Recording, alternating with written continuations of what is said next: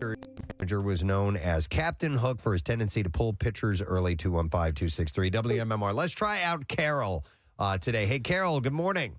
Good morning, Ed. Good morning, Ed. All right, Carol, who are we speaking of? What manager? Sparky Anderson. That's him. Yeah. Yep. Hang on, Carol.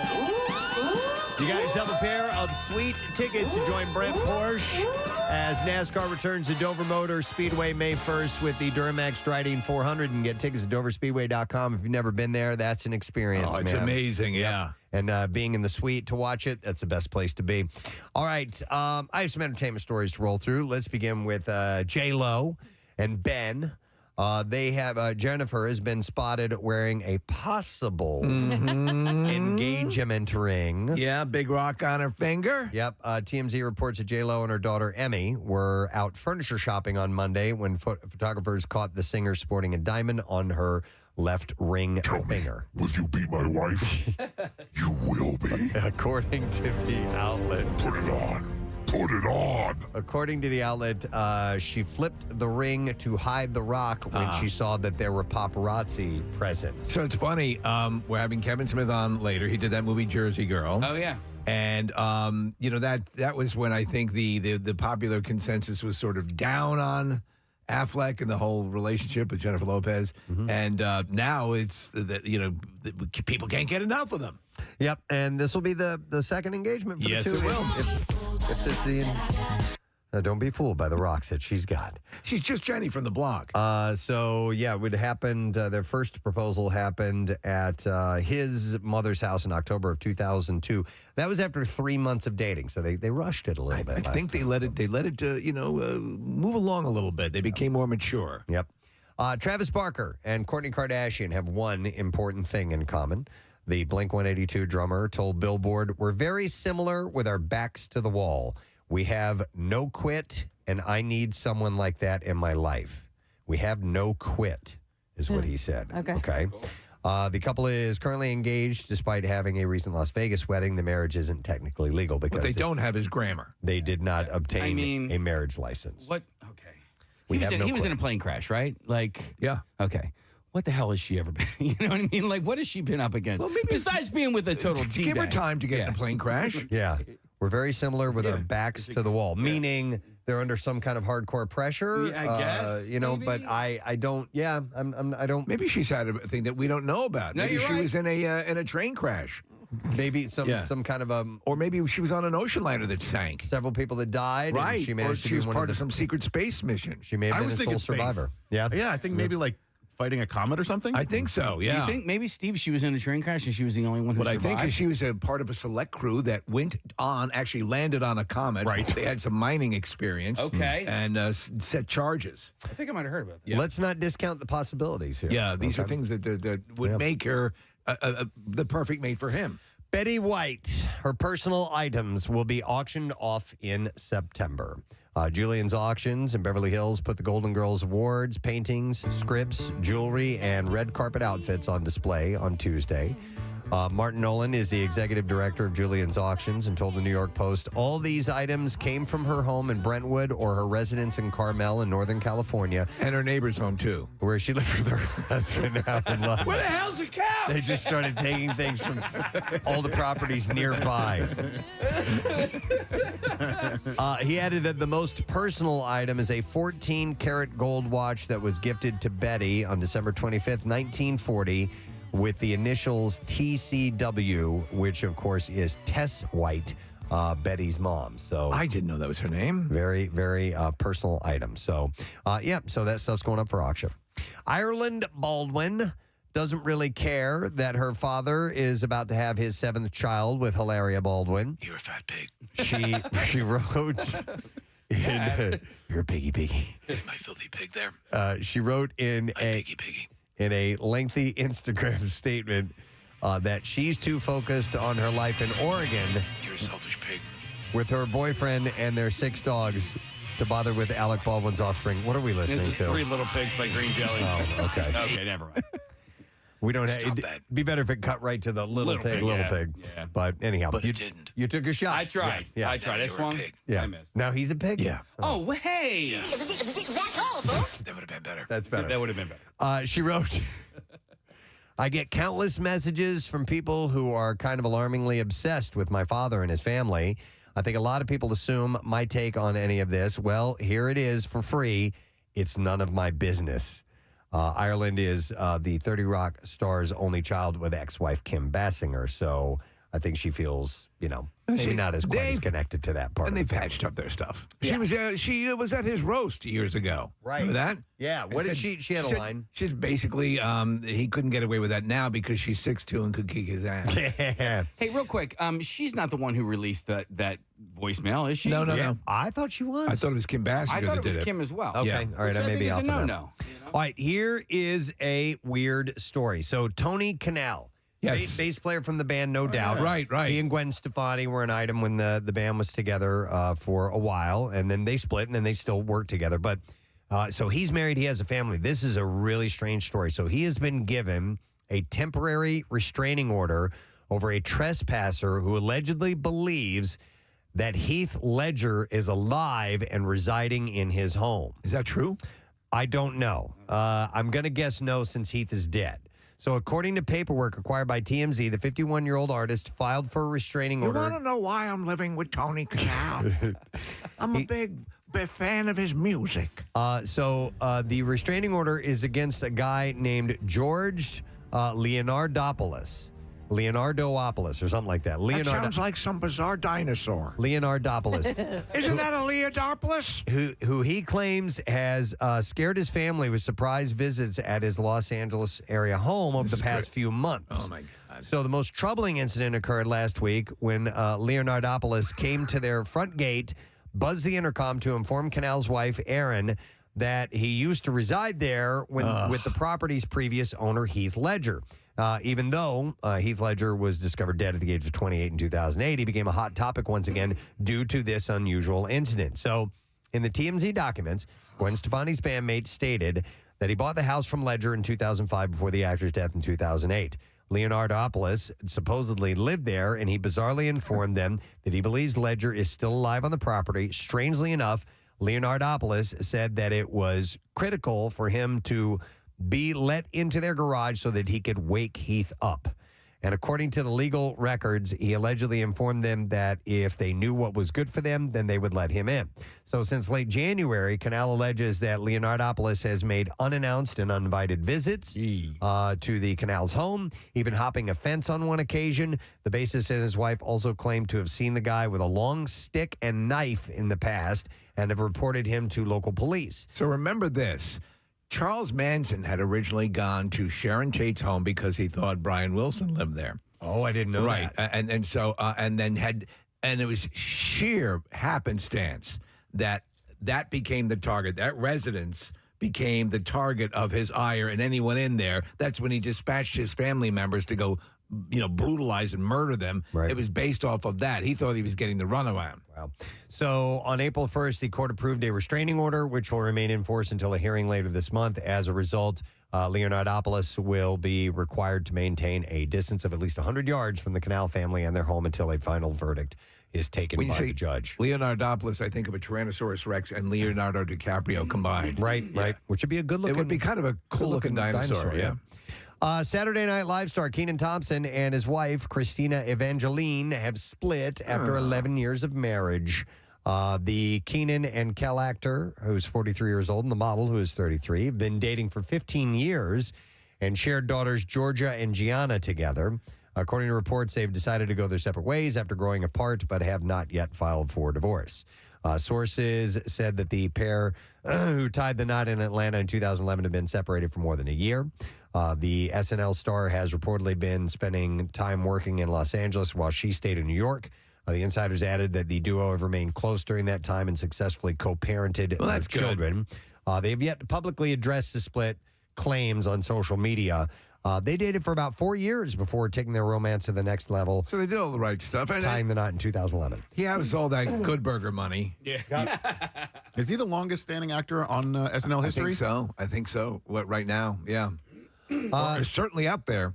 Fighter Conor McGregor has added to his latest legal woes. McGregor now faces a total of 6 road traffic offenses. following a recent arrest for an alleged dangerous driving incident in March. And a paternity suit with Liza Minnelli. Oh, wow. I had no idea those two were a thing. The former two-division UFC champion appeared at a courthouse in Dublin on Thursday morning.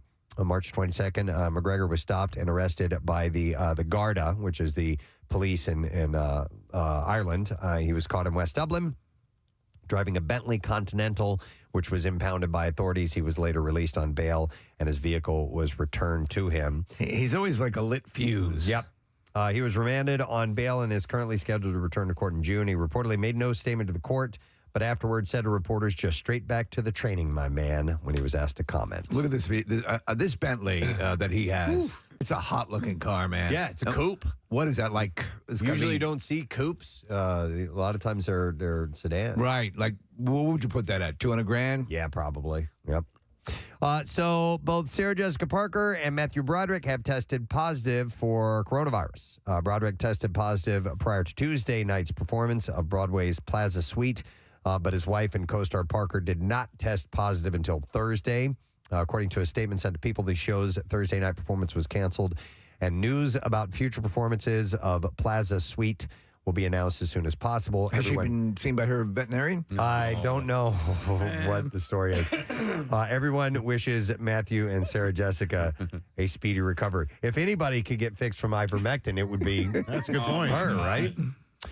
I saw them on, I think it was CBS Sunday Morning, and they had launched this play. It was ready to go. I think it's the first time they've ever been in a play together. Right when coronavirus hit 2 years ago, it was like there was opening night, and they were in the dressing room, and they sent everybody home. So they've been sitting on it for 2 years, and finally came back, and now they have to suspend their acting again. Sucks. Yeah, it does. Hey, I know you're going to be destroyed by this, Steve, but Jojo Siwa has chopped off her signature ponytail. Don't like that. Wait, Do not like It's a that. hair change. Oh my God! Oh my God, Nick! I didn't even realize it. Believe it or not, Preston, I was aware of this because my daughter chopped her hair off, and my wife was like, in solidarity? No, but my wife was like, Jojo just cut her hair too. And I was like, wow, We're looking at a picture of her. She's gone with a short cropped look and She looks like longer Ricky on the top, Schroeder. short in the back. She looks really cute. That's a cute hairstyle. The 18-year-old dancer is now sporting a pixie cut with buzzed sides. She shared a smiling selfie with her new do on Instagram Thursday with the caption "Happy." But that was her. That was her look. That was her thing. You know. Yeah. So that's a lot of glitzy stuff in that long ponytail. That's a big deal. Britney Spears is objecting to her mother's request to pay $663,000 in attorney fees. The singer's attorney filed new court documents this week asking a judge to deny Lynn Spears' petition to have her famous daughter foot her hefty legal bills. Legal bill because of Britney or something else? I assume it's because of Britney, but This poor girl, her whole life, the parents, the sister, the whole thing, and her bizarre activity on social media. People are now messaging me because they know that it's not like she's not one of the ones that I want to say I hate. I don't hate her. I just don't understand. I don't understand what's going on, and I feel bad for her. Sure, I got it. Yeah, I know what you mean. So he said that Britney has for decades been her family's sole breadwinner, supporting her entire family, and that she opposes the petition in its entirety. This marks the latest move in conjunction with her conservatorship, which lasted over 13 years and ended late last year. What are you giggling at, Nick? Are you watching something on her Instagram page? Yes, this is Britney's Instagram account, and apparently she posted a video of some tiny cooking thing, and it's a little piece. Steve, it's salmon. she keeps posting these tiny little scenes. It's They're got like you guys never dollhouse seen the scenes. tiny cooking before? I have. I've just not seen it on Britney Spears' Instagram account. But I've not seen this particular tiny chef thing. This is really small. She has like a whole setup, like a house. So this is a tiny little kitchen. Somebody is cooking on a frying pan that's about the size of a thumbnail. Yeah. And then a little salmon steak that is like your pinky nail size. It's oddly compelling to watch. Wait, is she the one cooking it, or is she just reposting I think she it? just reposted it. Yeah, that takes a lot of dexterity to do that. Do you know what I love, Preston? With the video effect where they'll take an actual like city or neighborhood and they'll use this method of filming that makes it look like tiny toys. Have you ever seen this? No. I bet you Nick Murphy knows what I'm talking about. So it makes the city look like tiny toys? No, you have like an actual shot of a city. It makes the city look like toys. I love so that. it's an actual photographic process, and it looks really cool. Marissa? If you look at Britney's videos, she actually loves tiny couches. So she has tiny little 6-inch couches all over her house.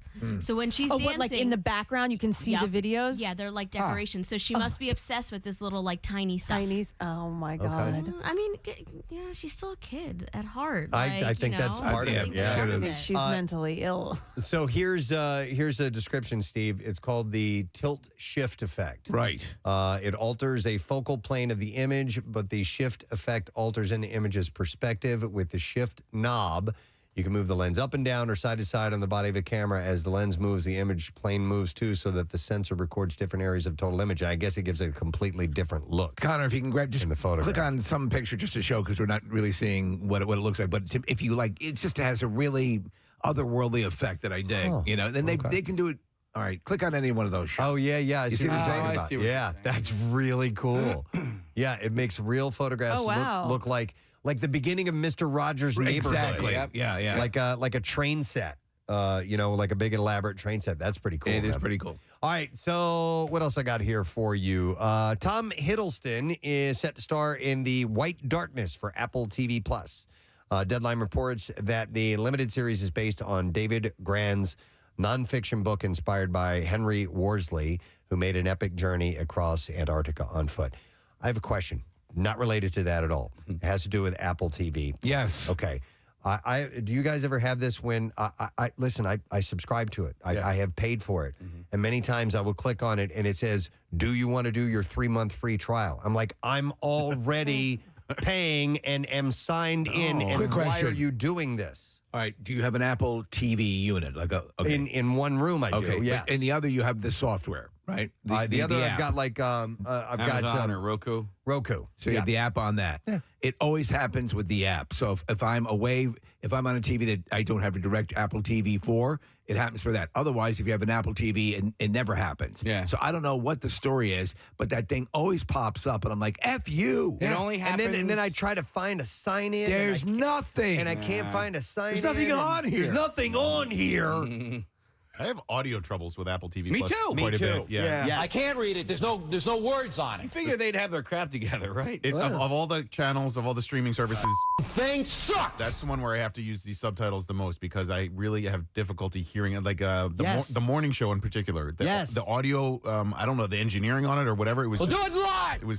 They should have brought in Bill Riley. I will tell you this. I think I have any of Check this. if you have an actual Apple TV unit. I just do. go into the audio settings and check that everything is set up the right way. It should do it automatically now. Yeah. But here's a little shocker for you. They love for that to happen, so you go get the newer one. Hey, I think I have issues like that, Preston, when I haven't checked into that app in a while. So if it's been days or weeks or whatever since I'm like, I haven't been on Apple TV in a little bit, it will do that. I don't know. It's confusing to me. So, all right, I'm glad. Well, I'm just glad We'll do it live. I'm glad we're in it together. Let's see. One more quick thing, then we'll talk about movies this weekend. Deadline reports that Amazon Studios just purchased The Officer Exchange.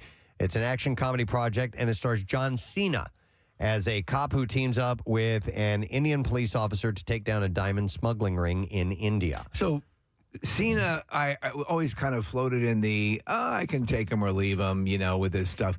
Peacemaker just launched him into the stratosphere. So, but we'll see what this is like if he's, if he can make this work. I don't want to say one trick pony because of the persona that he always seems to have. Sure. But we'll see. If this gives a little Officer depth. Exchange is the name of that, so I don't know when that's going to be opening up. I'd like to see him stretch his wings and play like Maya Angelou. That'd be nice. It is a Friday, and therefore, we got new movies to talk about, my friend.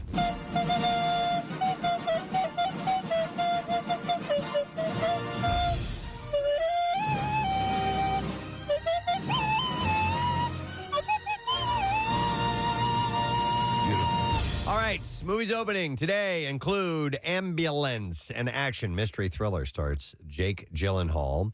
Yaha Abdul Mateen, and Elza Gonzalez. The plot is, over one day across the streets of L.A., their lives will change forever.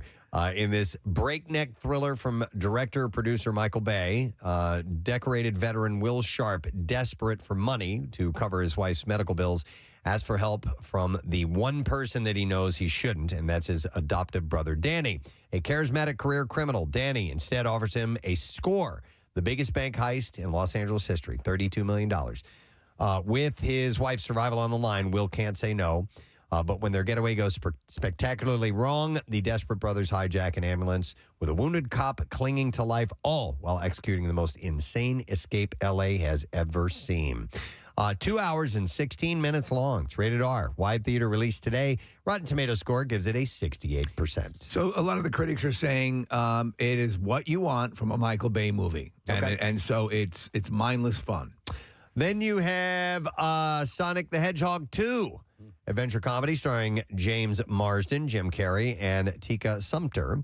After settling in Green Hills, Sonic is eager to prove that he has what it takes to be a true hero. His test comes when Dr. Robotnik returns, and this time with a new partner, Knuckles, in search for an emerald that has the power to destroy civilizations.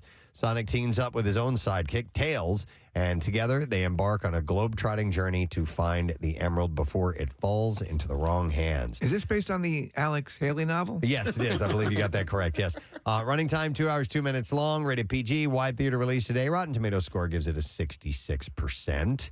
And then finally, also opening is All Old Knives. It's a mystery thriller. Stars Chris Pine, Thandie Newton, and Lawrence Fishburne. Thandie? When the CIA discovers one of its agents leaked information that costs more than 100 people their lives, veteran operative Henry Pelham is assigned to root out the mole from among his former office mates at the agency's Vienna station. His investigation takes him from Austria to England to California, where he is reunited with his one-time colleague and ex-lover Celia Harrison, and the pair are forced to blur the lines between profession and passion in this riveting tale of global espionage, moral ambiguity, and deadly betrayal. Running time is an hour and 41 minutes long, rated R, wide theater release today, and streaming, and Rotten Tomatoes gives it a 69%. So all those movies scored in the 60s. Not bad. I love the hero names like Pelham. It's never Puffy Squirts. Right? Yeah. It should be. Yeah, right? Just to show you if you're a real hero, you can overcome a name like that. All right, here are the clips. Screenwriter D.B. Weiss was planning on making Metal Lords years ago until HBO hired him to work on a tiny little project called Game of Thrones. And in this clip, D.B. explains why he's excited to finally produce this passion project. It's a kind of music that's always been really close to my heart. And I love high school movies, even though I've never had a chance to work on one. And so it seemed like a kind of a Reese's peanut butter cup situation. I don't give a f***. Metal Lords is streaming on Netflix. And here's the next clip. The iCarly reboot is back for another season. Now you're talking. Another season following the characters as they navigate adulthood. And in this clip, Nathan Kress explains how the cast transitioned from child stars to sitcom actors. It was a kid's show before. It was very broad. It was a Nickelodeon show. It had a very specific tone to it. And knowing that we were going to be doing an adult show, figuring out how to find that line was an interesting question. And then finally, I guess I could just kind of realize, by the end of the original show, I was basically just being myself for the most part. Shut the f*** up! Season 2 of iCarly can now be streamed on Paramount Plus. And there you go. Very good. Entertainment and report. it's sunny outside. For today, my friend, yes, we see ample How sunshine. amazing. It has been a while. We are stoked about that, going up to like 62 today. Opening day. Yeah, there's a lot going on. The Masters. And I want to remind you, we have a couple of new Daily Rush videos for you to check out. We have the one with Ken Burns. Yes. It's great. It was a wonderful conversation. He's one of the greatest documentarians ever. And we talk about his documentary about Ben Franklin. And also available now, Mark Wahlberg. Oh, cool. Yeah. Here just a few days ago. I want to see Ken Burns and Mark Wahlberg team up for something. That could work. History of the Funky Bunch. So if you want to... Good vibration. Funky My Bunch. dearest wife, I think I have the potential funkiness to join this band. Pow. Unsure. Pow. Yeah. They're not sure I look appropriate in my underwear. That's right. That's right. His underwear ad was huge, wasn't it? Yeah, billboards and everything.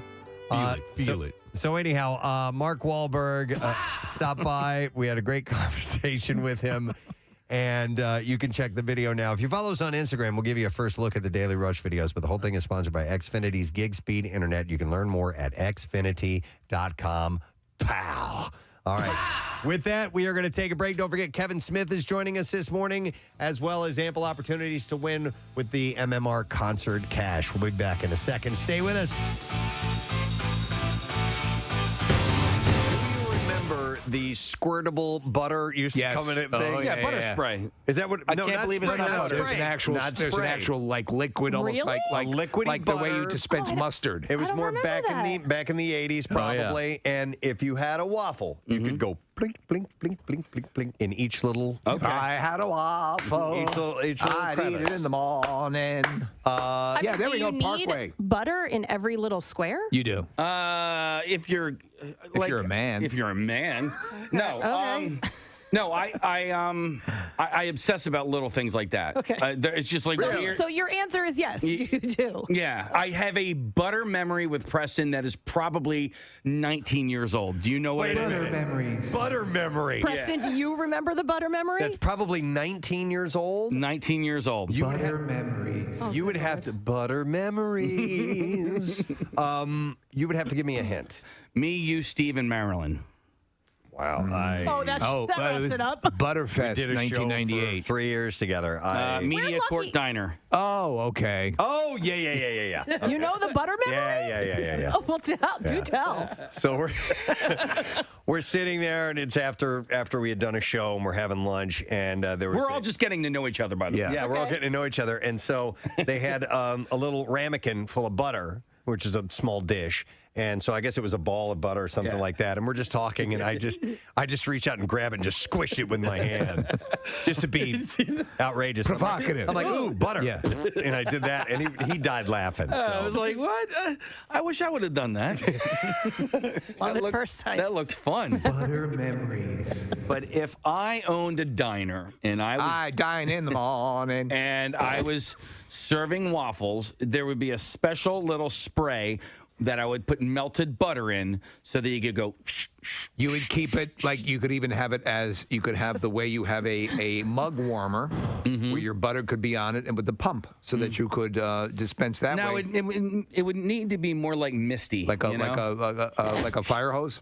No, like Like a spray bottle. like a spray bottle, like you would spray your indoor plants. Like a spritz. I disagree.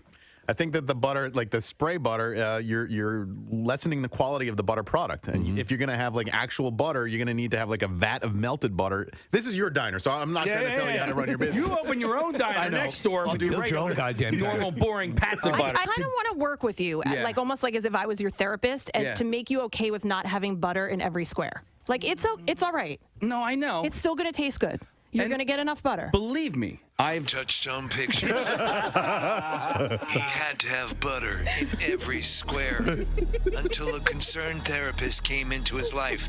My name is Romano. I think I can help you. Then we need some good music, like Yes, Peter inspiring, Gabriel, Salisbury Hill. Salisbury Hill, yeah. See if you can pull that. So the serious part when he realizes he has a problem. Oh, no, I can't even get it together anymore. Every time I go into the diner, I start trembling like crazy.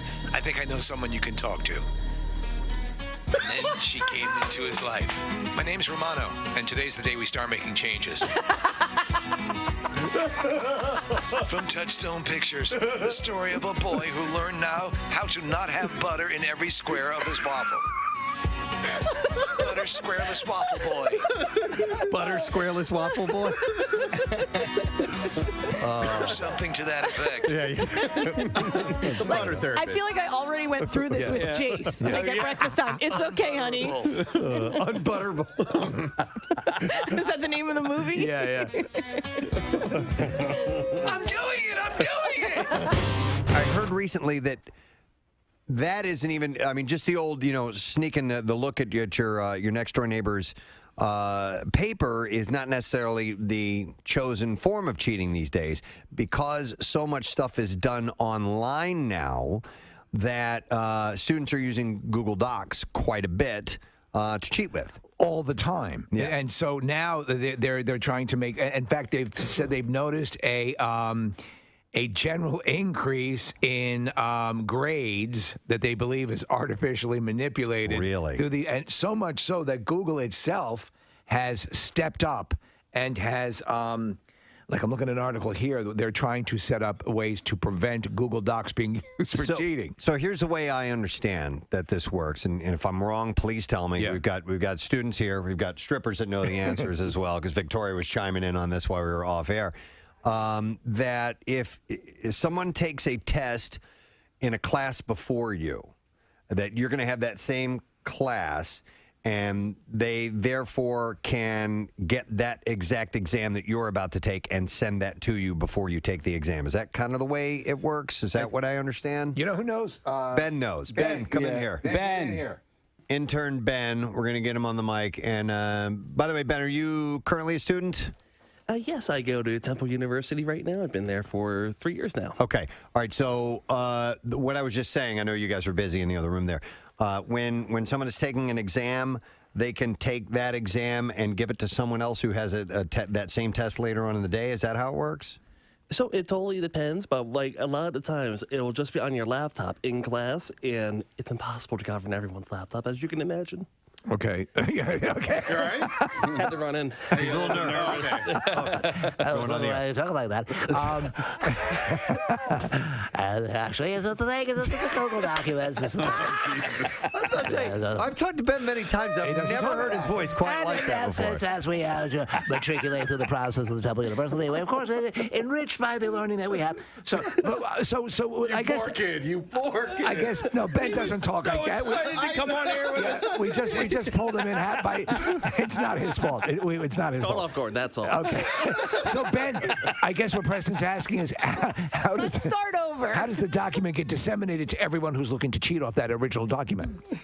So you can have a Google Doc open on your laptop in like a separate tab, and then you can send it to anybody that has like a Google email. And of course, our school uses Google for everything. So you can have the Google Doc, I guess, open on a different browser.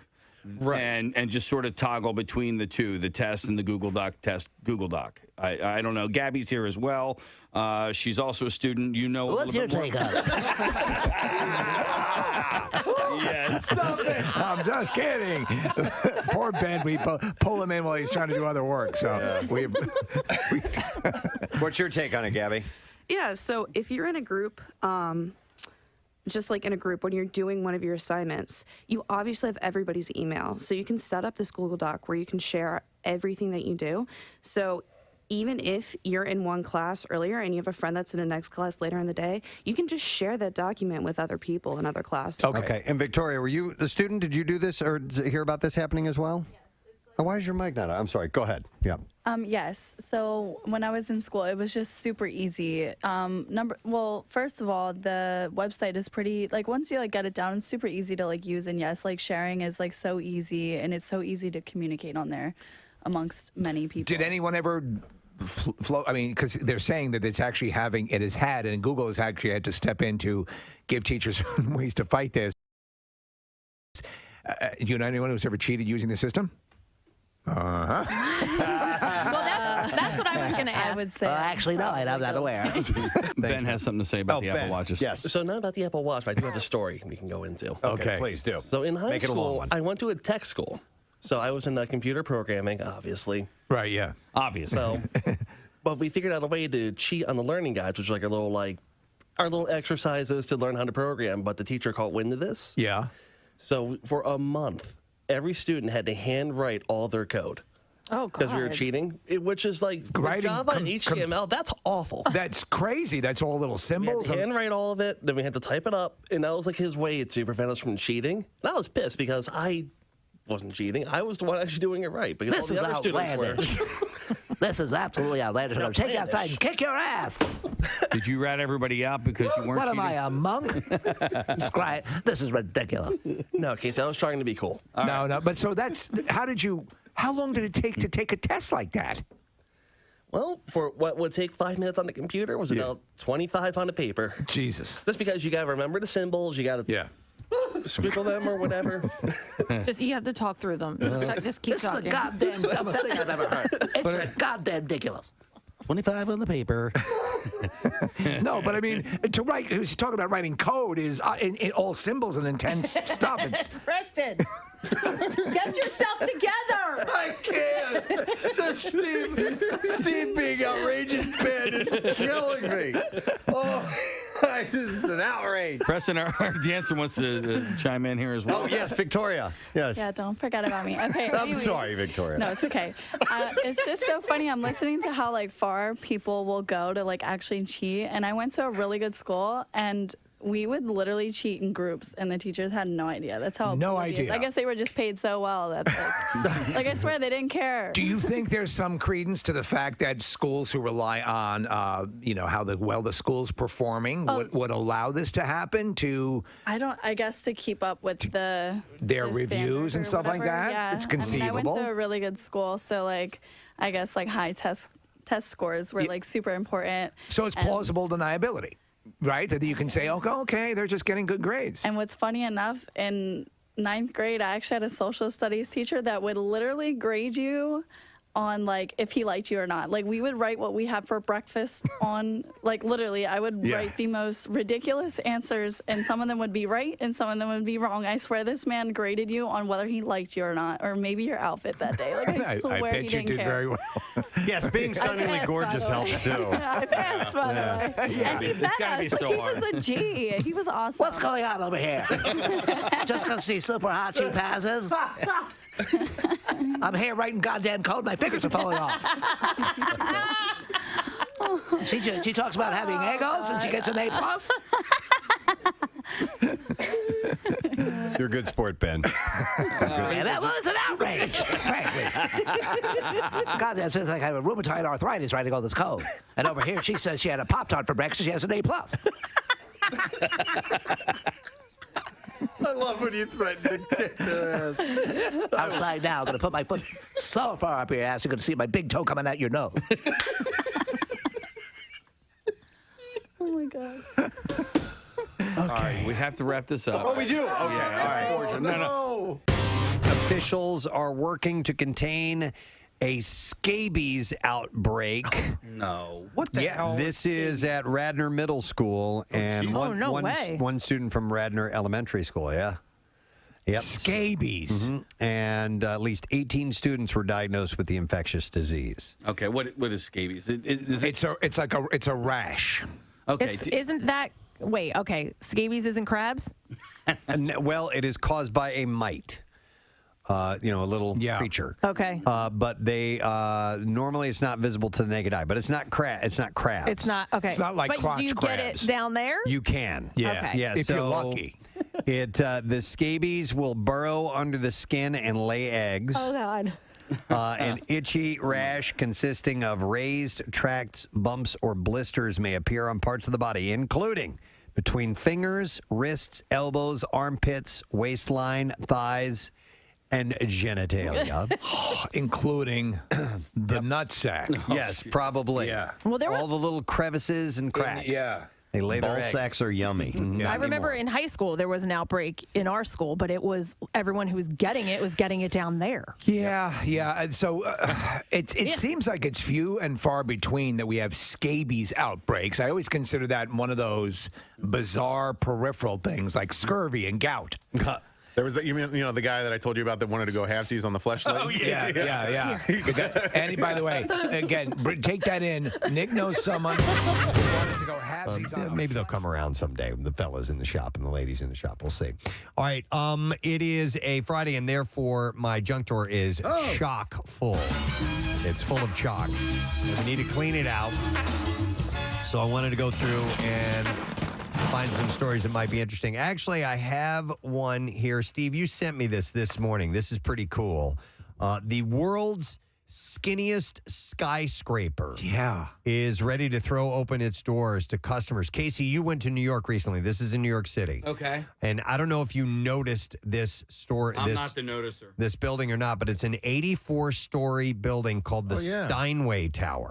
It is very unique looking. I think, what is the width on it? Is it 57 feet? 57 feet wide, and it's 1,428 feet tall. It is a very cool, very bizarre looking building. Yeah, it is the most slender skyscraper in the world, and it's one of the tallest buildings in the Western Hemisphere. So it ranks up there with like Taipei.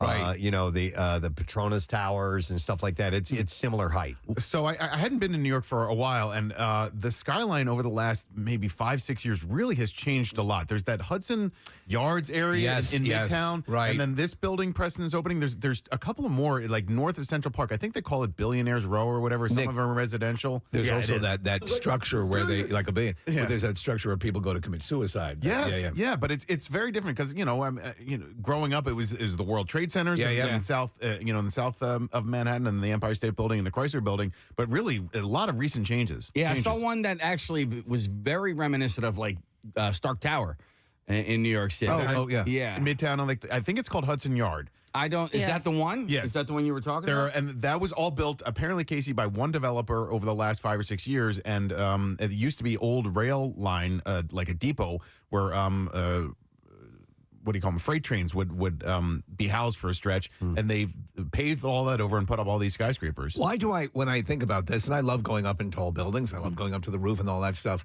Yeah. Now, I looked at the pictures of the interior, Preston, and many of the things shown seem to be wider than 57 feet. Mm-hmm. Yeah, I don't know exactly how they work this out. Yeah. But Nick, yes, this sits on Billionaires Row. Okay. And Steinway Tower falls only a few feet short of being the tallest residential tower in the world. It's edged out only by its next door neighbor, Central Park Tower, which is 1,550 feet. I mean, it's just a little bit taller than this one. It would be wild to have that view because it's just an astonishing view. It's 360 degrees. So each floor, I'll explain a little bit about the units there. The newly finished development, which overlooks Central Park, features 60 apartments starting at $7.75 million for a studio unit. We could do that. We could do that. The penthouse apartment is listed for $66 million. All right. So looking at the building now, and it basically looks like a ruler. Sticking up into the sky, but you can see when you see it at another angle, Preston, as you would imagine with any building, the base is wider. Yeah, so a bit. It tapers down. So that's what they've done. They wanted it. It has an elegantly taper from its tip. Yes, like a good bowel movement, which houses a triplex penthouse apartment. So the building's east and west faces feature terracotta tiles with bronze accents. Glass curtains clad the north and south walls, which face Central Park and Lower Manhattan, respectively. The main goal of the designers was to create a new and bold interpretation of New York's skyline, while also memorializing the area's historic roots. It's so bold. By the way, construction began in 2013. It was just completed last year, and now they are able to move people into it. I wonder how they're going to do with that because, like these high rises are not doing that well. We'll have to see if they get the occupancy that they're hoping for. I think they're already doing well from what I was reading in this. Cool. So it's 82 floors, 77 of which offer luxury housing. There's only one residence per floor. Do they have elevators? So you have an entire floor. What's that? Do they have elevators? They do have elevators, so you're good. And in fact, if you get the penthouse, you get a private elevator.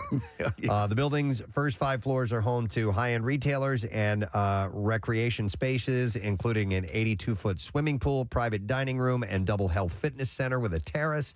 Amenities include a common area, outdoor space, 24-hour doorman, and concierge service. The interior was designed by Studio Soulfield in an attempt to highlight the grandeur of the complex. The most expensive unit, the Triplex Park Loggia Penthouse. Oh, wow. Penthouse 72 features an indoor-outdoor living space spanning across 3 full floors, all of which offer an unobstructed 360-degree view of Manhattan. The 4-bedroom, 5.5-bathroom condo has 7,130 square feet of interior space on 3 floors and a 1,397 square foot loggia. What is a loggia again? Is that a deck? Loggia. It doesn't stand for loggia. If you can look up that definition. He doesn't stand for baloney. That would be great. Thank you. 7,100 you said? 7,100. It's $66 million for that 7,100 square feet. Almighty. But you would have an insanely awesome view of New York City. So to be in that world where that is your residence, where you're, and maybe if you're at that level of wealth, that's one of your places. So again, we've always asked this question: is it possible to appreciate what you have? You know, when you're at that accustomed to things of that grandeur. I don't know. Yep, I don't know. Nick, did you figure out what a loggia is? It's a definition up here on the screen. Is that what you have, Nick, over Covered. there? Yeah. A gallery room with one or more open sides, especially one that's part of a house and has one side open to the garden. So a whole side open that goes outside. So I guess like a 3/4 covered area. Right. So, okay. A loggia's where we keep our garbage cans. I did like Robert Loggia. He was a good actor. He was a great He actor. was. Underrated, really. And what a designer when it came to 3-sided enclosures. By the way, the penthouse has already been scooped up by an international buyer who only toured the unit virtually and signed for it less than a month later. Could you imagine not even just going in but then again, that kind of money in that kind of realm, if you're a billionaire, like then, a billion. then $66 million is no problem is for you. nothing. It's akin to us buying a car. You're going to shop. What's that on the loggia I hear? Yeah. Up on the roof. Yeah.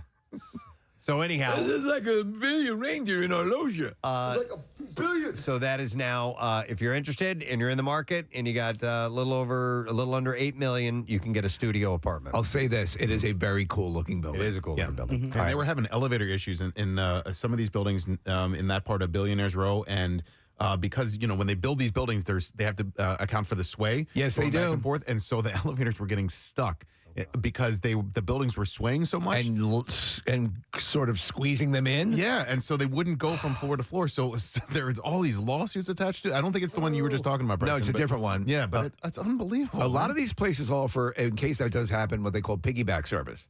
Where someone will give you a piggyback ride up the. Okay. Nice. Walk you up the steps. Okay. Could you Yes. imagine? I'm on the 76th floor. Do you have platinum piggyback service? I do. All right. Let's go back into the junk drawer. All right, here's a story out of Hawaii. A bill to manage the feral chicken population is moving through the legislative session. Aloha, chicken. But the departments that would be tasked with coming up with a solution said the proposal should not fall under their purview.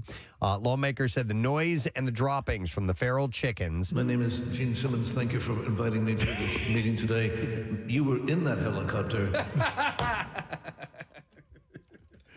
You chicken-headed lemon. Lemon-headed. Chickens are a public health hazard, and they said that it is now time to come up with a plan to control the population.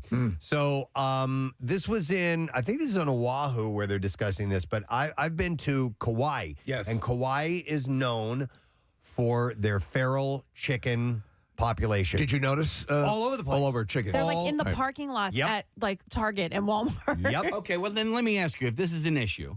Because they have, I guess feral just means wild, right? Yeah. I mean, they have a wild turkey population in Jersey. Like, you go. Right. Like Chuck Which and is Nico's- the Hawaii of the East. Right. Can you just like grab one and eat one? go And slaughter kill it and eat it? I think you'd probably take it home first. No, I think there is a season for Season of the chicken. I for thought it was turkeys. Wabbit season. So is there?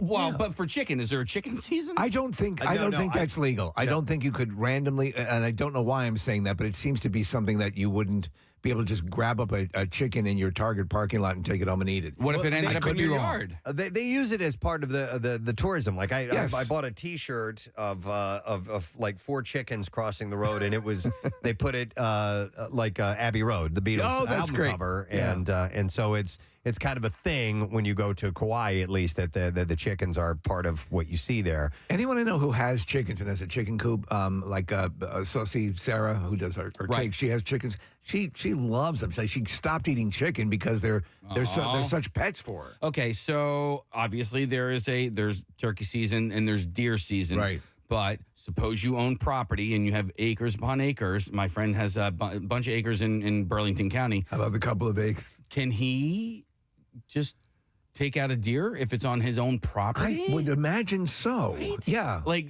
regardless of what season I don't it is? know what would be the reason for not allowing him to do that. The same holds true for humans that wander onto your property.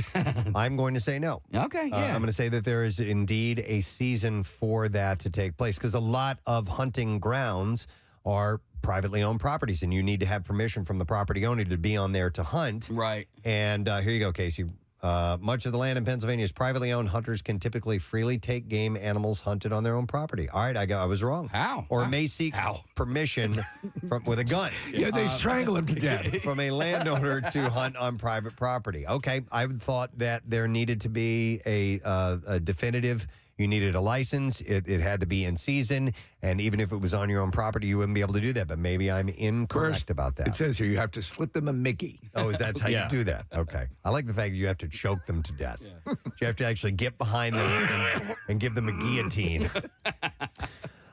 So, according to some residents, like Albert Horniak, he said, every morning I'm trying to sleep and all I can hear are the roosters waking me up all of the time. Wow, that would be an issue. Yep. Senate Bill 2195 is open-ended. There is still no price tag or an exact plan as to how the state would control the population of This feral chicken chickens. court is out of order.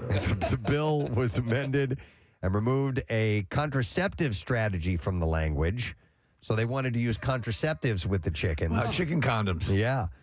For now, only stating... All right, just sit still. I'm putting this on. Oh, Jesus Christ. Oh, my God. He's helpful. Try not to move.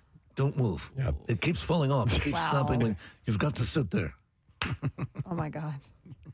Clucky. Kisses it on the head. That's my boy. There, now go have sex. Yeah.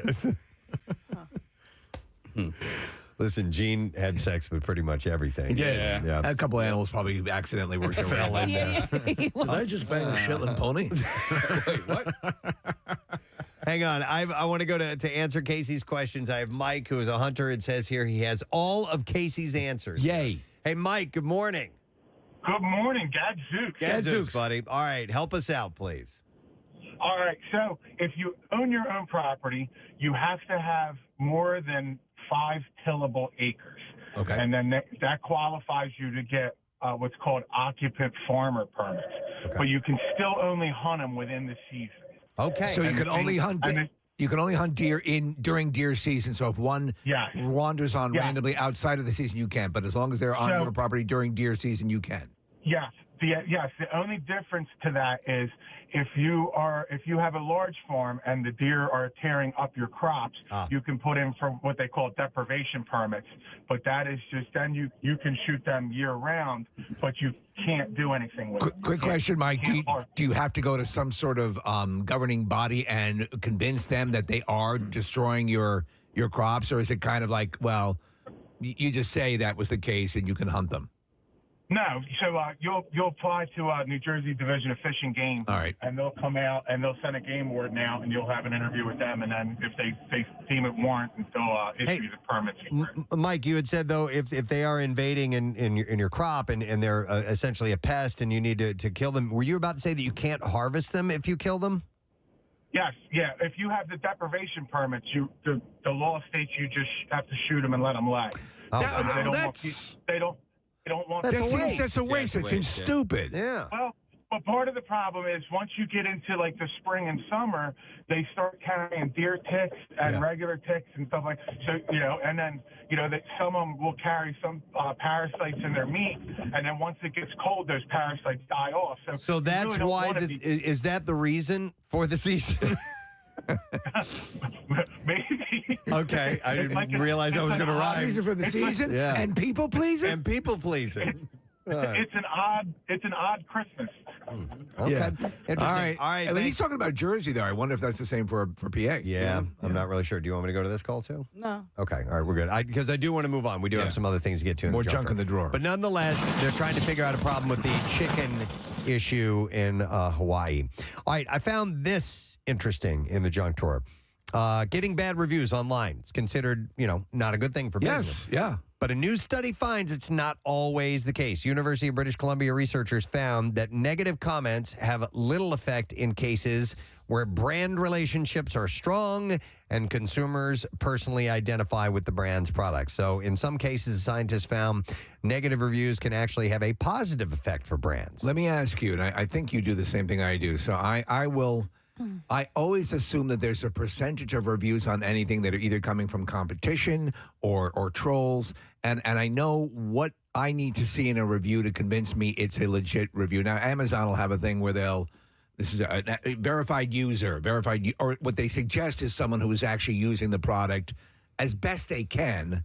But you got to do your due diligence. I'm actually more skeptical of the good reviews. Yeah. Are you? Yeah. I look at those and I'm like, did somebody from the company write how brilliant this thing is? Right. And so, therefore, I read a little bit of both. Yeah. I find out what the negatives about the product is and what the positives, and then I try to make an informed decision. And if they can provide, like in their thing, and a lot of times Amazon will include this, pictures of the person at home, set up, and showing what the issues were. And that's why I always, when asked to provide my feedback, I always do. Yeah, absolutely. I use those. Whenever I'm purchasing anything or going anywhere, I will use those reviews, but I do what you do, Preston.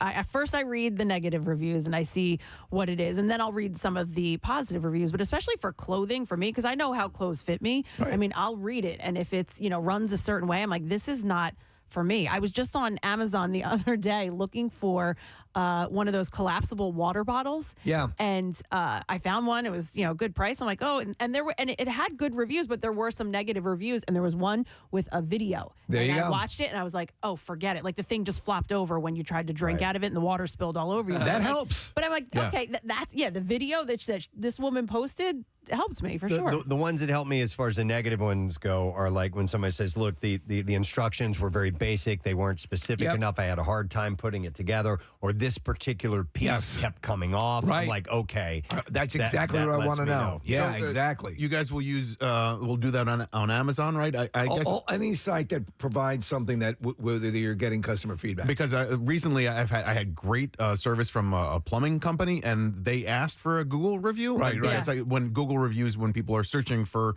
that type of service, and I was happy to do it because it was just fantastic service or whatever. I just don't know which reviews companies often prefer. So I like for my dentist, Dr. Kristen Petula, they have a thing where they ask for your review, and I think it was a Google review. Okay. And so, but you also, when you're doing one of those reviews, and I was praising, the deal, as you said, Preston, try to use every tool you can to indicate you're a real person. And you're not, But Nick, they'll typically send you hey, if you liked our service, so they'll send you what they like. They'll send you the link to the Google review or whatever it is. Yeah. So they found that in this study that what they call social proximity, demographic or geographic location of a negative reviewer plays a role in how consumers respond to a negative review. In the case of 3 different products, researchers found participants who read a negative review by a socially distant reviewer actually showed higher interest in purchasing the product. So bizarrely, if somebody's around you in your area and you read a negative review, we tend to take that more seriously. Yeah, that would make sense. Well, you know what? By the way, I can tell you one thing, that the worst review that I've had to do for something recently, it was the National Lampoon Vacation Christmas decoration home and the RV and the Cousin Eddie, all that stuff. It was the biggest piece of crap. I literally threw it out. I couldn't. And where did you post that review? Amazon. Okay. Yeah. So continuing on why I'd like to read that, by the way. why a bad review might be a good thing. It says here, when consumers personally identify with a brand, they see facets of themselves in that brand. And when a reviewer leaves a disparaging comment about an identity, relevant brand, consumers feel compelled to protect that brand and by extension themselves by scrutinizing the source of the negative review. No, I hear that because you don't want to. Well, I thought it was pretty good. Yeah. And you get slightly it's offended. offensive. Yeah. Well, all right. Let me see. We got time for another one? Yeah, man. All right. Let's go with this one. It seems that smells that people like are universal. Come on. Yeah. If it's your own. Yeah. Oh, yeah. You know? Oh, yeah. Who doesn't do the waft? Exactly. Come on, Kathy. No, You don't do come this? on, Kathy. No, she doesn't I have don't. to waft. It's just like putting it just fills the It just fills the vehicle. Yeah. It's like putting a pie up on the windowsill Do and everyone. you don't actually do that. Of course. You seriously do that? Don't you? Yeah. Yeah. Wow. Yeah. I mean, if I fart in bed, and I will completely go. I want to know. Yeah. It actually, I think It's a medical checkup. It's natural. Yes, that's all. Because when you get a whiff of that and you're like, whoa, okay, something's wrong here. You know what I mean? Yeah. Yeah. And other times it's like, ooh, that was a good one. Lavender. Wow. Nick, So let me ask you- you do the waft? No. You do not. No, I mean, knew I liked you. I'll smell my own farts, but I don't waft. Hold on. You So just you're said down with smelling. like you do that every hold on. time. You seriously said that because you're like, oh well, something's wrong here. So when something's wrong here, do you go and do something about it? Oh yeah. No, I just know that you know what? The next day or so, I might be sick. I might have diarrhea coming up or something you like break. that. You keep a poop journal, do you not? I didn't. Yeah, he busts out his journal. Well, didn't smell so nice Day today. 4 smelled a little bit like paprika. Worried. I wonder if we should do a Twitter poll. Do you waft or not? To waft or not To waft or not to waft? Yeah, let's do Marissa it. said no. It's so stupid. She's not even putting the poll up. She said No, that? what she's afraid is that I'm 6 reading her- ABC will steal it. I'm reading her facial expressions. Casey and I are being honest over yeah, we here. are. Disgusting. Researchers from 2 universities. By the way, I just farted so loud, and you guys didn't even hear it. Just now? Yes. Loud? Loud. He was farting over here, rolling his back That out. was a fake fart. I promise you, Kathy. it was By a the fake way, fart. I don't believe you. Right. Yeah. About that being a fake fart, or No, this over one? here just now. Okay, Let's go to the Marissa, footage. at about 7:44 and 30 seconds. I know. I Time. walked by the Pierre studio. Yeah. And you were letting rip. I did. Yeah. And I do that for Connor. Connor usually gives me a grade on my. All right. On my It's just guys are different. That's all. You They guys are, are yeah. different There you go. than Thank you. females. Yes. yeah. Much more gross. So I will agree with you on that. Yeah. So researchers from 2 universities found that puppy dog tails and stuff like that, right? that people across the world ranked different odors in a similar way. Researcher Austin Arashmain explains odor preferences have a personal, although not cultural, component. Specifically, the study found that odor molecule determines whether a smell is pleasant or not. Yeah. So I believe that. participants ranked vanilla as the best smelling odor. I love the smell of vanilla. I do too. I love the it. smell of we were talking about being at when the Juror, the final game. Yeah. The fried food. Yeah. Fried food. And I don't eat a lot of fried food, but I love it. Okay, so the best smelling odor is vanilla, followed by ethyl butyrate, which smells like peaches, it says. Okay. I love the smell of like a strawberry cream. Nice. Do you like lavender? Do you like that smell? No, I used to. Yeah. I Is like this it, like- but it can be Yeah. overwhelming It's a spa sometimes. smell to me. Yeah. My Is this like just an overall smell, or is it like where are they getting? It's your farts. No. No, where are they getting the smells from, or the scents from? I don't know how the study was fart done. store. So it's just overall. They're saying vanilla is what people most enjoy. Yeah, the most common odor that we all appreciate would be vanilla. Okay. All right, followed by this other one, ethyl butyrate, which smells like peaches. Participants disliked the smell of isovaleric acid, which can be found in many foods, including cheese and soy milk, but also foot sweat. Oh dear God. Foot sweat. So that's a body odor is. I don't know if that's akin to that, but rancid, dank body odor will make me gag. Well, and there's crossbreeding there sometimes too, because like sometimes if you get bad body odor, you kind of smell a little oniony, right? And so like there are the same. It's the hoagie pheromone- smell. It's- That's what I call it. Yeah, it really is. The What about Italian that hoagie foot smell. That foot smell is something else. It is not that hoagie smell. It's people who have smelly feet. Yeah. I think It's you're right. bad. What is creating the onion smell? Because Nick pointed out something that's very accurate. I think that's more armpit smell. Yeah, armpit. it is. Yeah, that's armpit smell. No, the foot is like. I want to say the S word right now. Yeah. What about Go ahead. halitosis? We can dumb. Oh, yeah, Yeah. that's bad. Yeah. That's really bad. But it's a different kind of bad. All right, anyhow, so also That should break out album, a different kind of band. they add Preston Elliott. a different kind of bad. Yeah.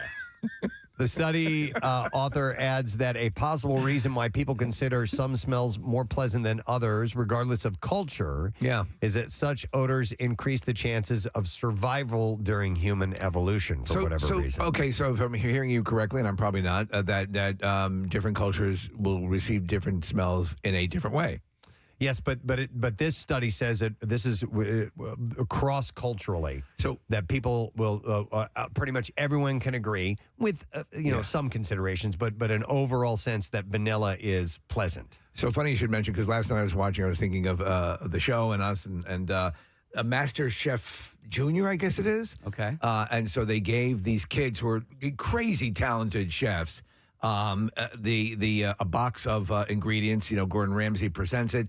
In that box, Preston, they collected, they had durian. Oh, really? They had mungfish. Oh, God. They had all this stuff that's like horrible, and they had to make something edible and enticing. And the kids, for the most part, did it, but a big chunk of durian. Kathy, because I'm just thinking about farts again. Oh, good. Okay. So Chuck and I were laughing a couple of weeks ago. I mean, we were crying laughing about, I so terribly want to fart audibly loud in the most inopportune time. Would you find the humor in that at all? Of course you would. You've done that. No, I mean standing in the line for a wake or something like that, or on an elevator with full of strangers. Yes. Oh, no, I would. Yeah, because it wasn't me. I might laugh. Okay. All right. When I have to experience it and be here with you, it's not good. Okay. But in that scenario, but I would you love might to. giggle. I would love to see a video of you in an elevator with a stranger and just letting it go. I just want to do it with a with a whore. No. Oh. Would it be better with one person or an elevator full? No, one person. It's your experiment. Insanely uncomfortable and And- awkward. If you have other people in there, at least they have some company to feel that awkwardness. Yeah. with. Okay. But I think with one other solitary person, If you were like, "Oh gosh, I'm so sorry, I ate and something then bad." Casey, you have to turn to him and go, "Did you hear that?" All right, that's it for the junk drawer for now. I'm sorry. We got guests and stuff coming up, and we got to stay on time for MMR's concert cash, which is coming up next. So we will do that very thing. We'll take a quick break, come back in a moment. We'll get to the B file and your chance to win $500 in MMRBQ tickets. And then Kevin Smith will be joining us, so stay with us. Preston and Steve. 93.3 WMMR. 93.3 WMMR presents.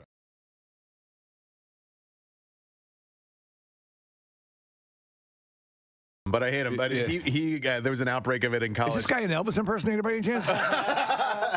No. But he was at the Nationals game last night. But he was in college. He got scabies, and he got it through sexual contact. And so we would make fun of him incessantly afterwards. And the way that we'd make fun of him was just by saying scabies every time we would walk by. But yeah, he got it through sexual contact with a very dirty girl. Okay, all right. By the way, Steve, you mentioned scurvy. Scurvy, I read the other day, is making a comeback. Of course. Hey, it's all the rage. Because of fasting diets and things like that. Oh, People that's are not, awesome. They're not getting the vitamin C that they need, I guess. We thought we'd missed out on it, Preston, because we weren't able to take the trip to the New World. Yeah, it's a vitamin C deficiency, and it can make you really, really sick. Fruit and stuff like that was how you fought it, right? Yep. And leprosy, we learned, is making a comeback. That's where the term limeys came from, is when the English would travel, they would load up all these limes to try and keep scurvy away. Hang on a second.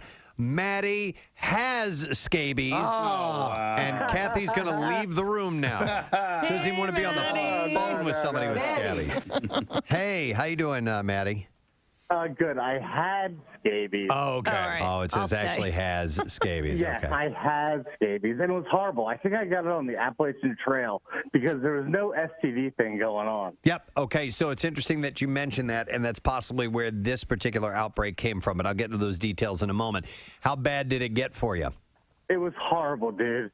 Every fold in your skin on your body, they burrow into and they lay eggs, and there's these little tunnels. It's horrible. And You're laughing as you're talking about scabies tunnels.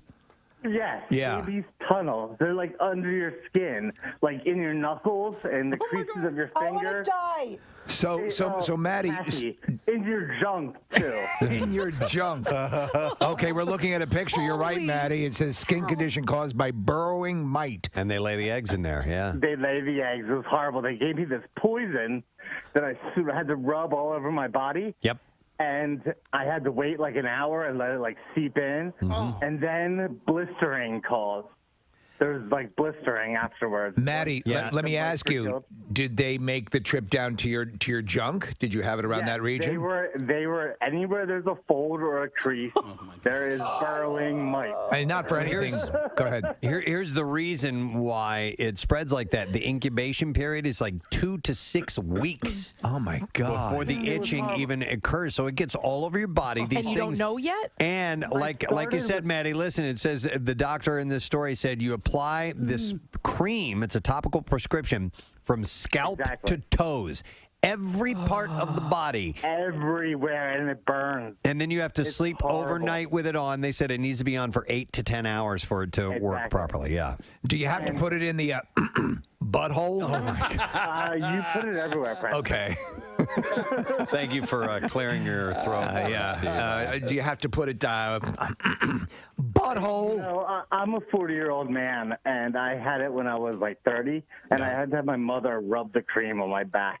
Well, you didn't have to. Yeah, I would have. I mean, can you Like, who else am I going to ask? I don't know. Thanks, Maddie. I appreciate it. Maybe like a girl or wife. Somebody who could put it in your mother. I have to go over to my 30-year-old single son and rub ointment in his ass. That is horrifying. Yeah, that's nasty. I did not realize the burrowing was an issue. That that adds a whole other realm of hell to it. I always thought it was a slightly bit more benign, but it does sound very similar to genital crabs. So they said the outbreak was caused by a camping trip that some of the students attended. Oh, they went to Whore Island. The doctor said they all hung out together, which is the typical story for scabies. Some of the kids, we did see a few of them, and that, that most likely it was just because they were all in close contact with each other. They were camping. Oh, yeah. And that's when the whores come in. It's true. So sleeping bags and things of that nature and camping tents, it's a confined space. I've had a few texts come in, and also it looked like a call had been up as well. Were you guys familiar with chiggers? Yeah. Chiggers, yes. Yeah. Growing up I lived in the South for a little while, and we would always warn about, those look like chigger bites. Which were painful. I mean, because you could scratch them until they bled almost. I mean, as a kid, it was just an itch so much you wouldn't stop scratching. That's why that park went out of business at Chiggerland? Yeah, no, that's Digger World. Oh, I'm sorry. You're thinking of. But anyhow, I don't know if they're the same. They're related, I guess. Are they? Yeah, they're also mites. They're just different kind of mites. Chiggers, I always assumed were a little bit bigger. I don't know. Mites, I guess, you can't really see them. No, these ones are called trombiculid mites. Okay. Which are different than the scabies mites. By the way, there are little creatures all over your body all the time, Kathy. I plan on it. Oh, stop it. Like in your hair follicles? Constantly. Crawling in and out of all sorts of orifices. No, not mine. And then, of course, they have to defecate. Right. I mean, they are alive. I mean, and so all over your body, there's little recesses where they're crapping. Right. And then having sex. Interesting. In your own body. Growing up, my dogs would get fleas all the time. Yeah. And it's never been an issue with sleeping with dirty dogs. No, but I mean, it's kind of an invasive species. It's incredibly invasive. And once you get it in the house, we had to have our house bombed a couple of times. And because, my one dog, he would just kind of like hop the fence and run the neighborhood. So I don't know where you pick up fleas. Where do you? Anywhere. Any street corner. You should dress like slutty. Nothing quite like Scabby Welts, man. Yeah. That's the old bluegrass singer. His name is Scabby Welts, and he sold more records in Pakistan than Slim Whitman. Hi, I'm Scabby Welts. It's great here to provide you folks with music. Music that'll make you want to scratch. He and Boxcar Willie went out on tour together, so. But he died of scratching himself to death. Yeah. Scabby Welts. You remember Scabby? Yeah. From the good old Order days. now and get a second collection from Pussy Fistula. Oh, my God. Let's see if we can get an answer to our stupid question. Wow. I don't know who's on the phone. I don't know what they have to say. So I think our phone screener's messed up here. So This is Guess the Caller Wednesdays, Preston. It's a new thing. Okay. Hang on now. My phone lines aren't even lit up. I gotta. Okay. Casey has to do what's called retake the board. You need a gun? No, it's a little step process where he has to hit a few buttons. And can I try it? You can try it. Go All for right, it. let me see here. For it. No, that doesn't work. It doesn't work. So now he's got to do Is this because of cleaning? Of course it is. Oh, it is. You touched something. I didn't do the board. Try now, bro. All right. Hi. No. It shows that somebody has them on the line right now. Did Bill Weston do the board? No, Hey, Casey, Robin did the board. Can you talk to them through that? Yeah, I can. Okay, Casey's going to interpret. Ask the person who's on the phone. Hey, WMMR, who's this? John, how you doing, bro? What's your All right. answer, man? What's the question? Ask John. So the angles in a triangle add up to how many degrees? Yeah, how many degrees, bro? Bro. He says 180. Is that right? John's right. Wait, hold the earpiece up to the microphone. Yeah, let's see if we can hear this. All right. Hey, wait. I got to wait for the bells and No, whistles. you'd have to put the other one so we could hear him. Yeah, this one. Yeah, there you go. Hey, John, can you hear me? No, Casey, there. Jesus. Let me try this again. John, can you hear me? John, say something. Can you hear me? No, we can't hear him. Casey's actually holding the handset up to the microphone. He was talking, John. Can you hear I know, him? but we can't. The mic. Yeah, just barely. By the way, I think he said his name is Ken. Now, is this John or Ken? He did say Ken. That's why I wasn't answering. All right, listen, Ken. Sammy's got to go. We gotta go. You won.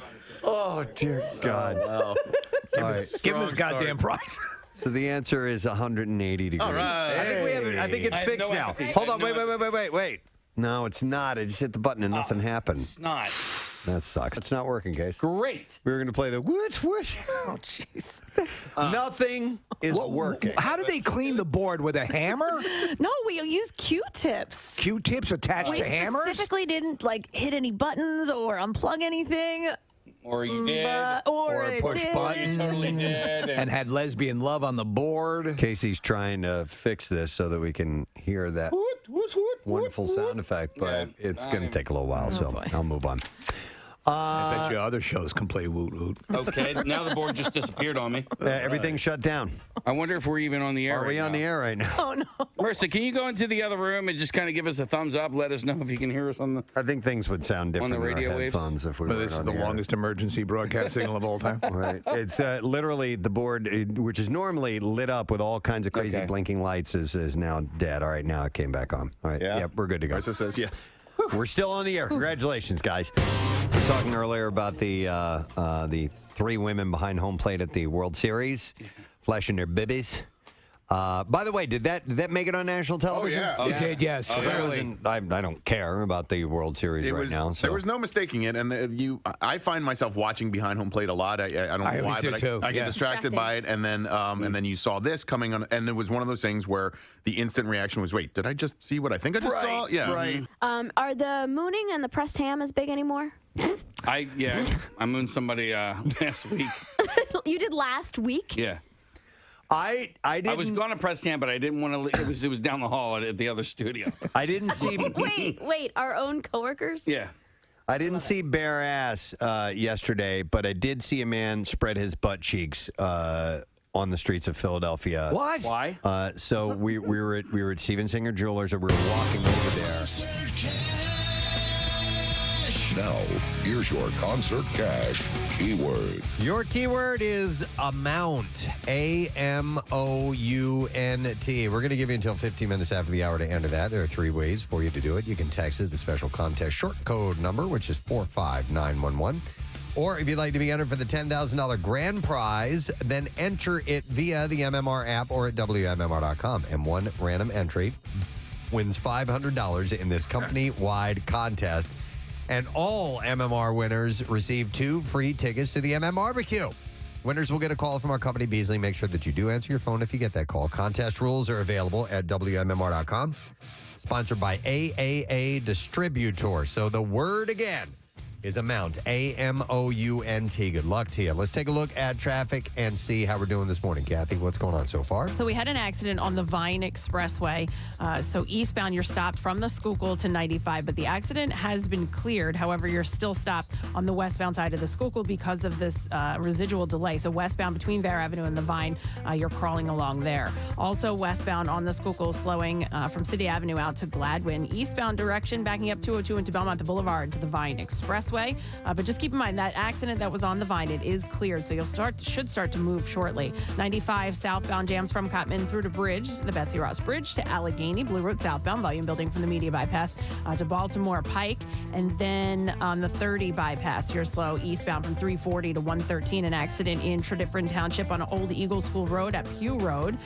We've got this tractor trailer accident in New Jersey on 295 and northbound, closed between exit 13, which is Route 130, and exit 14, the Gibbstown exit.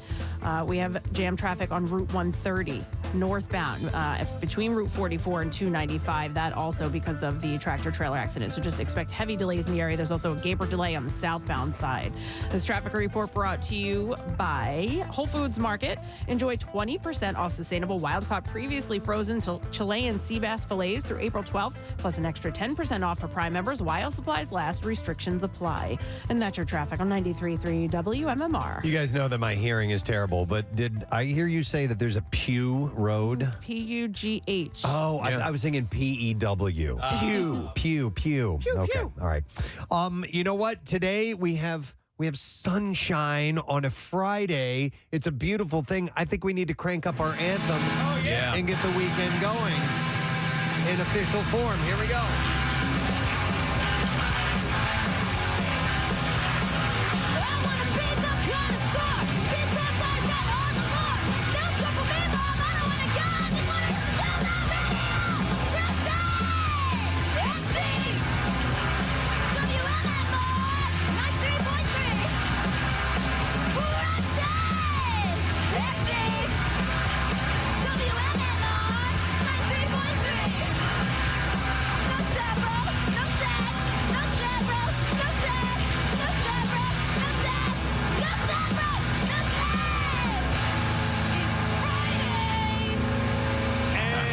It's official now. We got our weekend friends. All right, let's do the B5.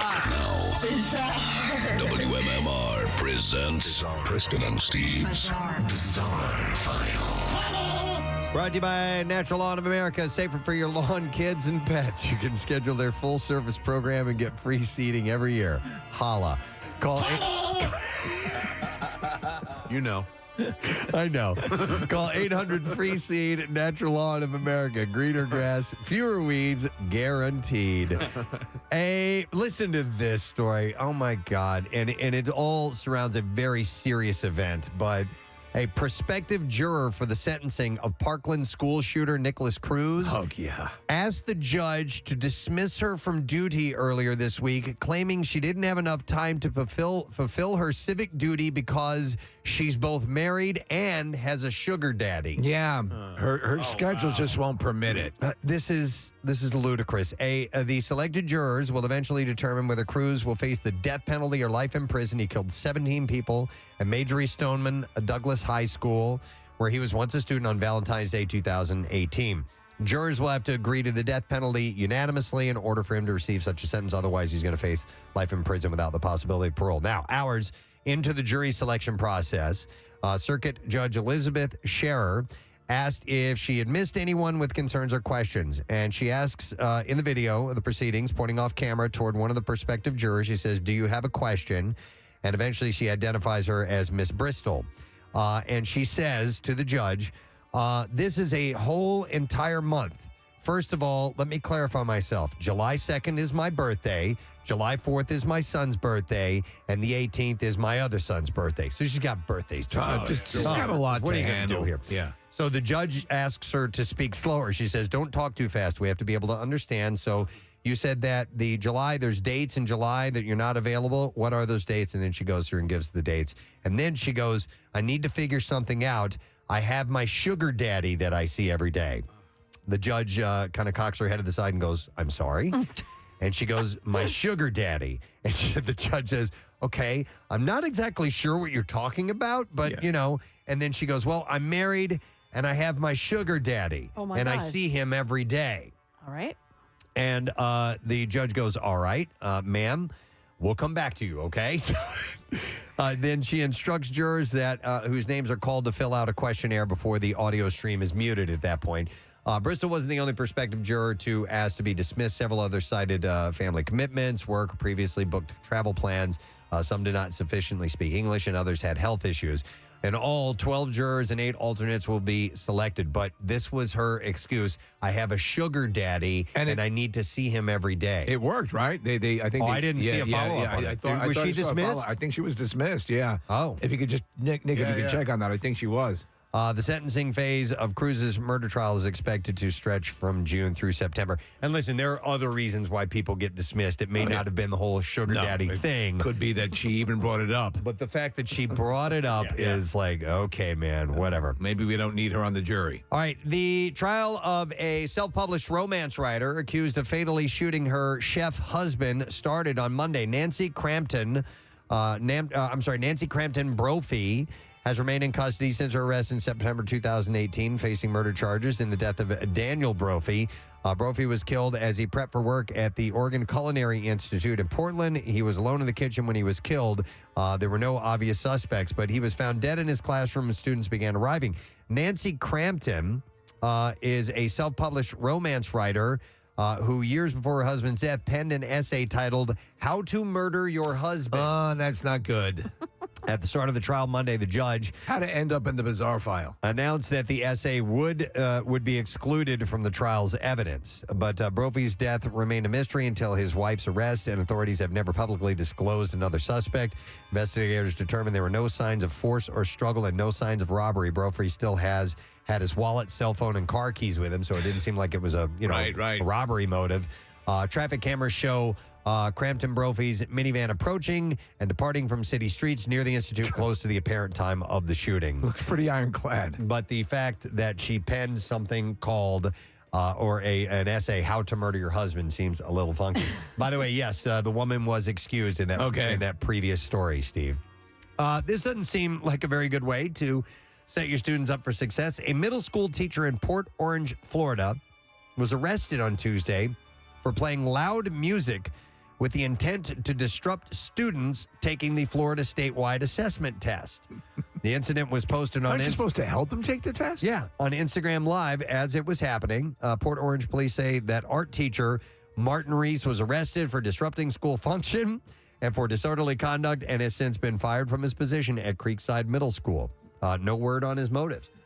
Maybe he hates standardized testing. That's quite possible. And so what better thing to do than to screw up the kids? Hang on. I have to...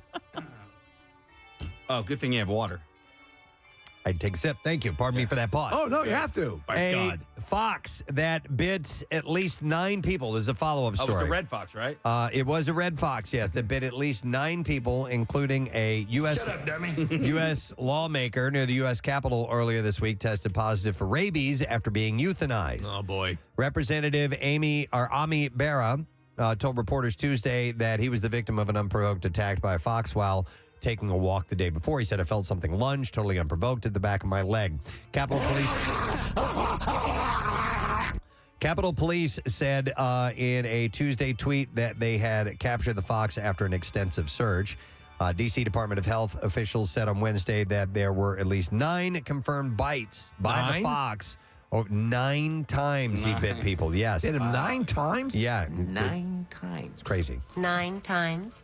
9 times. And it was humanely euthanized so it could be tested for rabies. The department said the D.C. Public Health Lab has confirmed that the fox captured yesterday tested positive for rabies. There you go. D.C. Health is contacting all human victims who were bitten by the fox.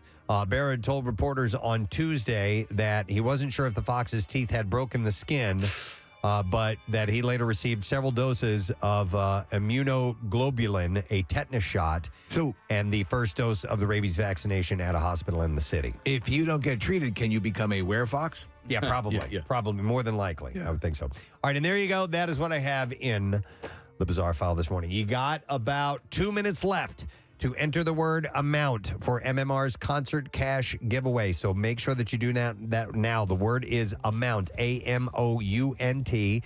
We want you to win, but you got to enter in order to do it. We'll take a break. When we come back, Kevin Smith on our show. Over to it was at right at 8th and Walnut, insanely busy there, okay? So this person had parked his car in a non-parking spot too close to the corner. A city bus is making the turn. The car's parked where it shouldn't be, so the bus can't make the turn. The car's in the way. So the bus driver starts leaning on the horn. Well, the guy who had parked the car happened to be standing right there, and he didn't like that. And he starts flipping off the bus driver. Meanwhile, everybody else is honking their horn going, dude, move your car, move your car. And the guy bends over, spreads his butt cheeks. I took video after it. Did he drop trow? No, he didn't, but he wanted to. He was pointing to his ass and spreading his butt cheeks. Was he like, excuse me, may I ask you a few questions? No, but he was spreading his butt cheeks and pointing to it. So it wasn't a full-on moon, and it wasn't pressed ham, but it was still very entertaining. Yeah. So this chick is winning. Yeah. Oh, yeah. Everybody's talking about her. Are you kidding me? Yeah, done deal. Yeah, of course. But she was winning when God gave her a DNA structure that ended up working out nicely. But this strategy has worked. Yeah. So the thing is what do you do next? What's how do you top that? I think you try to become a Supreme Court judge. Maybe you do that. All right, guys. When's the next game? Is it tonight? Yep. All right. You going to do it, Case? Preston Steve butt plug. Behind home plate. What do you think? Do you think that'll get us some? What do you mean? If I put a butt plug in and I moon the camera and it says Preston and Steve on it. I didn't know. I thought this was a charity thing. I thought it was a charity event. I thought he was talking about promoting a charity. All right, I'll put a can of something up there instead. Yeah. But It'll be the Camp Out for Hunger. We say butt plug all the time. How about inserting a mag light? Yeah. I didn't know you were going actual butt plug. No, is it Preston Steve butt? Yeah, I guess you're. No. There's a fan there putting a full police mag light into his butt. You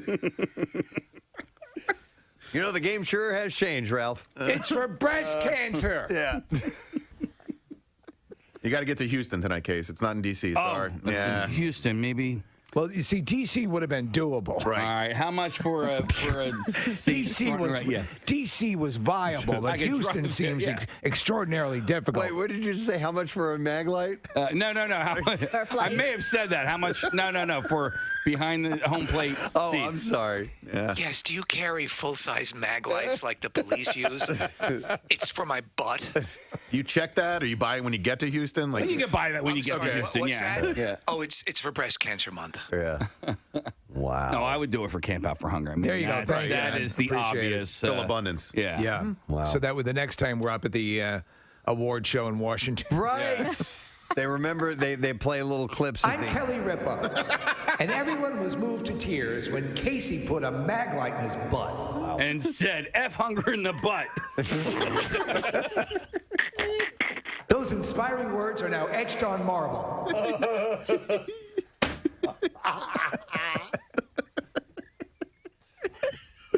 That's the statement trying to be made. Yeah. F hunger in the butt. Hunger in the butt.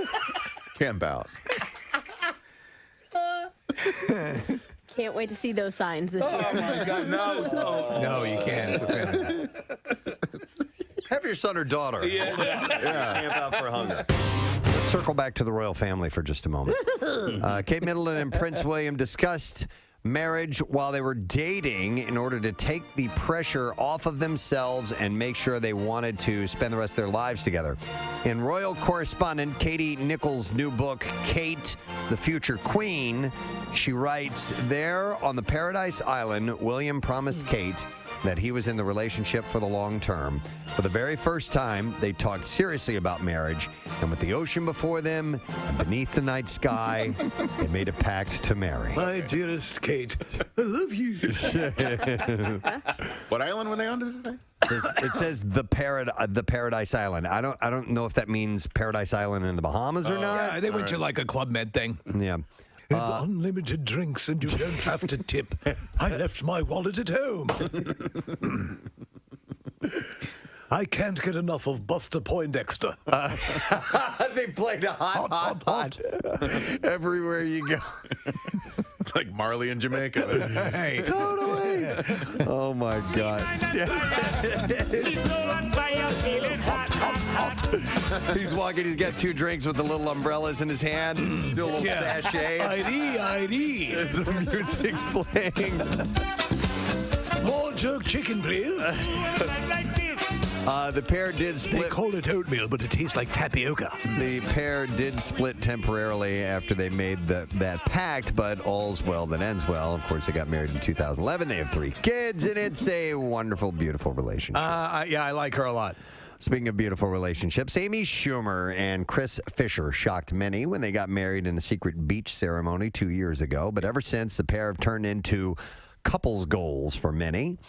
She posted a tribute to him, acknowledging what has changed and what hasn't since welcoming a baby together. She wrote, but before we had our little babe, it was just us. I love Chris so much. I hope whoever you are with is so kind to you and also drives you. Oh, I hope whoever you are with. Is there some of the shut up? Just improv that you have been known to, become to known as? I haven't heard that in a while. It's been a while. No, I hope whoever you are with. Yes, is there some of the improv that you have been come to known as? From Touchstone Pictures, The King's Speech 2. Is there some of the improv that you have been come to known as?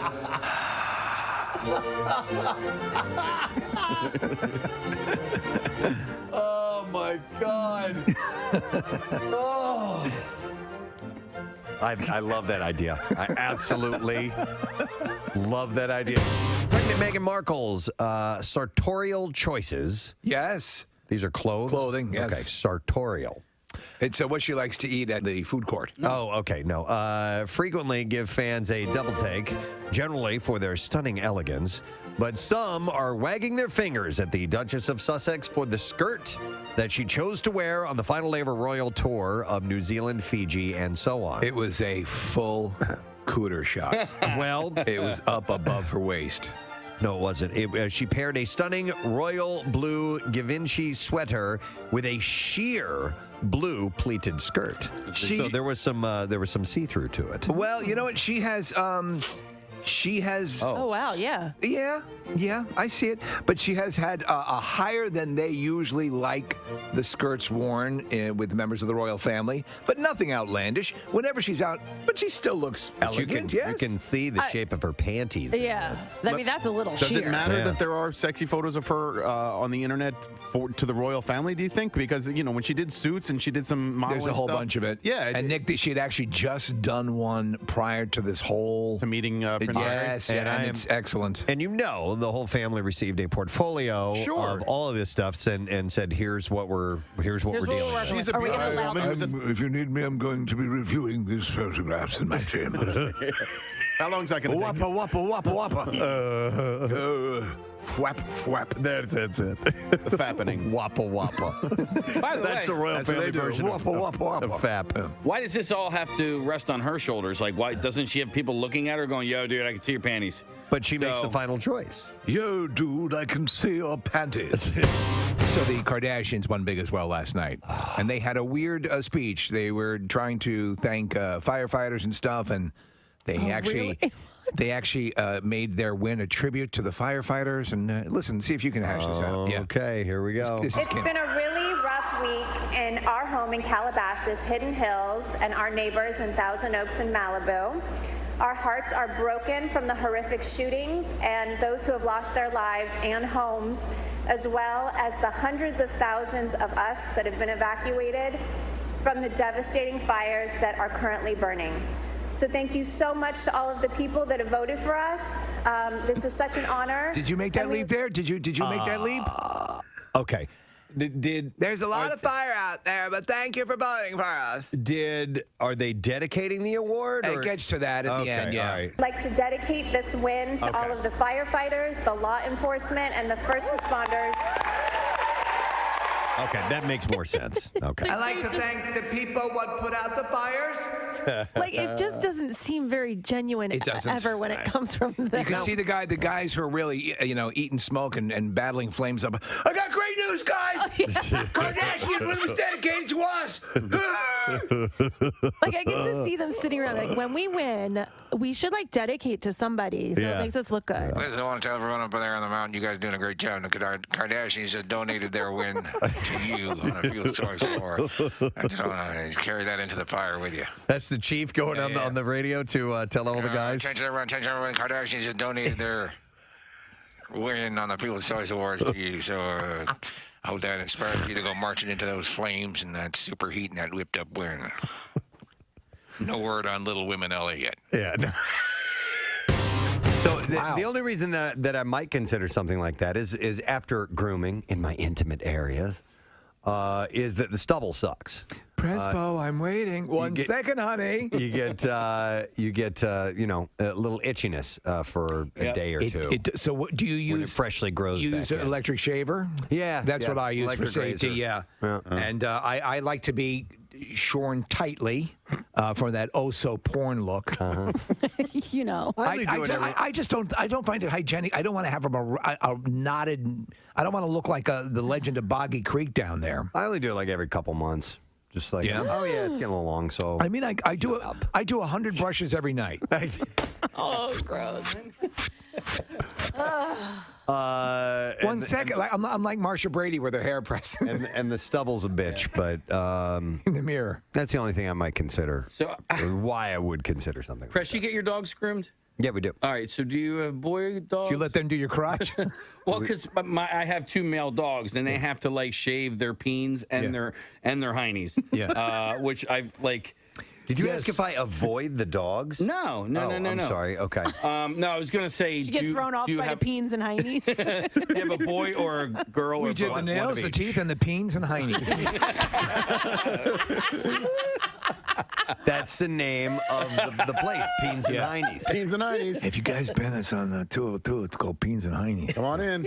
By the way, I heard Casey on the phone with his groomer the other day, and he was like, so I've been told when I bring my dog back that he's not too calm and that we need some extra help. I had to get a big dog. I had to go and get sedatives for him. I had to go to the vet. Poor thing. Dude. And what's crazy about this, and Steve, you can probably attest to this, is that dog is the dog that I want to introduce to strangers because he's so loving and nice and all that stuff. And the other one, check out that peen. But the other dog, who will literally tear a stranger to shreds, is fine at the groomer, right? It's like they change personalities when they get. And my cats were the same way at the vet. I use the service that comes to the house. Yeah, I should probably have that. The same lady? It's Avery. Yeah, I used her. She was good. Avery's is great, and they show up, and so the whole deal is they get used to going out of the house, step up into the van, which is parked right by your house, right there, and they get it done because otherwise I don't want to have them have a full-blown seizure. And, man, the peen and hiney is great. My dog is peenless, so it's just hiney. Yeah. My female. Yeah, but so somebody was also telling me that a way to sort of combat that. We have not heard from Kevin Smith. He apparently had an event last night. It was his wife's birthday. It was his wife's birthday, and they were going to a Broadway show? They went to see Funny Girl, and so it was, and I said to Casey, I mean, and he was doing it up big for his wife. So if he, doesn't make it today, we certainly understand. Yeah, Kevin's a bud, so it's all good. But I'm sure he got quite busy and tied up last night. You got to celebrate your wife's birthday. But you never know. He might check in. We'll find out about that. But in the meantime, Steve, you made me aware that today is Rex Manning Day. Yes. Okay, so here's the deal. Yeah.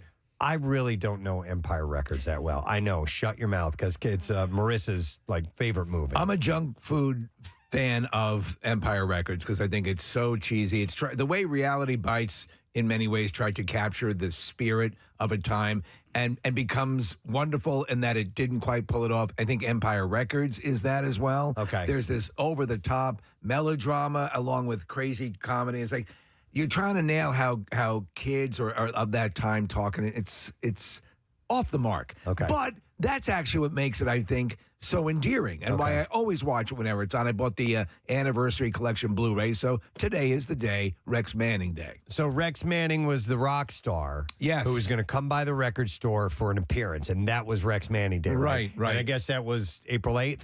Yes. Okay, yeah. all right. Marissa, why do you love that movie so much? Guys, I just giggled like a little schoolgirl. Yeah. No, like young Marissa is freaking out right now, never imagining that she would be working on the biggest radio show in Philadelphia and talking about, Connor, do you mind grabbing that phone? Talking about the movie. This CD used to be in my Discman, and I would just walk around all day long listening to this, and I think it was everything about being kind of an outcast. Everybody worked in a record store. They weren't the cool kids, but they were like the cool kids to me because they worked in a record store. Right. You know, they shaved their head, they wore hippie clothes. The one girl drove a Bronco, and like, they wouldn't sell out to the man, which is always the thing. Like Rex Manning represented the man. Okay. And so he was coming in, and he was this big. And who is it? Debbie Mazur was the cool record rep who saw through his act, and everybody fulfills their classic MTV sort of role, Preston. Okay, and that's kind of the charm, right? Yeah, Marissa? so it's like a day in the life. It's a slice. It's one day, and it starts where one of the employees learns that the record store is going to close, and so he finds money. He takes it to Atlantic City, thinks that he can bet it all, win extra money, save the record store, but he loses it all, obviously. Okay. So they find out was actually going to buy the record store from the person that was going to sell it to the big conglomerate that was taking it over. And when this fight, and it also is Rex Manning Day. So Rex Manning is this I don't want to say past his peak singer who is trying to revitalize his career, and all of these later in life women are like coming up and saying like, oh my God, you were my favorite artist in high school, and kind of he's having this moment.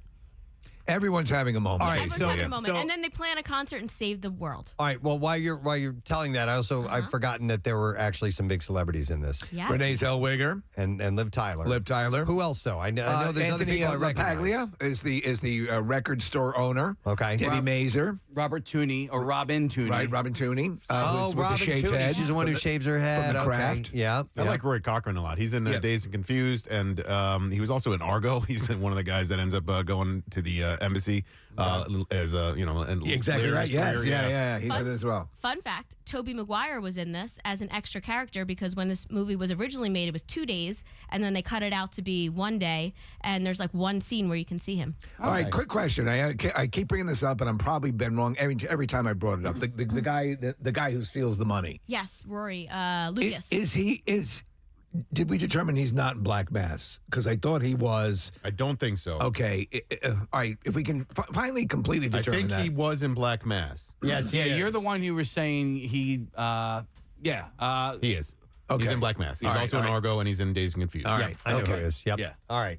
Good. We're all good. We're covered. It is a fun. To me, it's on this. I like it a little bit more than, for me, FM is a similar movie, which purports to tell you what the world of radio is like. But in both kind of missing the mark, I find Empire Records a little bit more enjoyable to watch. And Ethan Embry was in that too. Yeah, He's Ethan Embry, the bass player from That Thing You Do. Yeah. Okay, all right. So Rex Manning Day today, and Marissa pointed out that actually there's a place on South Street called South Street Art Mart at 4th and South, and they are having Rex Manning Day today. Do we have the Rex Manning song, Marissa? We do. It's ready to rock. Oh, this was his hit? The video, he was promoting this song, yes. Okay, here we go. Oh, Rexy, you're so sexy. I love it. Hi, what are you doing? I am the two. Do you work over? Pourquoi pas? That's the song? That's the song. Call me on my coffin with a je ne sais quoi. You say you need a little of my hula-la. I know you get lonely in your canopy bed.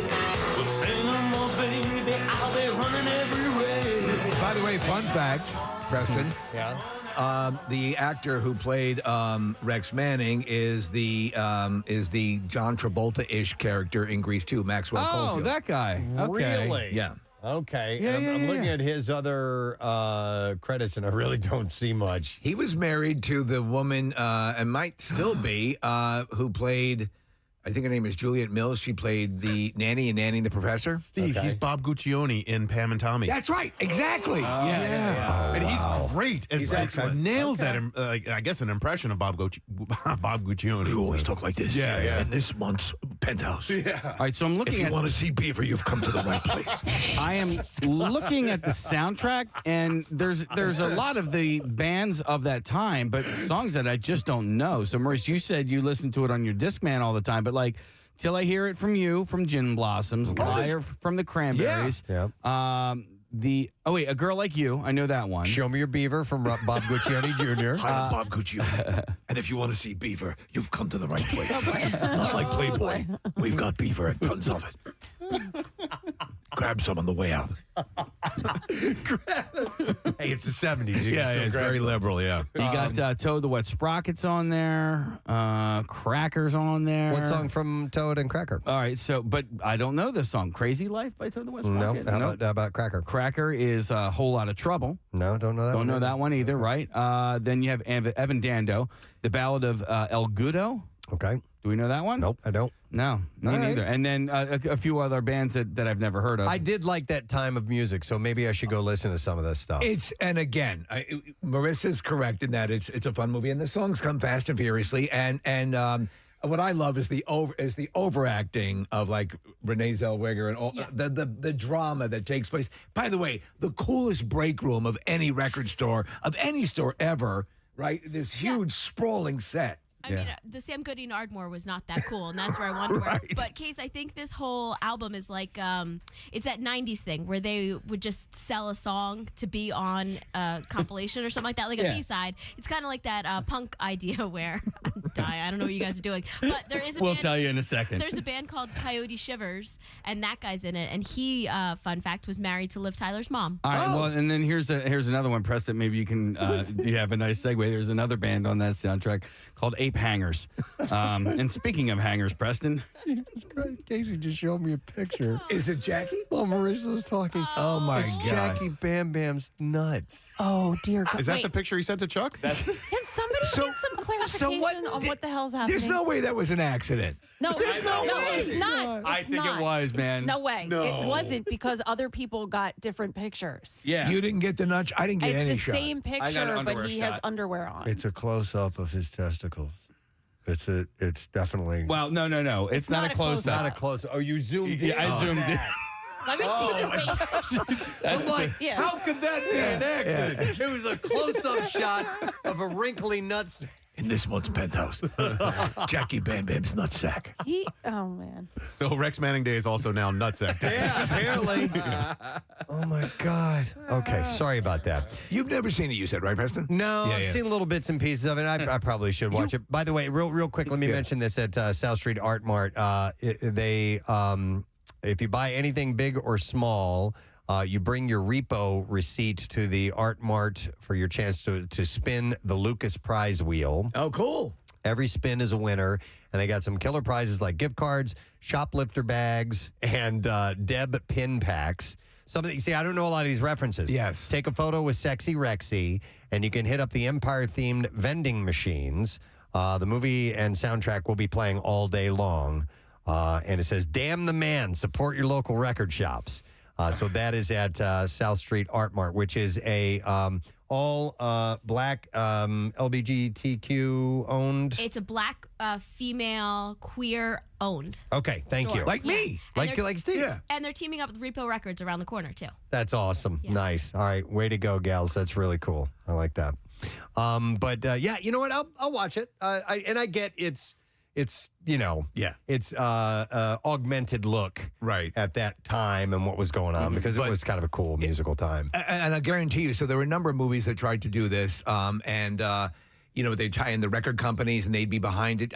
Where would you have been in your radio career at the time that came in. You would have What been year? What year was it? 95. So you'd been just a couple. You've been at why? The next year I would have been at DRE. That was DRE, right before I started working at WDRE. Yeah, so I'm sure I remember that they reached out to the various radio stations to get them to promote the movie. Alt rock was peaking. It was like hitting its absolute peak. Yeah, and you'll love it because the guy who owns it, or the manager, he like goes in and starts playing like AC/DC, and there's like Axl Rose references in it, all stuff that went over my head in 1995. But to watch it now is pretty cool. It used to be the coolest thing in the world. We talked about it before. To go to the Tower Records or to go to any place like that was the coolest thing. You could hang out the entire afternoon or night and just that was your world. Somebody said there was a really trippy scene with Gwar. Yes, Gwar was in the movie. Gwar's in the movie. Yeah. So Nick Murphy and I were just talking about it. There's a moment where they eat special brownies. Ethan and Embry, right? Ethan Embry and the other guy, they start looking at it and they start tripping and they see themselves in the Gwar getting eaten by the Gwar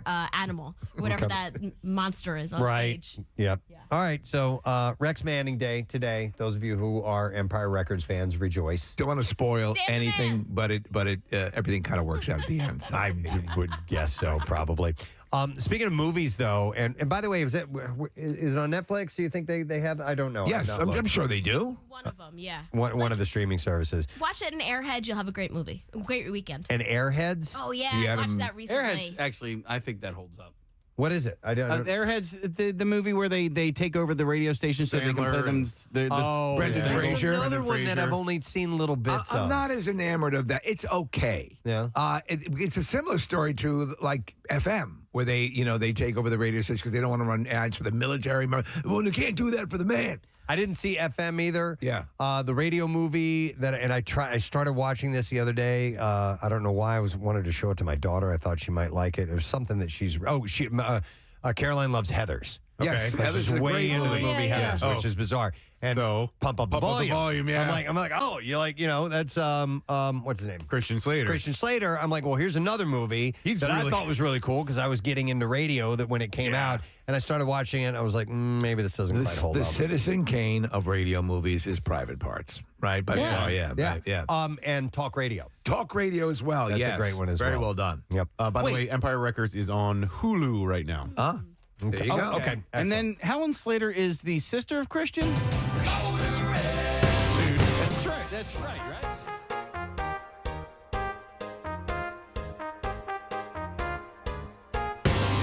Streaming services and Netflix. There was an SNL last weekend. Pete Davidson had a bit. Right, about short movies. Yes, and it was I guess it was a music. It was a music video talking thing. about a lot of times you don't have time to sit down for a long movie, and so he loves, and they all in the video love checking the runtime so they know if they can get the movie in. Did they call it short-ass movies? Yes. Okay, Yeah. so now Netflix has created... Oh, no kidding. A short-ass movie, like, playlist of Good for them. Right? Yeah, they jumped on. They were like, hey... Might as well. They said it's a good idea. So they have now created that where you can go on and find movies that are under... like an hour and 45. I find now more than ever, and maybe Nick Murphy can back me up on this. It used to be like I think 110 minutes was kind of the average of a movie. That's crazy. And now that's a TV show. Now you have movies that are far longer. Like the Batman was 2 hours and 50 minutes. No Time to Die was in that realm. I mean, you have these really long movies. And I think they're doing that because people are binging shows now. So people are in sort of like regular practice. 1 hour mode? No, I would say of like 3 hour mode. Well, but I mean per, like if you can knock out a whole episode in an hour. In an hour, but you people can binge and sit, And people will sit there for 3 hours and watch 3-4 episodes or whatever. Okay. But it's like you said the other day, Preston, about, or somebody was saying about the Zack Snyder Justice League. Oh, it's 4 hours, but you watch a 5 or 6 hour show. Yeah. Yep. It's the same thing. Yep. You know what movie is really short, and I never realized it until I bought it on DVD because I couldn't find it streaming anywhere. But Better Off Dead, I feel like it might be like an hour and a half long. Which, yeah, you know what? Movies like that were about 90 minutes. There's some super short movies. Yeah. And that's a great movie. I still love that movie. You know what? I have not shown my kids that or One Crazy Summer. Yeah. I wonder if they might dig the kind of slapstick nature of it. Do you think they would respond to American Graffiti? Because I think it's sort of timeless. That's a good question. Yeah. It might be a little too old for them. dated Yeah. with the with going back to the 50s, you know. Right. So, but it's a fun movie. It is. It's so Great. good. Steve, you would know this. When they say running time, does that include the credits at the end? You know what, Case? I believe it's the running time for the entire movie with the credits, but I'm not sure because sometimes you'll have an additional. It seemed like the credits will go on for 10 minutes. Yeah. When I that's what I'll do. When I see the running time, I'll subtract 10 minutes. And I'll say Especially that's probably how long just the Marvel what movies. sucks, Nick? Doesn't this suck when you're on? You're looking at the menus of things that are on, and you're like, like Death Wish is ending, and I can click into the last sequence, quickly, and when you click over and it says, by Panavision, the credits are on. Son of a bitch! Right? Yeah. But yeah, it does count the credits, and yeah, Marvel credits routinely are like 5 minutes long, and then when you're in the theater. You sit there and you wait for the whole thing, and then you could It's the get best to the thing to ever happen to key grips, Nick. Absolutely, because all those people that would summarily be ignored, are now everyone's reading all the credits now. Yeah, so let me ask you, do you guys, because I have this thing that I regularly do now that I'm waiting for end credits, do you do something, I play this little game while watching the credits, and it's try and find every name of every person in my family. I do not. I do not play that game. Yeah. No. That's when I rub one out. Yeah. Oh my God. You do? Wait. Do you usually find all of your family members' names? Well, listen. Is it just your immediate family. Your immediate family? Yeah. Okay. All right. No. But we used to. I remember sit there and point out weird names. Yeah. So names that were just job descriptions that were like, what the hell they do, like a key grip and Best Boy. And The stuff Zucker like that. brothers did that with maybe it's top secret. They had a whole every third name was a fake name and a fake movie job. Oh, and you know who does that brilliantly is at the end of Monty Python and the Holy Grail. Yes, Their credits are fantastic. Yeah. Somebody gets sacked, and speaking of the Zucker brothers, real quick, Winning Time on HBO. They show the scene where Kareem Abdul-Jabbar is filming Airplane, right? And then they cut to the guys writing the movies. It's actually the Zucker brothers. So Adam McKay put those guys in, and Dan Abram, I think, is the other guy's name. Yeah. So the Zucker brothers have a little cameo in Winning Time in the first episode with Kareem shooting the scene from Airplane. I must have fallen asleep then because I watched the first episode. I don't remember that. Yeah, Kareem, the guy playing, it's a great show. I know we're talking about something else, but Kareem is terrific, and the guy playing Magic Johnson is terrific. But Kareem, I want to know if this is real, because in that episode of Winning Time, Kareem is kind of mean to the kid that comes up in the cockpit. Offset, he was also really mean to the kid, and I don't know if that's based on anything legit. Really? Yeah. I heard he could be a real dick. I think he's calmed down since then. I think hope he's so. felt some peace in his life, found some peace in his life or whatever. But yeah, he's not nice to that kid. He's like, "Can we get a picture together?" And he just goes, "Hey kid, F off." What? Yeah. No, it's a TV show. I don't know how legit it is. We need to find out. Yeah. We need to ask Adam McKay. All right. If there are rumors that had actually taken place, I can't imagine they would put it in. My guess is that there was a rumor. Yeah, and that's where they went with it. Oh, that kind of sucks. It sucks to know that. Yeah. Well, listen, speaking of shows that are on streaming services, I saw this article, a new survey from Nielsen that found that nearly half of users, 46%, say that they feel overwhelmed by having so many choices, which we've talked about before. Yes, yeah. The continued growth in content has also led to an increase in time people spend streaming, with it up 18% in February from a year earlier. So even more streaming is happening now. But despite feeling overwhelmed by content, respondents don't plan on cutting back on their streaming services. Are you the streamer now? I'm the streamer. Well, I don't know if I do focus on one though. Same. You kind of have your go-to. You focus on that, and then if somebody tells me about something else, then I'll go. If you don't do that, it's folly. I agree with you. You have to lock and load. Like that's the way we got through Dope Sick. Okay, just boom. Oh, I'm just going to do this one. Okay, I'll try to remember that. But I try also not to recommend shows to people because most everyone I know is juggling 3 or 4 that they're trying to get to anyway. I make a list. Unless someone actively asks, Do you have any good suggestions? Because it's too, and then you feel the onus is on you. Now I have to watch it. I'll make a list and I keep it, and I will go through one show. Like I'll focus on one show, finish that, and then move on to the next. By the way, I did watch Bridgerton, and it was That's really season 2. Was it better than season 1? No, I was talking to Angela. She was doing my hair the other day, and she went, "Oh, there wasn't as much sex in it." Yeah, there's not nearly as much sex, but it was still really good. I enjoyed it. I see what they're doing with it. And they, completely set it up for another and that's season. Netflix, right? Bridgerton is Netflix, so that's what I gravitate to. And then I will make a list. Like if you guys tell me something, I'll put that in my list on my phone, and that way, if Bridgerton's over, I don't have anything to watch. I go to the list. I'm like, okay, this is on Hulu. I can watch this now. Right. Yeah, we've been kind of. I noticed that too. I'll hover on one for a while. So like it's been Netflix lately because I watched Inventing Anna, and now Caroline and I are rewatching Stranger Things, getting ready for the fourth season coming up. So I'm spending time there. But a little while ago, I was on Apple Plus for a while because I watch a few different shows there. So yeah, I never really noticed that I'll gravitate towards one for a while. And then I'll leave that and go to another one and watch a couple shows there. While you're on that one, you're seeing the teasers for the other shows. Yeah. And that's what keeps you in that atmosphere. So Servant, when you get back into Apple, I'm doing Servant, which is really good. That's what I just started. And Hulu is Pam and Tommy. And then what else did I get? Life and Beth is really good. Right, with Amy Schumer. I wrote that down. It's good, yeah.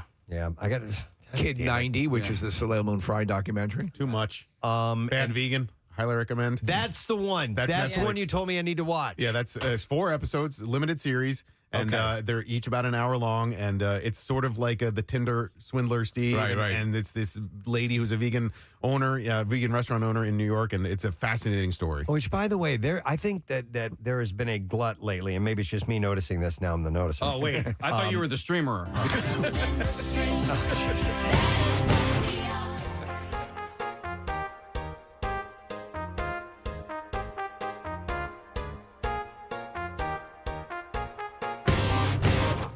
Yeah. Yes. Just flat out liars. Because I watched Inventing Anna. It's about a compulsive liar. I'm now watching the one about Elizabeth Holmes, the Theranos. With Amanda Seyfried? Amanda Seyfried. It's really good. So far I'm loving it. And then there was, the Bad Vegan one. Yeah. So we're just compelled by that stuff, right? Well, I think so, yeah. What happened? The Elizabeth Holmes one? No, just all of them. They've gotten so far by lying. Well, and like with Inventing, and she still takes no ownership. None. No culpability. And so I think ultimately what it comes down to is that they are just manifestly sociopathic. Yeah. Because, my wife was worried about oh my God, this is going to go in a day late. I'm like, Bernie Madoff! Yeah. Don't worry. But I mean, the whole fake it till you make it thing, you can put that cute little phrase and say, well, they're just working really hard. Well, they're just lying. Just flat out Elizabeth swindling Holmes. people. The ultimate fake it till you make it, employing everything in the book and her deranged perception of everything, literally had a product that did not work whatsoever. And I think we collectively are fascinated by cult-like behavior. Yes. And so, like, when you talk about, like, the Scientology documentaries or any of these types of things, like, there's this manipulation that happens from these liars, and because they're great at lying, they're so manipulative that they get their victims to fall prey to what they're setting up. And so you wonder, like, the psychology behind this person who is the victim in it. How did they get to that point? And I find that fascinating. Yeah. Not that we're delving into Inventing Anna, but I think because I heard you talk about it, or you were telling me, your thoughts on it, and then she was a liar, but I kind of saw it a different way than you did, and because she was giving people money, she was paying some people back, and she was trying to do something. She was faking it till she made it so she could make the money. I am building something here. I am building something. Shut up, you lying bitch. SNL did a great parody with Chloe Fineman. You've got to see it. After watching the show, you'll appreciate it. But just spot on impression. But it is that. Again, she's God in that accent. If you're and then that nondescript, where is it from? It's even that was made up. Oh, yeah. What are you wearing? That what are you wearing? That looks terrible. That sounds good. I like that. God, I hated her. But I love the show. Yeah, it was good. Well, you're supposed to be like it's with these like the Elizabeth Holmes and all that. You're supposed to be okay. I'm not as you a person, but what you did is pretty fascinating. Hey, by the way, Kyle has a system on picking a new show to watch. This is because there is so much available. Hey, Kyle, good morning. Yo, ever heard of Jerkmate? Yo, ever heard of Jerkmate? That sounded spot on at the beginning there. All right, what's up, Kyle? What's up, guys? I have a really fun method to find something if you feel really overwhelmed, and it works more times than it doesn't, okay? Okay. You ask Siri to give you a random letter of the alphabet, and then you look up the show that has the highest rating on Netflix, Hulu, whatever, that starts with that letter. Huh. It works more times than it doesn't. Or I just look for a show where the actors have every name in my immediate family. Right, yeah. Well, the algorithms for these streamers are getting better at selecting shows. Do you guys pay attention to what they recommend for you? Thanks, Kyle. Yeah, I mean sometimes, but I do. I found a couple of good ones. have up you? there. Yeah. Okay. Yeah. Yeah, every now and then something will, but a lot of times it's something I've already seen. You know? I mean, if not on that platform, at least somewhere before. But I like that. I like that system that Kyle has. If you're really feeling, but they also have. Do you feel lucky? I think on Netflix, right? Isn't that an option? Where you just hit it there, it'll say, shoot you in the head. Feeling lucky? It's nothing but Dirty Harry. We're here watching 5 or 6 shows. And all the hubbub, I forgot myself. Or no, maybe I'm thinking of Google. Yeah, it might be because I've never seen that on Netflix, and that's my go-to. I think there's a button or something that lets you. It'll throw something random at you and let you take a shot at it. But called Second Hole. Second Hole. Jesus Christ. All right. Anyhow. I was going to say, how the hell did we get started on this conversation? It's Rex Manning. Rex Manning Day. That's how we got started. So, what did I say? Nothing. Okay. And Rex Manning Day. Got to go away. I have to change my name. That's something I'm going to have to watch. I think Empire Records. All right. We need to take a break. You know what, dude? We have so many things to give away, Preston. Can you give something away? Yeah. Let me go to James real quick. Hi, James. Good morning. Good morning. How you doing? Good. Was there something that we're giving away? I think so. What is it? That's only about $500. We got a winner for MMR's concert cash, James. Someone can afford a jerk, mate. That's right. James, where are you calling from, by the way? Well, Wilmington, Delaware. From Wilmington, Delaware. It's okay. Excellent. It's in the country. Not only, James, are we going to give you $500, but we're giving you tickets to go to the MMRBQ as well. So you got a concert to boot, my friend. Oh, yeah? That sounds good. Wait a minute. What were you? I got a note here. What were you doing when you got the call, James? Well, when I got the call, I was holding the horse for the blacksmith. You were hauling a horse for the blacksmith. By the way, what year are you in right now? And now I'm walking a horse back from the racetrack in my hand here. I mean, from the and from the racetrack. Where are you? Which Delaware track? Park. Delaware Park. And Dude, what that's year? awesome. Are you? What do you do that your job has you around horses like that, James? Well, I trained horses for a long time, but now I work for a guy from California. He just sent some 5 horses. Very cool. That's really awesome, James. Excellent. Well, listen, thank you for listening, man. We really appreciate you. Thanks you for playing along with Concert Cash, and we got that money and tickets for you.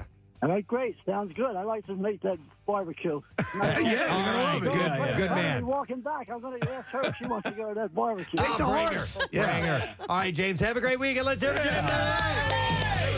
All right, your next chance to win is coming up at 10 a.m. Another Word. It is sponsored by AAA Distributor, and that's how it works right there, friends. But listen, the winning is just beginning. It is. To use a hackneyed radio phrase.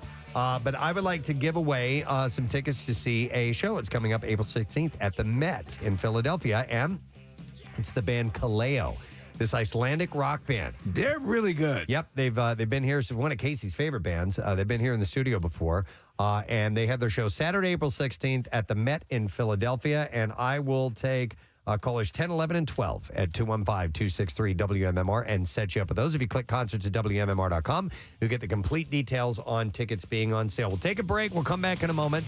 Make sure you stay close. Preston and Steve on 93.3 WMMR. Eating, run a hairdryer next to him while he's eating so he doesn't... I know. He's going to never eat again. Is this the big dog? This is the big dog. Yeah. What's the big dog's name? Reggie. Reggie. Reggie. That's it, yeah. Yeah. The dog's huge. Dog is huge and thinks it's a lap dog. That's the black and white one? Yeah. Okay. He's actually not that big. I mean, he's only 74 pounds. Like, he looks bigger because of his fur. Preston, you have Yorkies. That's a huge difference. They're the doodle variety, so they get really hairy. So you have we're to groom talking them. Doodle Peen. Yeah. Doodle Peen. That was a kid show, wasn't it? Doodle Peen? Hi, I'm Doodle Peen. On today's adventure, we teach you how to shave your ass. Shave it real good. Doodle Peen. Showing you how to groom your genitals. Doodle Peen, I have an issue right behind my testicles. Well, it's easy. Use fly strips. And now another adventure with Doodle Peen. Man, it can get awful smelly down there. Oh, my God. Like a filthy whore. Hey, we're going to wrap this up. We got to start Wrap it up. We got Hey, to start on kids, the road. tune in next week for another episode of Doodle Peen. All right. With that, we're going to take a break. Kylie Jenner has been hanging out with Drake. Oh, great. A month after her split from Travis This Scott. story keeps coming back. Do you think there's something going on between them, or do you care? I'll give you both questions. Well, I don't care, but most of these stories or most of the comments from quote-unquote sources say that they're just friends. They've known each other for a long time. I'll tell you what, we talk about the surgical enhancements, and we talk about, the people who overdo it. Whoever, I mean, if you look at Kylie, she's an attractive woman. Yeah.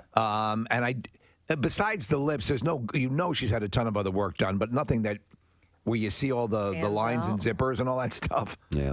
I mean, listen, it's almost like I get mad because it's like you're a billionaire because of what you look like. And that's not what you look like. It's, like A-Rod, is he going to get into the Hall of Fame for baseball because you were juiced up half of your career? So it's almost like your numbers are tainted. Well, the most clear aspect of the whole hypocrisy of this thing is that what got her over the threshold, what started the Kylie Jenner empire, was the Kylie lip kit, and her lips were surgically enhanced. Yep. I say to you, Greg. But is it an indictment of the country? I'm wearing Kylie lip today. Oh, I hate you. I know. Why? That actually looks good. I told you I bought it. Yeah. I know. I got it at Ulta. I tried one color, and I like it. It's pretty good. You're giving her money. I want my lips to look good. All right, Yeah. Doesn't get even off look my back. Doesn't look like you're wearing anything. That's like Kylie genius. That's what it is. That's what I got. I got kind of like a neutral color. She is. It's like the Emperor's New Clothes. Yeah. It's like doesn't even. All right. Anyway, got it. Without all of the surgical enhancements, she's still an attract. She's Delco hot, She's right? cute. Yeah. He's Delco hot. Yeah. I think she's just Delco hot. Yeah. No, I mean, like, she's not Radiant hot. I see your point. All right. Emmy-winning SNL actress Kate McKinnon is set to headline a new series on UCP. The hell is that? I don't know. Is it the Paramount Network? I don't know. Is that Uck? The series, it's Uck. You guys watch Uck? The series tonight on Uck. That's Uck. Is it? What the hell? Where's that sound coming from? Where's that sound coming from? You know what it is? It's What? we said series and it lit up Siri on my phone. Where's that sound coming from? I can't yell that loud right now. My throat hurts too much. What the? Well, we have everything you need. Just tell me what you need, and I'll hit it. All right. Well, how about there's nothing on here. There's nothing on here. Thank you. So Universal Content Productions. It's a it's a division. We here at Couple. There we go. This is a sister station. Couple. Couple. Yeah, Cup is the sister station of Uck. Couple.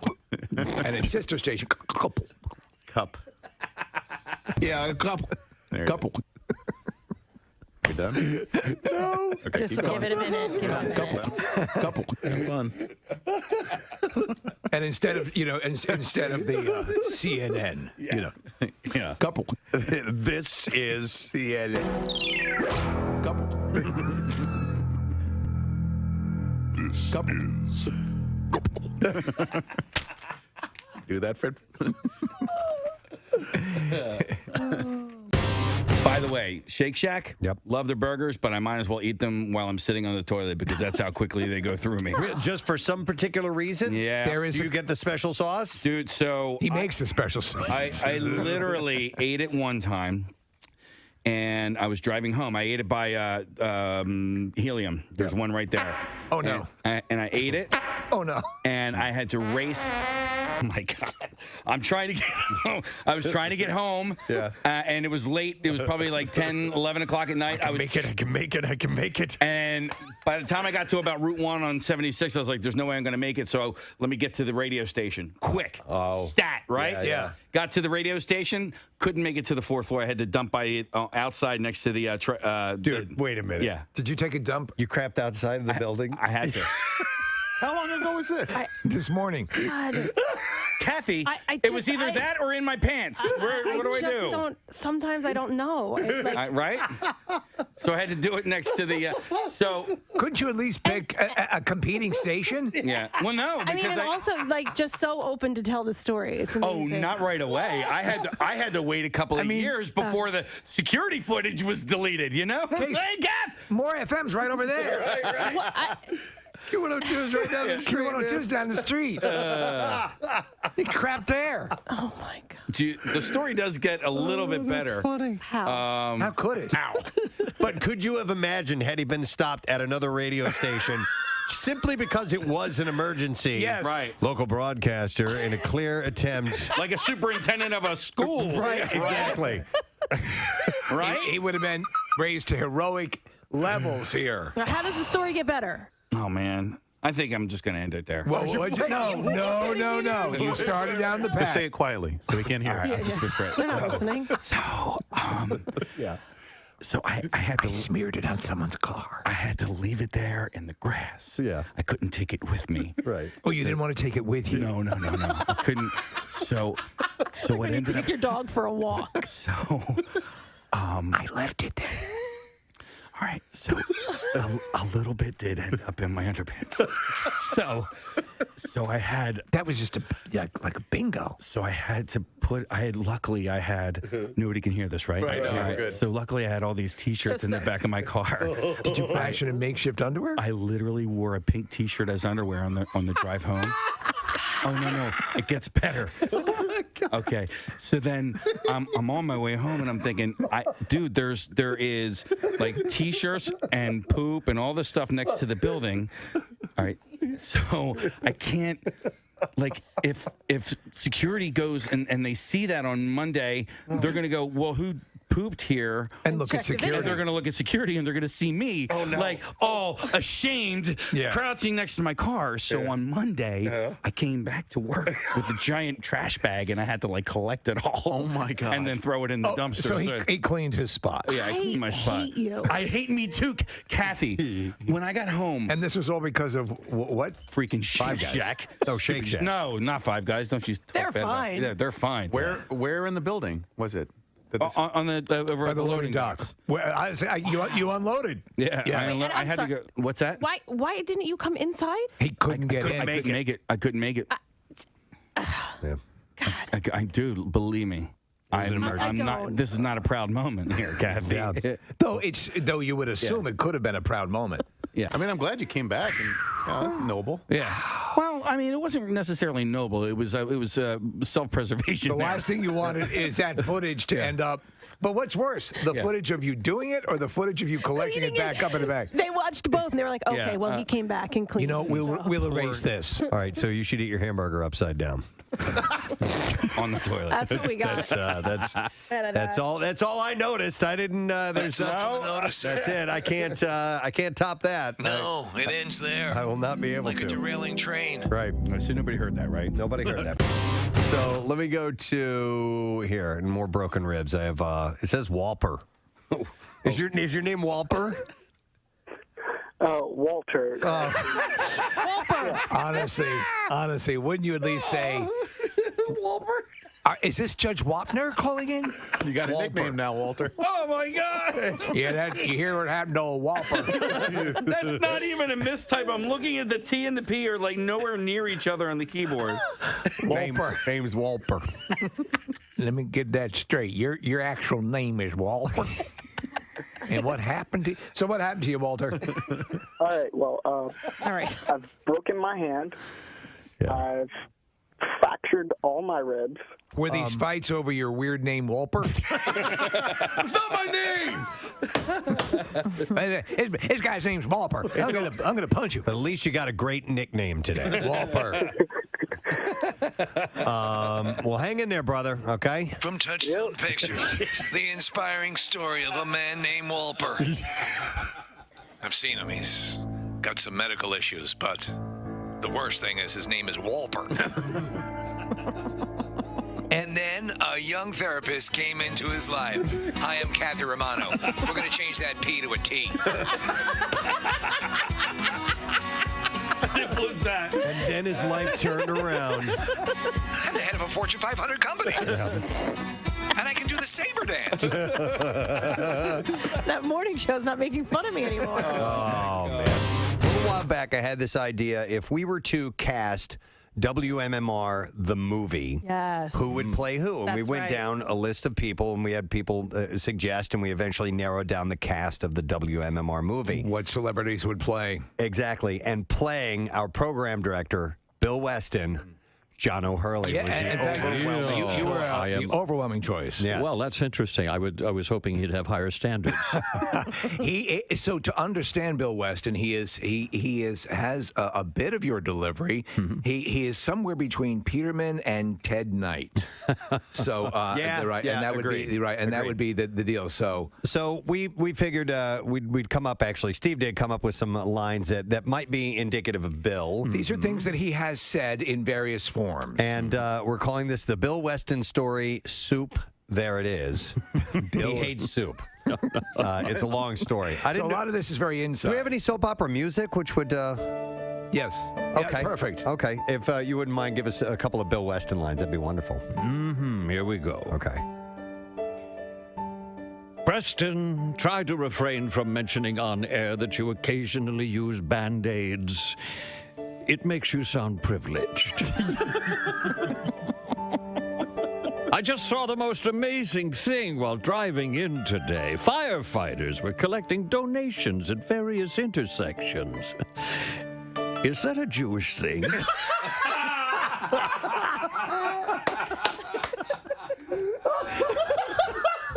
So last night, I was jarred awake from my slumber by a horrible nightmare. Both Preston and Steve were there in the studio, sitting on horses and eating soup. What say we file that one under who gives a crap? Oh, that recently widowed quadruple amputee was a terrible guest. She didn't bring the ha-ha. Perfect. And last one. On today's show, you had the Pope driving in a go-kart, you solved the John Benet Ramsey case, and you raised Kurt Cobain from the dead. I'd give it a C+. I couldn't have asked for better. My God, that was absolutely perfect.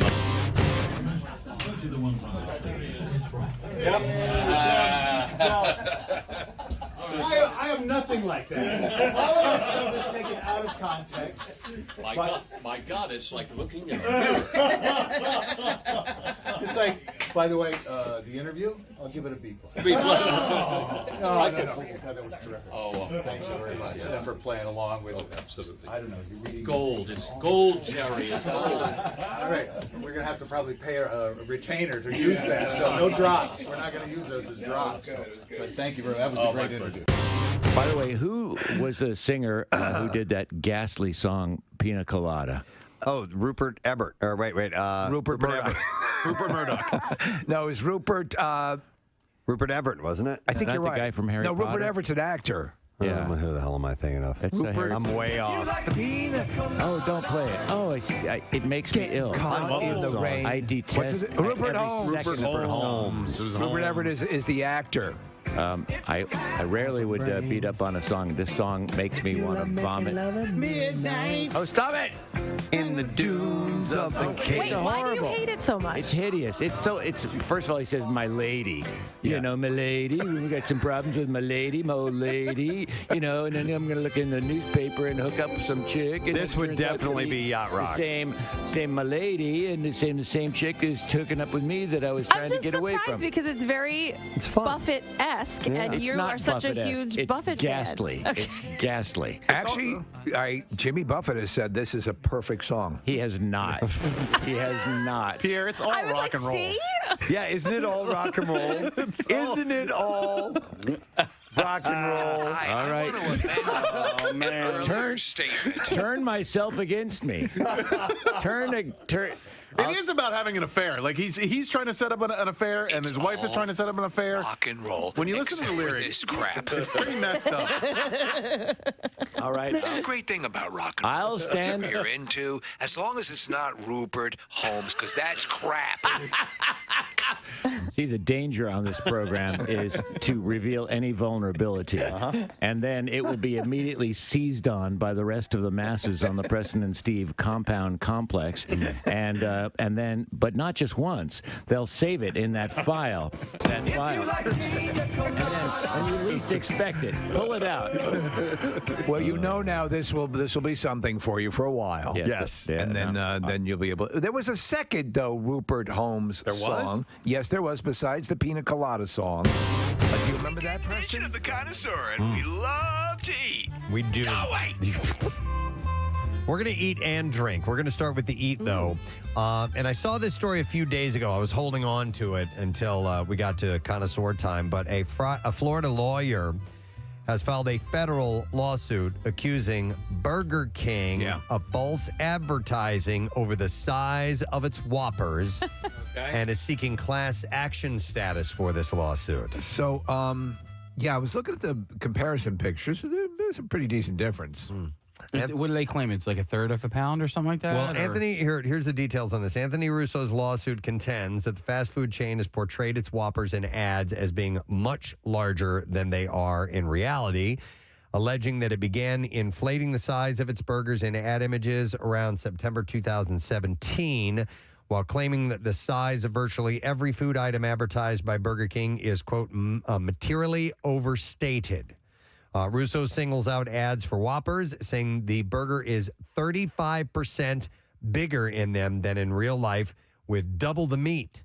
I'm a Whopper fan, by the way. I am too, and I don't get them that often. I like the Whopper Junior. I think it's a better size. But Steve, I remember in the day, because you had the Big Mac versus the Whopper, and the Whopper always seemed like a larger option for me. It really did. So the Big Mac and the double Big Mac Junior, if you're extra hungry, it's a little bit more manageable. But and again, it blew my mind, that History Channel series about the people who feed us or fed us, whatever the name of it. The Whopper preceded the Big Mac. I remember you saying that. Yeah. But I have noticed, I remember the last time I did dive into the Whopper is that it wasn't as big as I remembered it being. Well, yeah, you know what? I like both. I like both options. The Whopper, the flame broiled thing, I always liked it. And you brought up the Mac Junior. McDonald's, they missed. I can't believe they quit on that. Yeah. I loved the Mac Junior. Why would you do that? I thought it's it was the perfect size. I thought it was great. Is there merit to a lawsuit with fast food advertising, though? I mean, like every time you ever watch any fast food ad, going into the restaurant, it's not going to be remotely what it looks like. You remember the Subway, so it wasn't a foot long, it was 10 3 3/4 inch. And then they had their tuna issue. The tuna is not tuna. Yeah. All those things. What was it? It's some sort of type of other fish. A fish, but not tuna particularly. Cat. So, yeah. No, it wasn't, I didn't think it was cat. But I'll tell you this.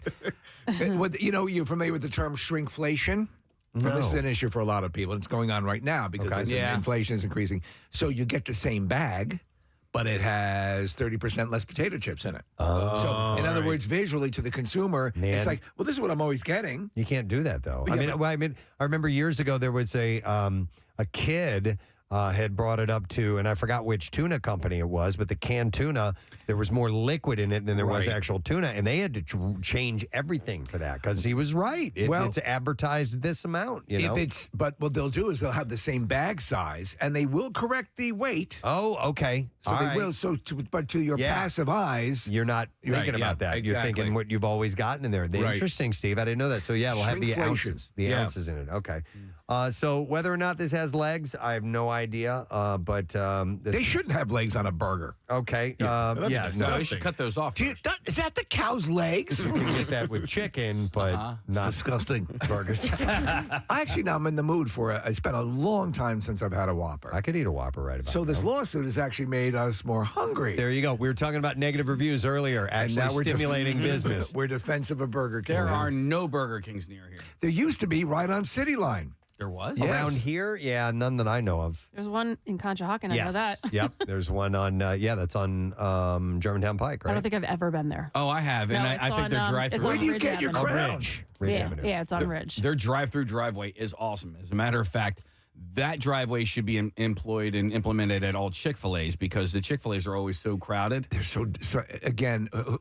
Wait, was it Chick-fil-A that's now incorporating their new, or is it Taco Bell, their new primarily drive-through takeout place? Because there's so much that is done wrong in fast food drive-through, from the angle to the placement of the window, all that stuff. Okay, so there's a couple of Chick-fil-A's not far from me that do it right. Like they set up an extra stand or extra people standing out by. Oh, yeah, I've seen that. They'll be outside by the menu that you pull up and order from, and they'll be taking your order. The Audubon one. And then you pull up to another thing. There's somebody outside who's taking your payment, and then you have another. Then you go to the window and you get your food. I'm like, man, you got it down to a science. So there's a picture of one of the Taco Bells I'm talking about up here. It looks like you're going to a toll booth on the interstate. I mean, that's how. Steve, it also looks like they'd send it through a pneumatic tube to you, like a burrito. Foop. I take that, man, fire that burrito into my mouth. Wow. I just wish, though, and you can't do this with drive-thrus, but like it drives me bonkers when I wish just everything was just one single file line that when a register opens up, the next person goes to that register because you are. If you have somebody in front of you that like takes forever or like, I mean, it just really stinks. Chick-fil-A's got that system. They inside, do too. have that. Yeah. It's the cattle chute, and then you step up and wait for the next register to open, and then you go up to them. That's kind of how you have to do it. Well, in let a me tell busy you place. something. Years ago, I remember. Well, yeah. I remember years ago, like at the Burger King, bringing memories of Burger King. But there would be like 6 or 7 lines, and you'd get on whatever it wasn't the cattle chute. You just pick a right, pick a line. Yeah, I hate. But now what's going to happen too is because a lot of them are switching to the iPad automation or whatever they have. So they'll be like 5%. It'll be like when you get to the airport and you're getting your ticket. Yeah. One of the kiosks. I used the kiosk at Panera, which, by the way, my buddy Steve and I went there the other day. It took an hour. What? An hour. To get food? For Panera? our order. Yes. You waited? Yeah. Oh, I we would've didn't been know it was going to take that long. I'd have been like, I'm done. But Give me my money back. the people behind the counter were Cancel our muffin tops, please. They were apologizing. They were saying, "Look, we're way backed up." Yeah. So yeah, it took for freaking ever. But they do the kiosk thing and the order pad thing. I like that at places like Wawa. It's easy to do. Yes. But at a place like that, I like to order from a person. Oh, really? Well, Yeah. I don't mind it. The less people I have to talk to, the better. What if something that approximates a person? I think people feel that way The too. less Kathy. human interaction. What was that? It's not a person. What is that back there? Are they really going to let this one pass? I think burgers, please. The people feel the same way. Kathy. Oh my God. I've known you for 25 years, and that's the most disgusting thing I've ever. God. Oh my goodness. That's behind the register. It doesn't have to. It's human-like. Human-like. Yeah. So you get a little bit of what you're looking for little. with some sort of cybernetic implantation. Hi, I'm ready to order, please. Ew, ew, my God. ew. It's so bad, right? Another connoisseur thing that we can talk about. Actually, yes. This is potentially City Beat. This could be City Beat or Connoisseur, but I got this. Sometimes I get these media alerts from local restaurants. And I love this idea. So City Winery is hosting a spring sangria making class.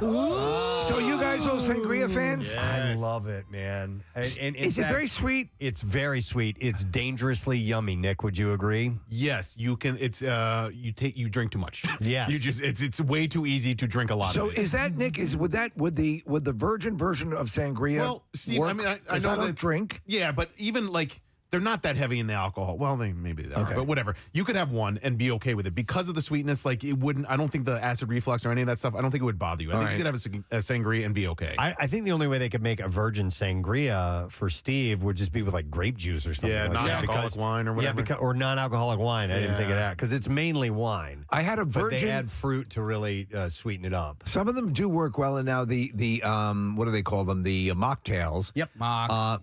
Yeah. Sorry. Or sorry. I had a virgin mojito, and I thought it was really that's good. really good. Yeah. Rochelle drinks mocktails. That's Yeah. it. And she loves them. So, but I am a fan of sangria, and so they are. And it says here, the description says, take your bartending skills to the next level with the City Winery Bartending 101 series. Enjoy the day learning about different cocktails and spirits as you take on 3 different sangria recipes to welcome sunshine with basic bartending knowledge explained through the class. So it's going to be April 14th at 2 p.m. They're on Filbert Street in Philly. And you can just, I guess, go to the website, go to the City Winery website and sign up for that. I really would like to take a bartending, not like a full, how to become a bartender Mixology, course, yeah.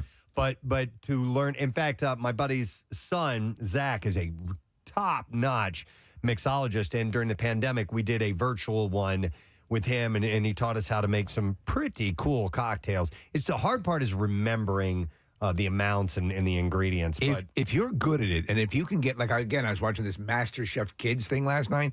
If you're a kid and you can cook like that, or you're like a young, let's say you're at the age 17, 18, 19, technically before legally you can drink, but you learn how to do this stuff. Yeah. And you're good at it. I mean, to me, that's a profession. That yes. could be a lifelong profession. Yeah, a if you so high-end decide. bartender, somebody who works at a really, really good restaurant, I would imagine, can make a pretty solid living. And then eventually you can become like a bar manager and things like that. So, but this is a class that's available, and it's going to be Saturday, April 14th at City Winery. So I thought I would mention that.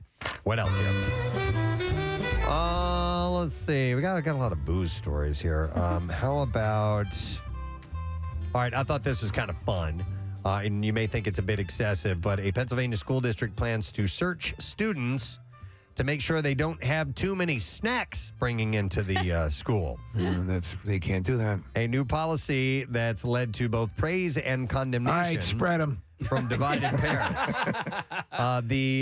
Just as I thought, a hot dog. Alakipa School, I guess is how you pronounce the school district, said in a Facebook post last week that students at Alakipa Senior High School would begin having their bags searched, and anything that they have that's more than a 4-ounce bag of chips and 20-ounce soda will be thrown away. And they're saying that students have been bringing in like shopping bags filled with chips, candy, soft drinks, and all kinds of other You can't do that. But if you have a couple of snack bags or like a canned ham, I think that's fine. I think they've been overdoing it, and that's why they're cracking down on it. What you just said seems excessive if you're bringing in full shopping bags full of food. But it also, I mean, that's an absolute total waste to throw it away. I have a big time issue with that. So wait, what do you mean?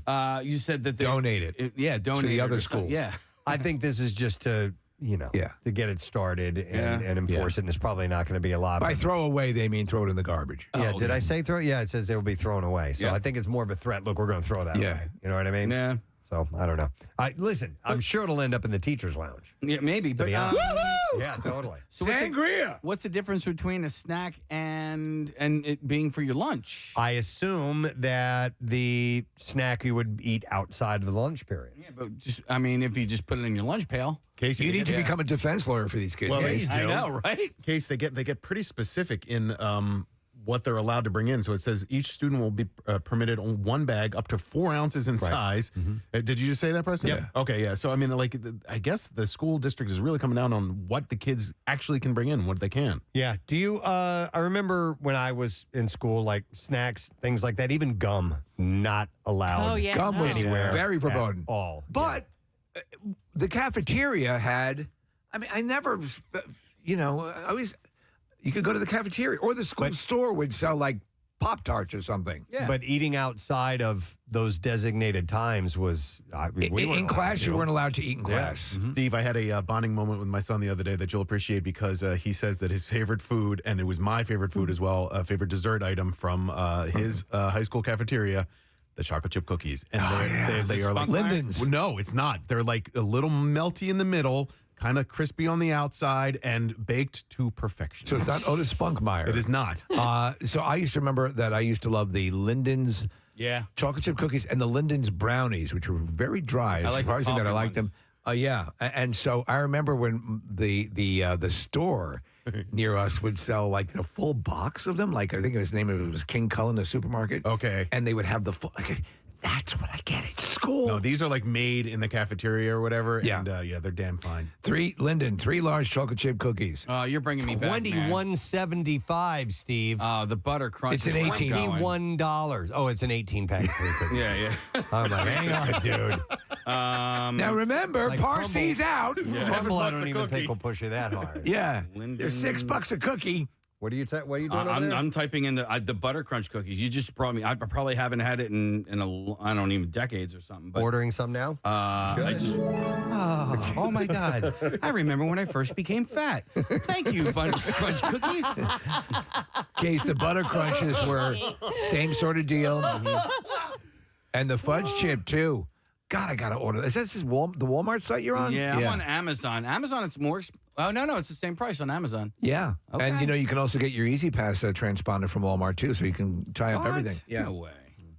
All right, anyhow, we're done with that story. Somebody said, Okay. wait, Saturday, I said, going back to the City Winery thing, it said Saturday the 14th. Somebody says the Saturday is the 16th. Well, the 16th is the new 14th. That's what it is. Wait, I'm going to check this press release.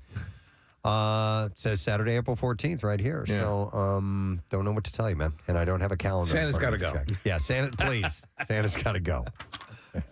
That is. Can I have that? Santa's got to go. Thank you very much. All right, let's see what else we have. Casey's wrangling all the sounds here. And I'm also ordering butter crunch Oh, cookies. I'm sorry. Yes, sorry, man. Come on. Case, order me some chocolate chips while you're on it. I'll pay you back. All right, we'll stick with the dessert for a moment, okay?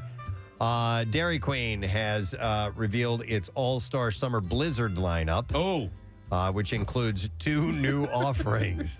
The Oreo Dirt Pie Blizzard. You can't eat dirt. And the Caramel Fudge Cheesecake Blizzard. That one sounds fun. Do you ever notice this? So there's one right up about 2 miles from my house, a Dairy Queen, and my wife will occasionally want, the Blizzard.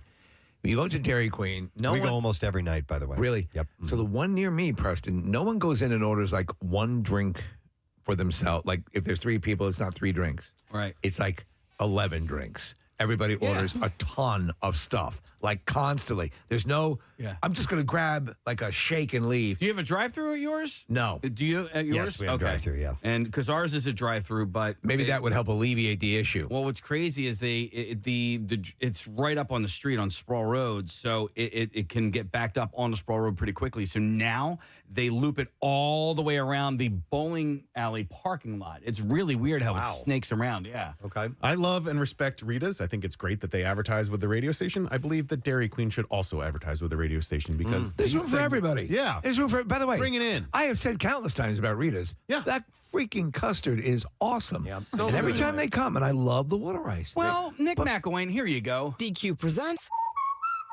Picture this. Well, There you They're go. advertising with us. There you go. There you go. You know what a great way to advertise is samples. Rita's always brings by samples. Peanut butter blizzards. You know, we also like prostitutes.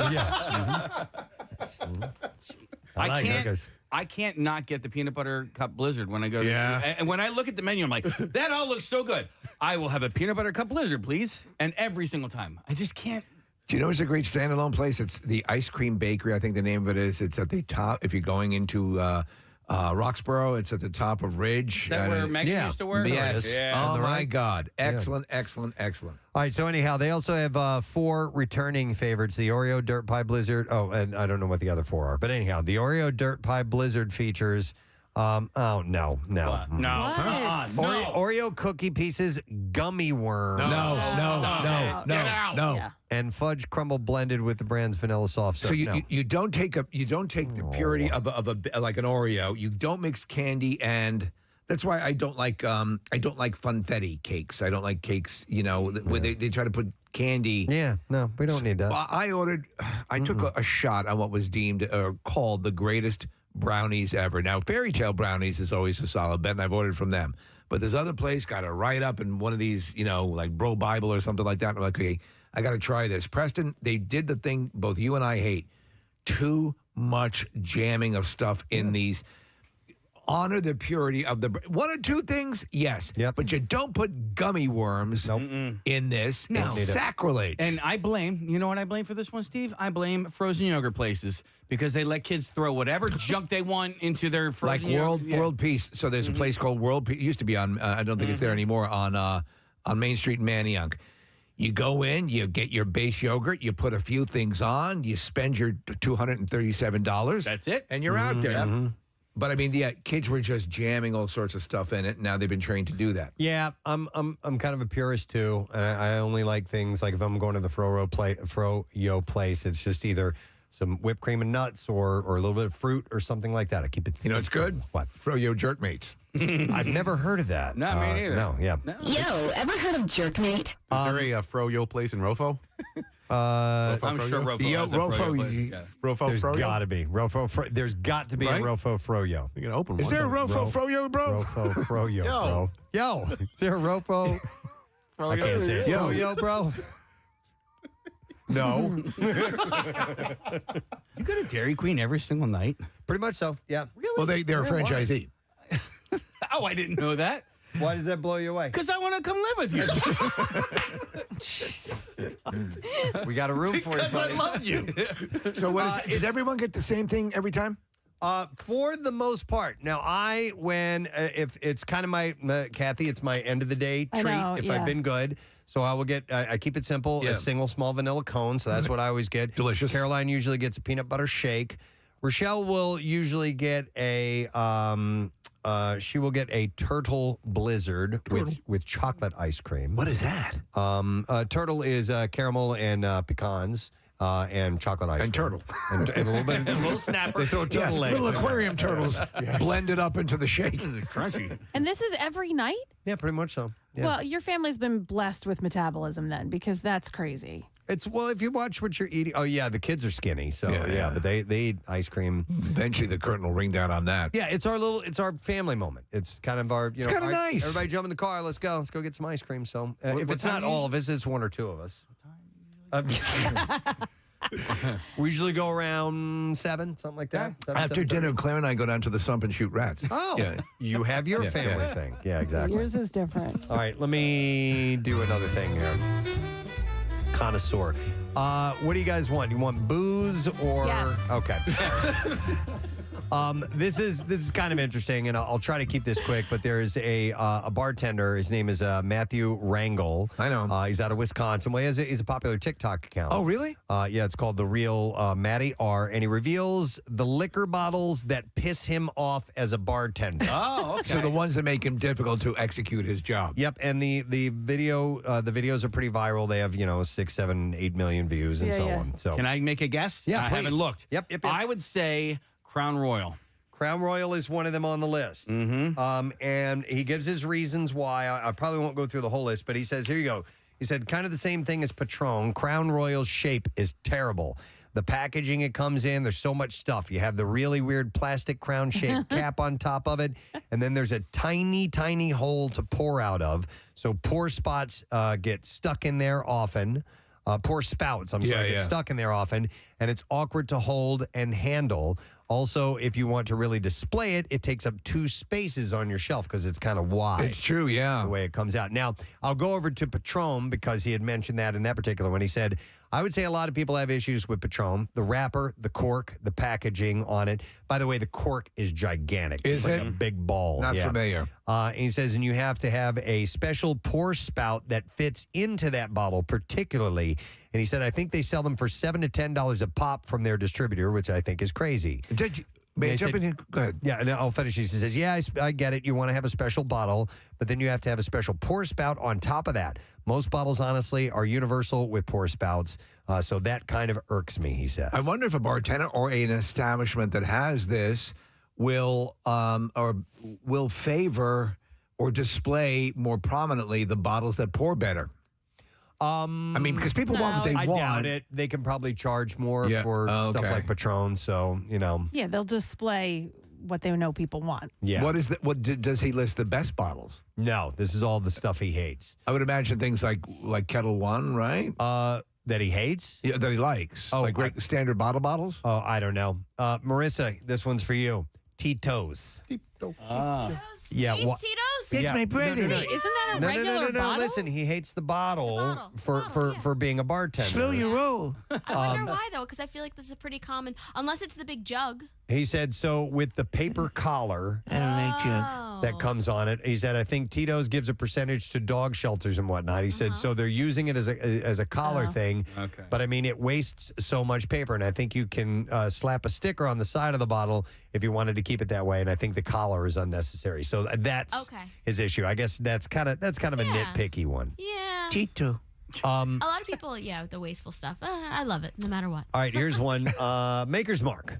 I'm a Maker's Mark drinker. Are you? Yeah. Yep. I like Maker's 46 better than the regular Maker's, but That's an odd bottle, too. yeah, it's a little odd. So the Maker's Mark's, he says the Maker's Mark's wax is super annoying. It's not super problematic, but when you have the wax there and then you take off the cap, it's a tiny cap. It is once you take that off. And then you have a thick amount of wax on there and it's never consistent. Also, the long neck and the fat square bottle of the Maker's Mark make it really weird and awkward to hold and pour. So the wax is an extra seal, basically, right? The wax is just a signature look. Right. And that's mainly it. I've actually been to the distillery and I hand dipped my own bottle into the wax. That's there. pretty It's cool. One of the bottles that I have an issue with is one of my favorite bourbons, which is Knob Creek, and it's got a thick wax seal on it as well. And when you undo it, the cap that it covers is really tiny, and there's still this big, thick wax underneath it, and you have to. It's really hard to get the top off. So they have to de-blob their wax. They should de-blob their wax. I think that's a good call, Steve. Let's see what else here. This one he says Bailey's, Rumchata, Hendrix, and all the non-transparent bottles. He said any bottle that isn't transparent, like Bailey's, Rumchata, Hendrix, it's a pain in the ass to try and figure out how much you have left in the bottle. I never know if I have any Baileys left in the fridge. Yeah. For that very reason. He said especially those ones, they weigh a decent amount, so you can't really feel it out, and you would have to get a scale to weigh it out. And some bars actually do that with scales for non-transparent bottles. Most of these distillers, I'm assuming they buy their bottles from another company that they're not unless that's part of the deal. It seemed absurd for them to be making their own bottles. Yeah, I doubt they make their own bottles. They have bottling facilities, but that's just taking putting the product into the bottle, I would imagine. Bottle folk. A local place that I love, Resurgent, they make it's a Brandywine distillery. Their gin bottles are really cool. I like Statesides. I like a nice bottle. Statesides bottles are really cool. They got that cork that comes out and you plug it back in. Yeah. Kind of like Grolsch beer Yeah. has on that. And I like Tanqueray 10 has this really cool looking bottle. We have a number of great places in the area. Yes. Yeah. So what was I always ask you when you bring this subject up, but it was a hologram on a bottle of booze that you had. 19 Crimes. That's it. Oh, yeah. Right, it was a wine, and if you had the app, you could hold the your phone's camera up to it, and it has a picture of a person on there, and it animates. It comes to life. It's pretty cool. Pretty awesome. A local distiller called Larceny has a really cool looking bottle. It's almost like a keyhole shape. Ooh. Which is kind of cool because larceny, a crime. Right. Keyhole, a jail cell. It's kind of cool. How are your Tom Cruise cocktail skills? Flipping the bottle and stuff? Yeah. I don't do that. Yeah. You could lose you could waste some booze. So I'm not going to do that. Not wasting any of that. Yeah, here's a picture of the larceny bottle. Isn't That's that cool? That is cool. Yeah. So let me get one more on here. He says, no. No, same sub topic, and then we're gonna move on. Yeah, just nip alcohol. The 1800 bottle. He said the shape is it's like a triangle. He's like, it's like a tall pyramid, really weird and awkward to hold and handle. He said, I don't want to hold a bottle with two hands and try and pour it in the cap. He said, I know in the past, the cap used to have a cool feature where you could pour a shot inside of the cap, flip it back over, and then take the cap off, and that would be an ounce. And now it's just a really, really, really, really fat bottle top for no reason. Do you know anyone that sips tequila? I mean, I like tequila in a margarita. But I don't have any friends that are tequila sippers. No, I do. Yeah. I have a couple of friends that will just drink tequila on the rocks. One who collects these unique bottles and They're really cool. good tequilas. I mean, went over to like Cuba and came home with, I don't know, some crazy stuff from over there as well. Is wine your main thing, Kathy? Or will you venture out into these spirits? Oh yeah, no, I like tequila. Tequila's my drink. And Our buddy Mark Wahlberg has a tequila. yes, I know you said that. It's called Flecha Azul. I think you said that after he left, and I was Yep. like, oh damn it. Yeah, he was talking messed about a about it. priest in a movie, so I figured bringing booze up at the particular was time not a good idea. Yeah. Now he's even more perfect. He can give you the booze, and you love him. But Steve, I haven't yet gotten to tequila on the rocks and sipping it. Okay. Not quite. I haven't found one that I Is that smooth? that I love that much. I do want to try the one. Who was it? I think it was someone's daughter had a bachelorette party, and there was a bottle of tequila on their private plane on each seat. It was. Who was it? Oh, it was. We were commenting on Was it the Paul McCartney? extravagance. No. It was. They had an incredible gift bag for everyone who went on this bachelorette party. Right, and each girl got this bottle of tequila, and it's each bottle is unique and it's hand painted. Who the hell was it? I forget who it was. It was about 5 months ago. And I know the bottle you're talking about. I have one, and I forgot the brand Is it of good? Like I know it's expensive. I've but never opened it because the bottle's so cool. And so you want to bring it in sometime? Yeah, I'll drink Okay, it and I'll all give you the right. bottle. Appreciate it. Yeah, it is very good. It's sitting there not doing anything, so I may as well have somebody drink it. All right, that's all we have time for. We are done closing up shop. Restaurants closed, folks. Thanks for stopping in. Oh, wait a minute. Who was it? Paulina Gretzky. It was Paulina Gretzky. We're looking at a picture of it, Kathy. Yeah, that's the bottle that I have. Yep, yeah, that's they're really it. cool. Is that Dustin Johnson's wife? The Yes, golfer? yes, it is. Yeah. Wayne's hot daughter? Yep. Yeah. Yep. You Holy are correct. Yep. All right. We're done with the connoisseur, and we are going to take a break and come back in a second, but we're not done giving stuff away because we do have MMR's concert cash coming up, but I also have a few other things to give away. I'm going to give away these. I have a $50 Visa gift card and a grand prize that you'll be qualified for if you are callers number, 14, 15, and 16. Good numbers. But you'll get a $50 Visa gift card, and you're qualified for the grand prize, a family of 4-pack of platinum bands from the Funplex in Mount Laurel, and that includes unlimited indoor rides, 1 hour of bowling with shoe rental, and more. And it's in conjunction with Cheaper by the Dozen, this Disney film. I have to check this place out. Have you been there, Kathy? No. Oh, it sounds cool. Now streaming on Disney Plus, rated PG, and we'll take those callers 15, 16, 17, 215-263 WMMR. We'll come back in a moment. B-File, our buddy Marcus in the Darkness is stopping by to talk about the ACS Bike-a-thon, which is coming up. We'll be right back. I love that. All right, I'm sorry, Pierre. Take two. Try that again, Enya. Sorry. That's rock and roll. That's Orinoco Flow. I like the first one better. One more time. We're going to have to go again. I love that. And they're in the booth telling her she's got... And you can say that again. In the land of peace. Oh, my God. Let's do that again, Enya. You don't want to leave it in? I just coughed up a manatee. God. Someday yodeling's going to come back. It will be. It's all rock and roll. Yeah. It is. Yeah. Yodeling is rock and roll. Except for Rupert Holmes, who is the biggest cancer in music. A tumor that needs to be excised. I I wish him unending misery. Where did he go? He's on the floor. You killed him. I'm so Whatever you're surprised he into. hates it. I don't hate. I don't love it. I don't embrace it. Country rock, except for Rupert Holmes, who stinks so badly. He taints everything he touches. Like a plague he is on music. There goes my peace and love. Yeah, what do you mean you don't hate? You just tore him apart. I take it all back. By the way, somebody texted and said I would listen to an entire show of Steve doing cough takes of famous songs.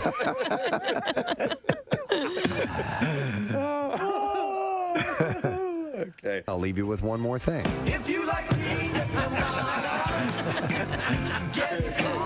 Rage on and have a great day, gang. We'll see you tomorrow. Bye-bye. Please welcome the one and only Mr. Mickey Hart. Yay! All right. Morning, okay. Wow, I love the way you did that. Well, thank you. I love the way you're that was really great. You had rhythm. You had rhythm. See? Thank you. You know, Who could ask for anything more? let's get right into that. I love that you love rhythm so much. It's a huge part of your life. It's everything. Yeah, yeah. It's not melody and it's not harmony, but it certainly is rhythm. You were exposed to percussive instruments and rhythm early on. Your dad was well known and well respected. And I wouldn't go that far. He was a musician? He was a musician? Okay. I wouldn't go that far. Oh, really?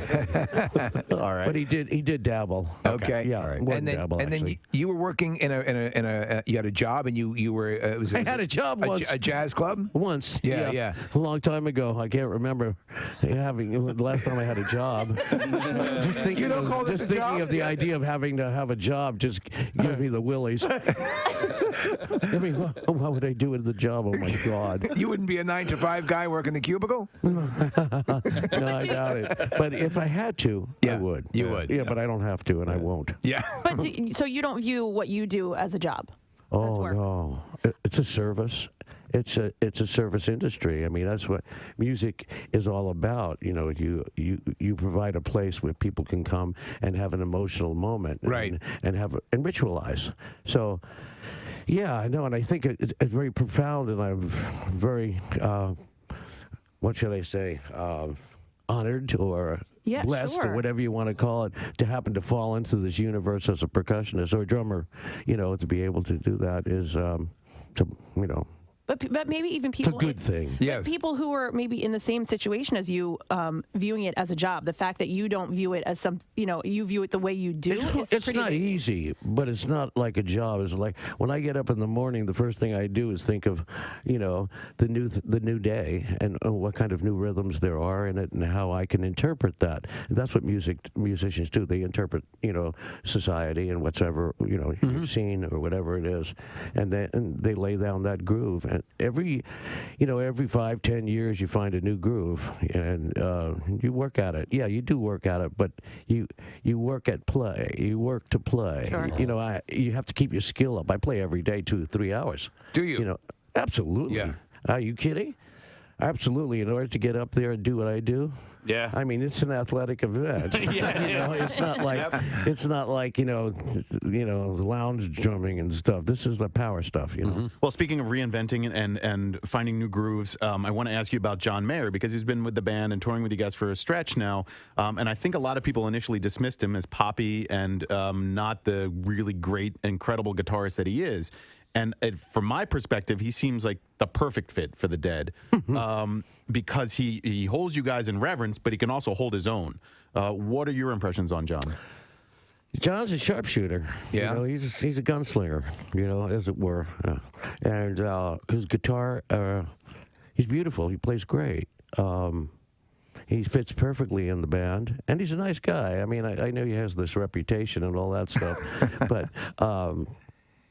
I've never had a moment of weirdness with him. He's just a very pleasant person to be around, and he plays his ass off. Before he was a star, he played in the conference room down the hall in these offices.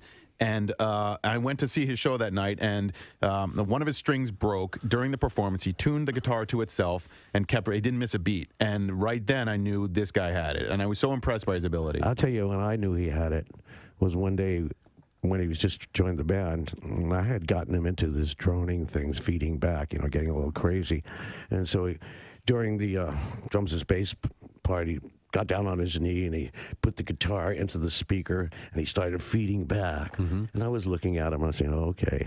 So I walked around to the front of the speakers, sat down right next to him, and I had on one hand I had what do you call it, lighter fluid. Yeah. And the other hand I had a Bic.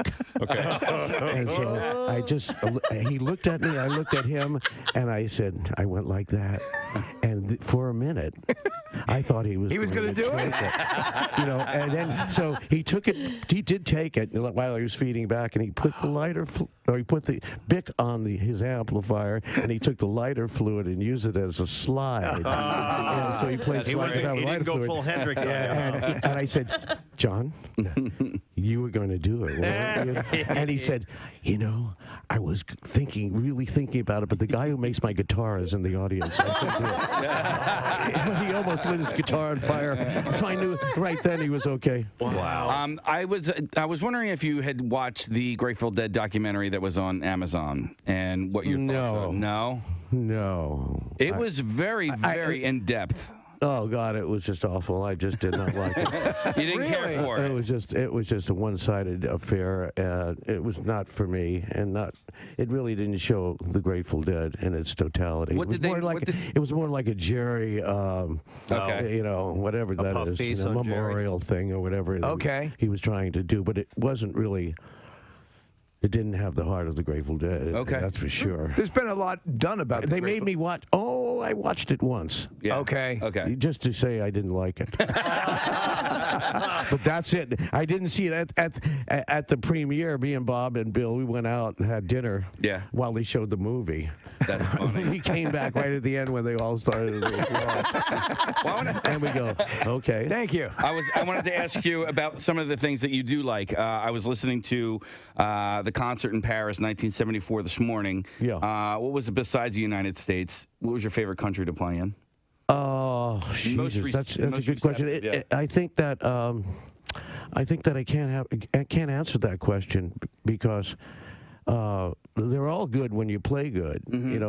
Every country is the same. Yeah. If the music is played well and we have a great time, France is great, England's great, Germany, it's all good if we play well. If we don't play well, the city sucks. This place, we blame it on the city. Blame it on the city. Of course, Franklin Port. I also, as a fan, there's an ebb and flow to the way I listen to your music, and so recently I flowed back to. I guess I ebbed back to.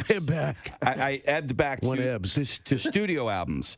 Do you? I don't know if you ever listen to your own music. No. But do you have a favorite studio album? Yeah, I would have to say it would be, it was half studio and half live. It was called Anthem of the Sun. I think it was our second record, back 3,000 years ago. Yeah. And that was probably my favorite. American Beauty, Working Man's Dead. They were nice, fuzzy, warm. See, my first album I ever bought was Mars Hotel, so I automatically go back to that one. And Unbroken Chain. And we were never very good in the studio. We never could cage the animal in the studio. When did you realize that? It seemed to be early on. Yeah, well, we thought we could make. No one knew how to make a record. But I mean, we didn't know how to make anything. We were just musicians at the time, and we weren't really savvy on the studio. No one had a studio. Right now, I have a studio. Everybody has a studio. So we just weren't producible. There was too much anarchy. In the band. Too many people wanting to do. They had strong opinions of it. So, and we never really liked it in the studio, the four walls. It was too captivating. We were like a captive in the studio. And we never really made a great record. You guys had a pop explosion in the late 80s when you hit with Touch of Grey and Hell in a Bucket, In the Dark. Was that fun? We're going to do the Bizarre File, and then we're going to chat with a friend here. WMMR presents Preston and Steve's Bizarre File. Brought to you this morning by Mulch Works of Aston. They offer the highest quality mulch and topsoil that's manufactured on site. Delivery or pickup for residential and commercial markets. Visit mulchthis.com. This will start with something in our state. A group of deer were caught on camera running past the entrance of a sporting goods store in Pennsylvania recently before jumping into the window of a diner and bouncing off the glass. Oh, man. The video was captured by a witness at the North Hanover Mall and shows the 5 deer running past the entrance of the Dick's Sporting Goods store before crossing the parking lot to the nearby Starlight Diner. And the video then shows the creatures running straight into the diner's large window, but they would just bounce right off of the glass. And they didn't break it and continued running on. So I guess it could have been worse. Well, was there an early bird special? Maybe that's why they were there. I'm not really sure. But they run and they slam into it. It's 2 o'clock and it's 2 o'clock. And bounce right up. But they are hauling ass through this parking lot. They've got to feel so out of place running across asphalt like that. You're so stupid. Yeah, I can't believe it. All right. How about this? A woman took to Reddit's Am I the A-hole page in a search for advice. And in her post, she explains that her husband's beloved grandpa, named Theodore, recently passed away. And she writes in part, "My husband is devastated, especially about the notion that his children will never meet their great-grandfather, who their father adored so much." She says her husband wants to name their unborn child after his grandfather, Theodore for a boy or Theodora for a girl. And she said, "It's not that I mind the name. The issue is that our last name is Bundy." Ted Bundy. So it would be Ted Bundy, one of America's most famous serial killers. And, of course, he confessed to 30 murders. Theodore Bundy. The woman writes that her husband sees no valid association between the name and the murder. But she notes, "I told him he needs to think about how we will be perceived, how our child will be treated, and the implications that name inherently carries." Literally had to spell out why that would be a horrible idea, and he still thinks I just hate his grandfather. Wow. Yeah. You should talk to his boss, Tone Strangler. Yeah. Is it maternal? Does it indicate maternal or paternal grandfather? Good question. Because if it was paternal, his name would be Ted Bundy too. Right? Yeah, I don't. It doesn't indicate, so I guess not. But anyhow, all of Reddit pretty much took the woman's side. Yeah, no, you can't skip stick over a kid with that name. Go with a middle name or Middle something like name. that if you want to. A driver in Peru did his best Fred Flintstone imitation, sans the bare feet. The unidentified driver was captured on video inside his rusted-out Volkswagen Beetle while motoring down a busy street in Peru by only using his feet. It's hilarious. And the viral footage was recorded by a TikTok user while waiting for a light to turn green. As the nearby vehicles rev their engines, the driver of the Beetle lowers his legs through a hole in the car and starts pedaling his feet down the left lane. You got to see this footage if you can find it. Yeah, it's pretty funny. Sounds like my dad. Right. Yeah, didn't you hook up a doorbell for your turn signal? No, the doorbell was I think it was my brake light. Okay. It was either brake light or reverse. I can't remember. Watch. Here's the footage of the feet underneath the car. Yep, you can see Oh him. my God. Mm-hmm. By the way, I was at the airport the other day. Right. And I saw something I hadn't seen in ages. I saw 2 guys trying to pop start a car. Oh, yeah. We used to do that all the Wait, time. what's that? So it's if you have a manual transmission Right. Oh, and the car's not starting push for it? whatever reason. Yeah, I saw a guy in the driver's seat where he was in the he had the driver's side door open. Yep, The other guy yep. was pushing from behind, and I'm like, wow, okay, maybe they're just getting off the side. No, dude jumped in the driver's side as they were going, and he tried to get it started, but they weren't getting enough speed. My friend had a Volkswagen, and every other week we were pop starting it. Yep. That reminds me of the Karate Kid because him and his mom have to pop start the car. Which I found interesting because I don't ever remember seeing a station wagon that was a manual transmission. You know what I mean? Yeah. I wonder if they made them or not. So anyway, of all the mistakes to make, it's a pretty rough one. A man named Jacques Paul recently took to TikTok to explain he spent hours carefully completing an application form for a digital marketing position. But after sending off his application, he realized that he had attached his STD results Oh my God! Stop. to the application instead of a cover letter. Well, that maybe a potential employer would like to know if you had gonorrhea. He also says that he realized that he could not retract the personal information without withdrawing his application, meaning that he'd have to explain his embarrassing mishap to the recruiter. He added that 72 hours later, he got a standard message from the company saying that they weren't proceeding with the application. Going in a different direction. And his video has racked up a bunch of views. All right, and then one last story. People who live near alligators know that they'll often try to find and eat anything that they can fit in their mouths. While this means people should be careful with small pets, it can also result in some pretty hilarious images. Sandra Raymond Harrison posted a photo on Facebook, and it's really funny. It shows an alligator carrying a football around in his mouth, and it was captured at the Big Cypress National Preserve in southern Florida earlier this month. Harrison spoke with local reporters and said she's worried about the animal's safety. She said, I know, isn't it funny? That's great. My concern is that somehow the football was wedged in such a way that the gator couldn't apply enough pressure to pop it. Gators have a ton of pressure in their mouth. And said the concern was also if the ball did pop, would it get lodged and kill the alligator? Right. It's not uncommon for Florida residents to see alligators carrying objects around in their mouth. That is pretty funny, This though. one's pretty funny. I think University of Florida will probably have a field day with Right. They got to do something with that. Yeah. All right. And there you go. That's what I have in the bizarre file. All right. We are doing. Oh, yeah. It's 10 o'clock. We got this. MMR's Concert Cash. Now, here's your concert cash keyword. All right. This word that's worth $500 and some tickets to the MMRBQ is promise. All right. The word again is promise. PROMISE. And you have until 15 minutes after the hour to enter it. There are 3 ways to do it.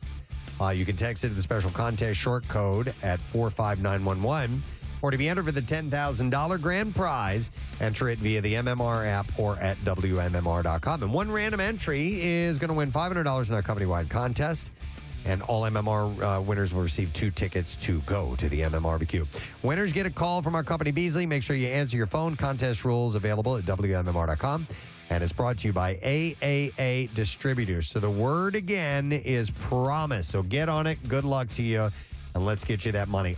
Ladies and gentlemen, please welcome to our studio a gentleman who certainly knows how to ride a bike. He's been doing it for a while now. And he is the captain of the Team Rock and Rollers, the ACS Bike-a-thon, Marcus in the Darkest. Yo, bud. What's going on? Nice to see you, man. Good to see you guys, too. It's nice to sit in the studio and see everybody in here. Right? It's been a while. Yeah. It really has. You and I were chatting briefly the other day. I saw you out here in the hallway about getting ready for the Bike-a-thon and all that stuff. Yeah, we've had some nice weather, so I've been outside a few times. Got almost 200 miles on my bike already, Oh, wow. which I'm That's great. excited about because it's been a few years since I've had that many early, and being able to get out now that my little guy's in kindergarten gives me flexibility to ride, and it's been great to be back on the bike again on a regular basis. Next week's going to be in the 70s. You're going to be gold. So to get in shape for the big event that you have coming up. I know. I'm going to do over 100 miles next week. It's going to be so nice. Probably ride in a few times. What's the longest you've ever done in one ride?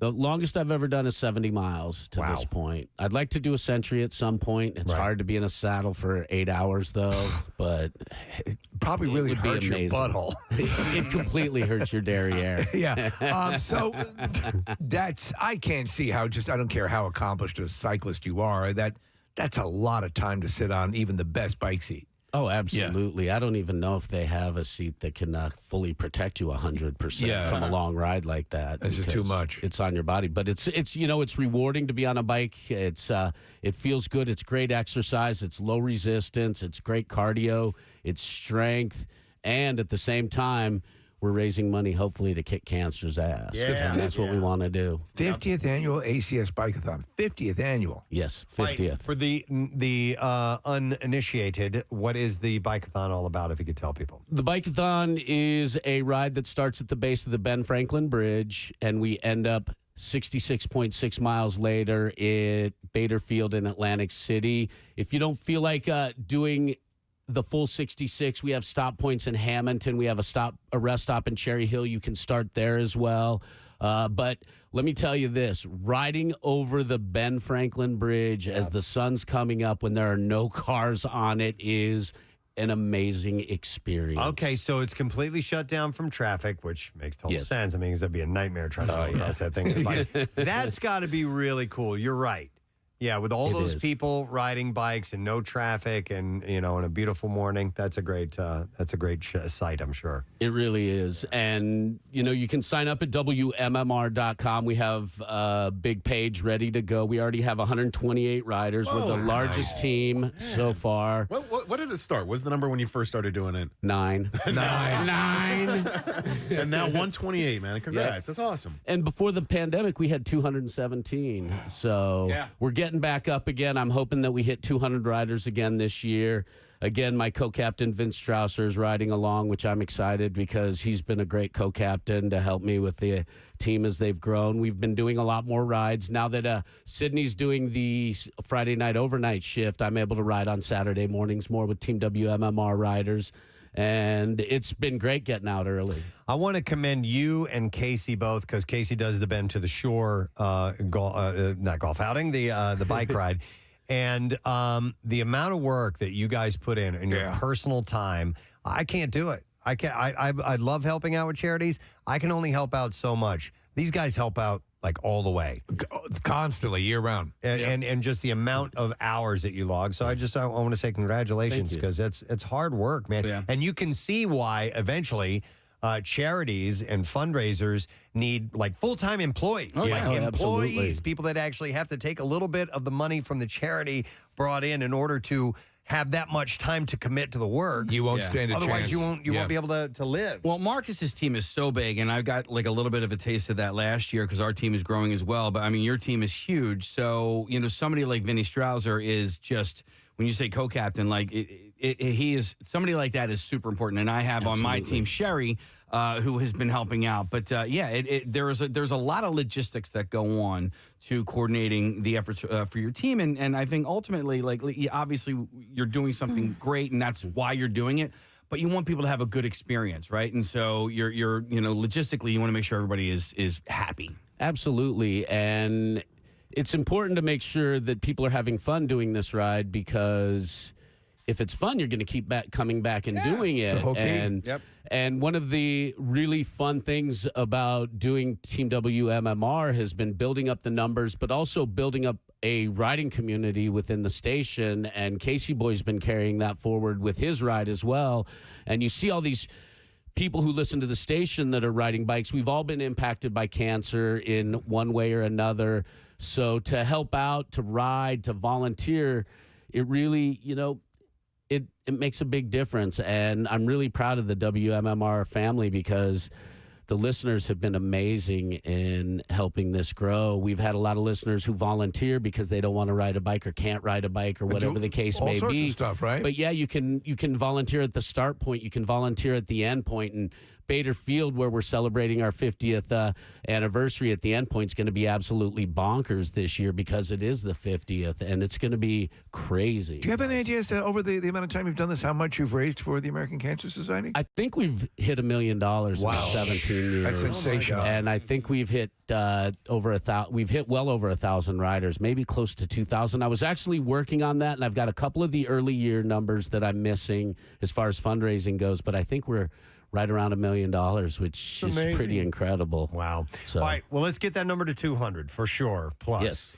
And easiest way to sign up is just go to the page at WMMR.com, right? Absolutely. And we have some amazing jerseys this year. We have socks if you want to ride by biker socks that have the MMR logo. We have winter gear. We have shorts. We have jerseys. All of that you can get at WMMR.com when you sign up.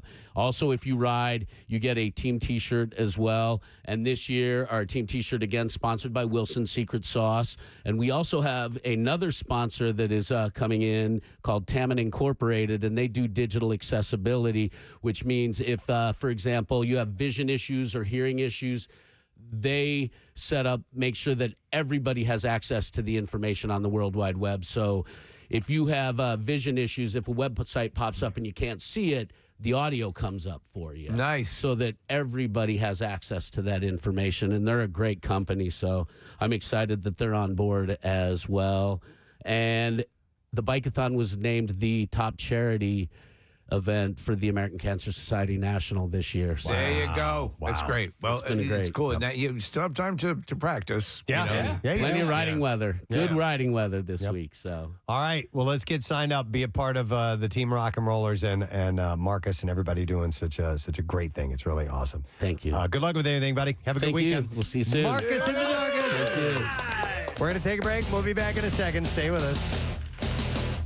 Preston and Steve on 93.3 WMMR. Turner, you always had legions of loyal fans, but here all of a sudden, boom, you had fresh music. And the tour was gigantic. Was it fun? Oh, yeah, it was fun, but it wasn't quite like that. Okay.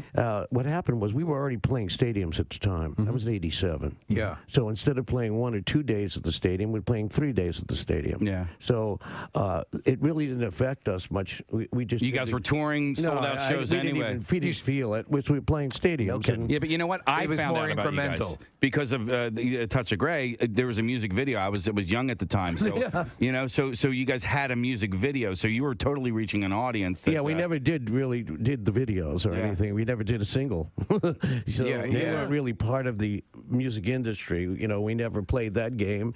And you know, if we lived by the single, we would die by the single. You know, if we didn't have a hit. That's interesting. Yeah. It's funny because I remember becoming aware of the Grateful Dead, you know, through the iconic artwork that was associated with the band. Yep. What's that about? What's that about? So that predates obviously videos, but still a visual medium brought me into the awareness of the music, which is very cool. Exactly. It mirrored the music. In the old days, how that started was these artists would come to the shows, and we were all getting high, you know, on psychoactive drugs, taking acid and whatever. And these were physical representations of what the music sounded like.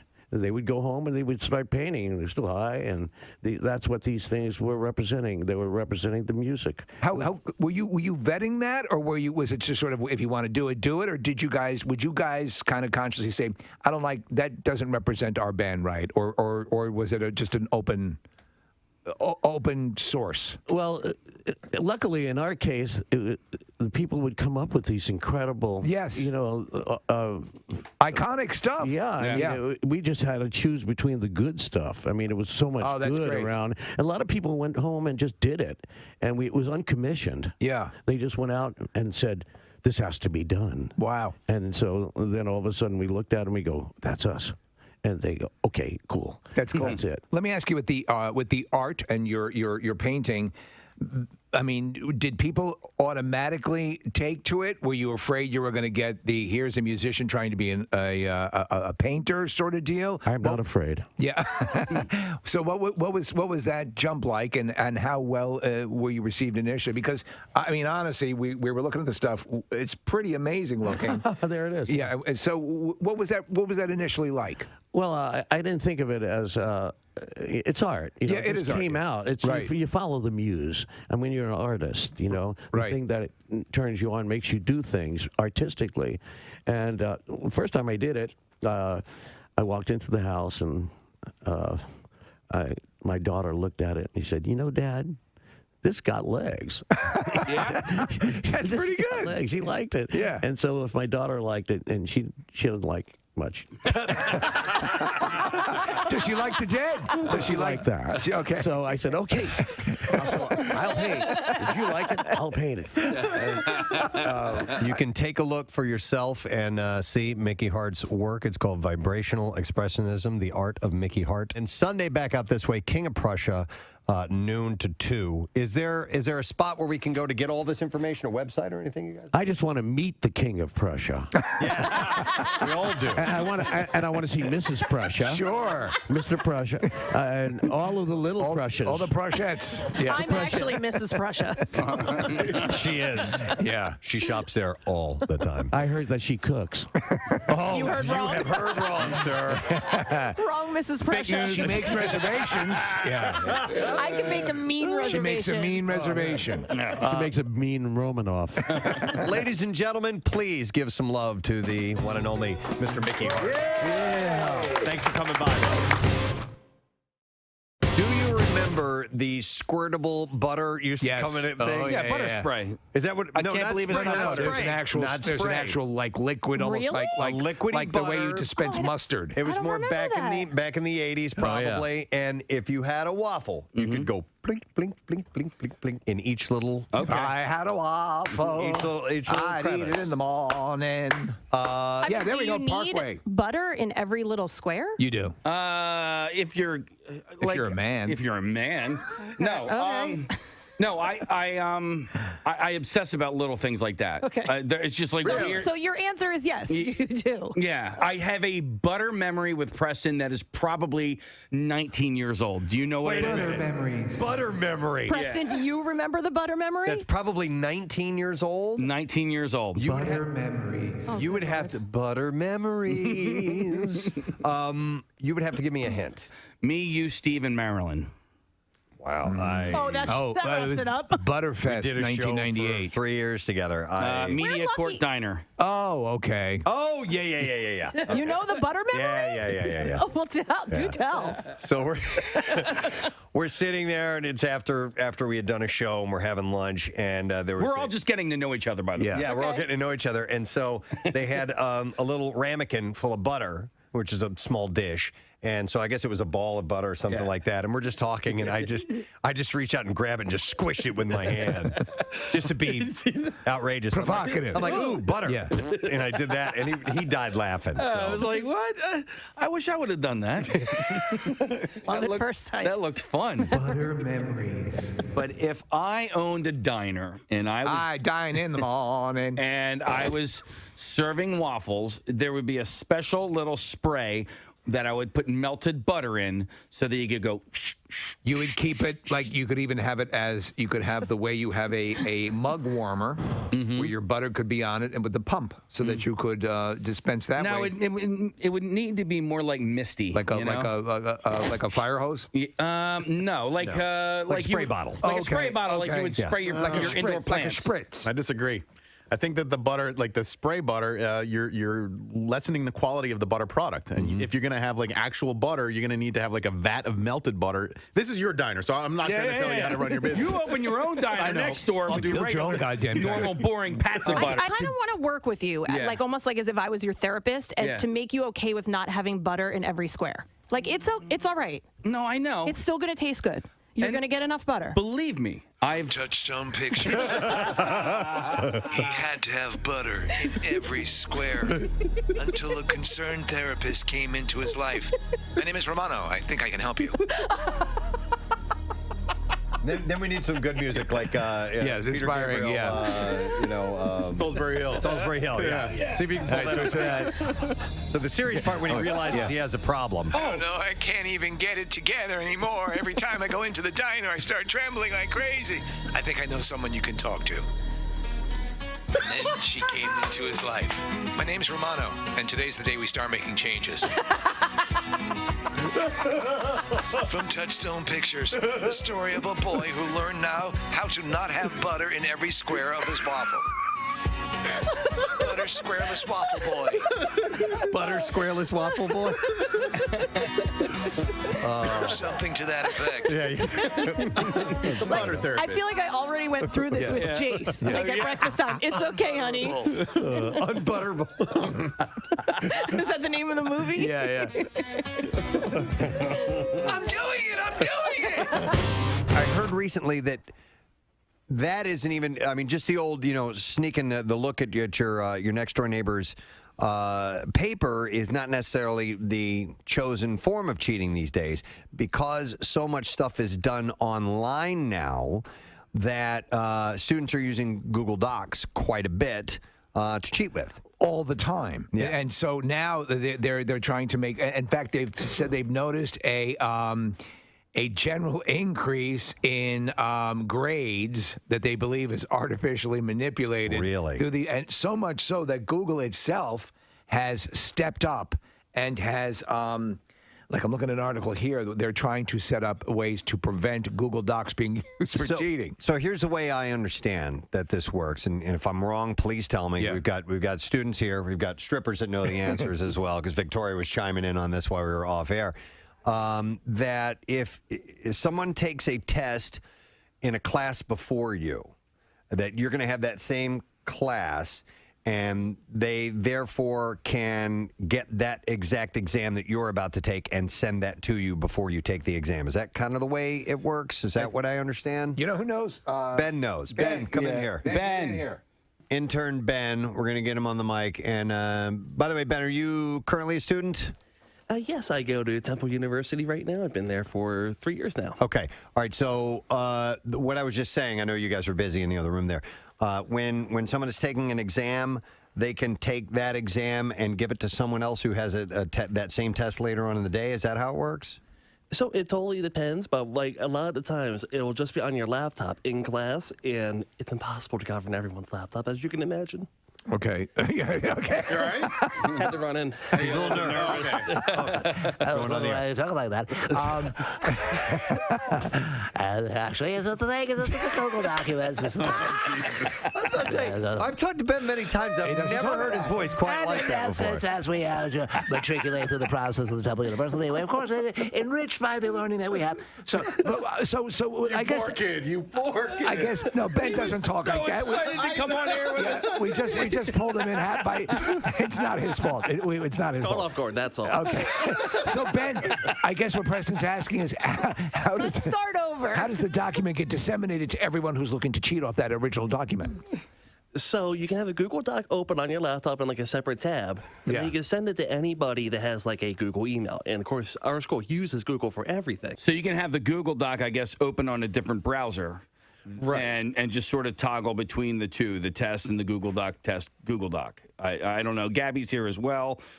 She's also a student. You know. What's your take on it? Yes. Stop it. I'm just kidding. Poor Ben. We pull him in while he's trying to do other work. So What's your take on it, Gabby? Yeah. So if you're in a group, just like in a group, when you're doing one of your assignments, you obviously have everybody's email. So you can set up this Google Doc where you can share everything that you do. So even if you're in one class earlier and you have a friend that's in the next class later in the day, you can just share that document with other people in other classes. Okay. And Victoria, were you the student? Did you do this or hear about this happening as well? Yes. Oh, why is your mic not on? I'm sorry. Go ahead. Yeah. Yes. So when I was in school, it was just super easy. Well, first of all, the website is pretty, like, once you get it down, it's super easy to use. And yes, sharing is so easy, and it's so easy to communicate on there amongst many people. Did anyone ever flow? I mean, because they're saying that it has had, and Google has actually had to step in to give teachers ways to fight this. Do you know anyone who's ever cheated using the system? Well, that's what I was going to ask. I would say. Actually, no, I'm not aware. Ben has something to say about the Apple Watches. Yes. So not about the Apple Watch, but I do have a story we can go into. Okay. Please do. So in high Make it a long school, one. I went to a tech school. So I was in computer programming, obviously. Right, yeah. Obviously. So, but we figured out a way to cheat on the learning guides, which is our little exercises to learn how to program, but the teacher caught wind of this. Yeah. So for a month, every student had to handwrite all their code. Oh, God. Because we were cheating, which is like Java and HTML. That's awful. That's crazy. That's all little symbols. We had to handwrite all of it. Then we had to type it up. And that was his way to prevent us from cheating. And I was pissed because I wasn't cheating. I was the one actually doing it right. Because This all is the other students outlandish. This is absolutely outlandish. I'm going to take you outside and kick your ass. Did you rat everybody out because you weren't What am cheating? I, a monk? This is ridiculous.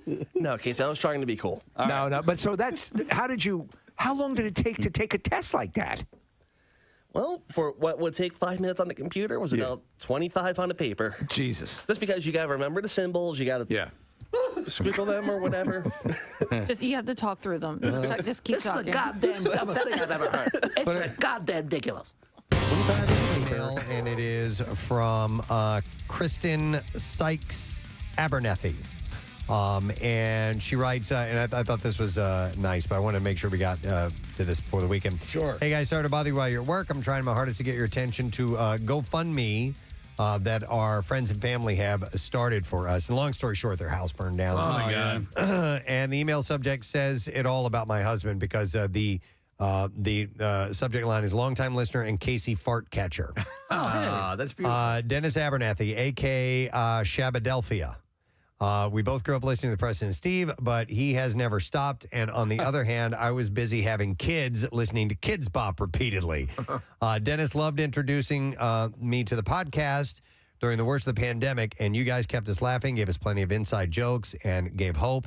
Every single day, I heard Preston and Steve as a conversation starter in my house. And my kids crack up at some of Steve's comments, and I've watched and admired Preston's drumming videos. I'm a beginning drummer and was amazed.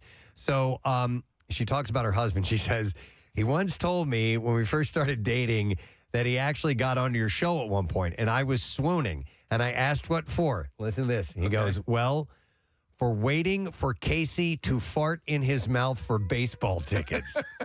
Does anyone remember this? I do not remember I do that. not remember that. It's quite possible, though. And she goes, maybe I shouldn't tell people that. And she says, yes, I'm still married to him and feeling a strong, odd connection with Casey now. But she says, currently we're now couch hopping with family and Airbnbs when financially possible with my 10 and 12-year-olds. So we've got the link on PrestonandSteve.com, the community page. If you would like to help these guys out, their house was in Doylestown. It was at 4647 Old Easton Road, and it burned down. And they say that they're going to find a place to live, but they can't refurnish everything. So their family has set up a GoFundMe account. They're huge Preston and Steve show listeners, so I thought we would post that and mention that. May I mention something not as serious as that, Preston? Sure. Again, just reminding people that Craig Legons and the Comic Book Gurus will be making their return to being a media pop culture comic book reporting unit this Sunday at the Fan Expo, the Philadelphia Convention Center, 1:45 on the creator stage. It is the return of the Comic Book Gurus, Craig Legons and Rockstar Rob, after almost 2 years. So if you're a fan, get down there, and whatever they record will actually, I believe, will be up on our website so you can see the whole thing. But be a part of it live and enjoy the excitement. Cool. That's awesome. And Casey? And by the way, those guys are awesome. Craig knows his stuff. So does Rob. Yeah. I want to give a quick little shout out and a thank you to a gentleman named Mark Milkey. Mark Milkey, he heard me talking last week or 2 weeks ago about how I can't find Tootsie Pop drops anymore. Well, he found them. There's a nostalgia candy section at his local grocery store. Cool. And so he sent them to me. He goes, I don't feel like this is a quid pro quo situation, but if you were so inclined, I'd love to get a shout out to my wife. She is a hardcore Preston and Steve fan, and she's definitely listening right now. And she will be delightfully disgusted that I asked for a juicy shout out for her on the radio. Her name is Tracy Milkey. So here you go, Tracy. That's for you. Excellent. And did you get them? I did. Do you want to try one? No, I'm I good. mean, not Thank right you. now, but Yeah. All right, lesson question time. We're going to give away a pair of tickets to see Brent Morin Saturday, April 16th at Punchline Philly. The question that we posed to you this morning is a Leonardopolis combines a T-Rex with which actor? 215-263 WMMR. A Leonardopolis combines a T-Rex with which actor? And we did that a little bit before 7 a.m. this morning. 215-263 WMMR. Call if you know the answer. The trash business is a gold mine. 93.3 WMMR with Preston and Steve's Hollywood Trash. Brought to you by Monster Jam. The big leagues of monster truck competition comes to Lincoln Financial Field April 16th. You can visit monsterjam.com for details. And what is going on this morning, Steve? Well, the reality show Shaws of Sunset has been canceled after 9 seasons on the air. Star Reza Farahan issued a statement saying, quote, for 9 seasons, we told a story that we pretty much told in just 1 season. Christina Hall, who stars in the series Christina on the Coast for HGTV, is getting a second series called Christina in the Country. The network also announced a potential third series for Hall called Christina Over There by the Wall. Yeah. Oh, my God. And finally, 38-year-old Scott Disick apparently has a new girlfriend, 26-year-old model Rebecca Donaldson. Not coincidentally, Donaldson has just signed a deal with Revlon to promote a new lotion that removes douchebags. No. That's your Hollywood Trash. All right, let's find out if you were listening earlier this morning, the lesson question. A Leonardopolis combines a T-Rex with what actor? And it is Nicole we are going to go to. Hi, Nicole. Hi, Preston. All right, so which actor is a T-Rex and creates a Leonardopolis? That's Leonardo DiCaprio. Very true. Yeah, nice job, Nicole. Hang on. We're going to give you a pair of tickets to see Brent Morin Saturday, April 16th, Punchline Philly. Tickets are on sale now for 5 shows with Brent Morin. Thursday, April 14th through Saturday, April 16th. PunchlinePhilly.com for details and info. Now, Preston and Steve's Music News on 93.3 WMMR. Brought to you this morning by Horizon. Time to make sure that your home's cooling and heating system is ready. So buy a new system only from Horizon and get up to $1,000 off. Book in seconds at horizonservices.com/EZBook. I only have one item today, but it's a really good. Well, this is a really good one. So today, Pink Floyd have released a new track called "Hey Hey Rise Up" in support of the people of Ukraine.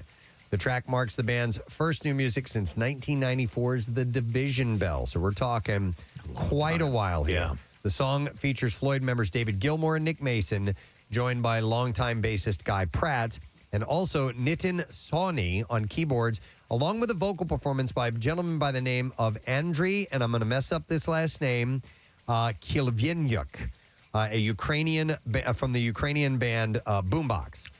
The track, recorded on March 30th, uses Andriy's vocals taken from his Instagram post of him singing in Kyiv in the Sofyaska, and I'm messing all these names up, square. I think you're getting damn close. So we have a little bit to play here for you, and let's check this out.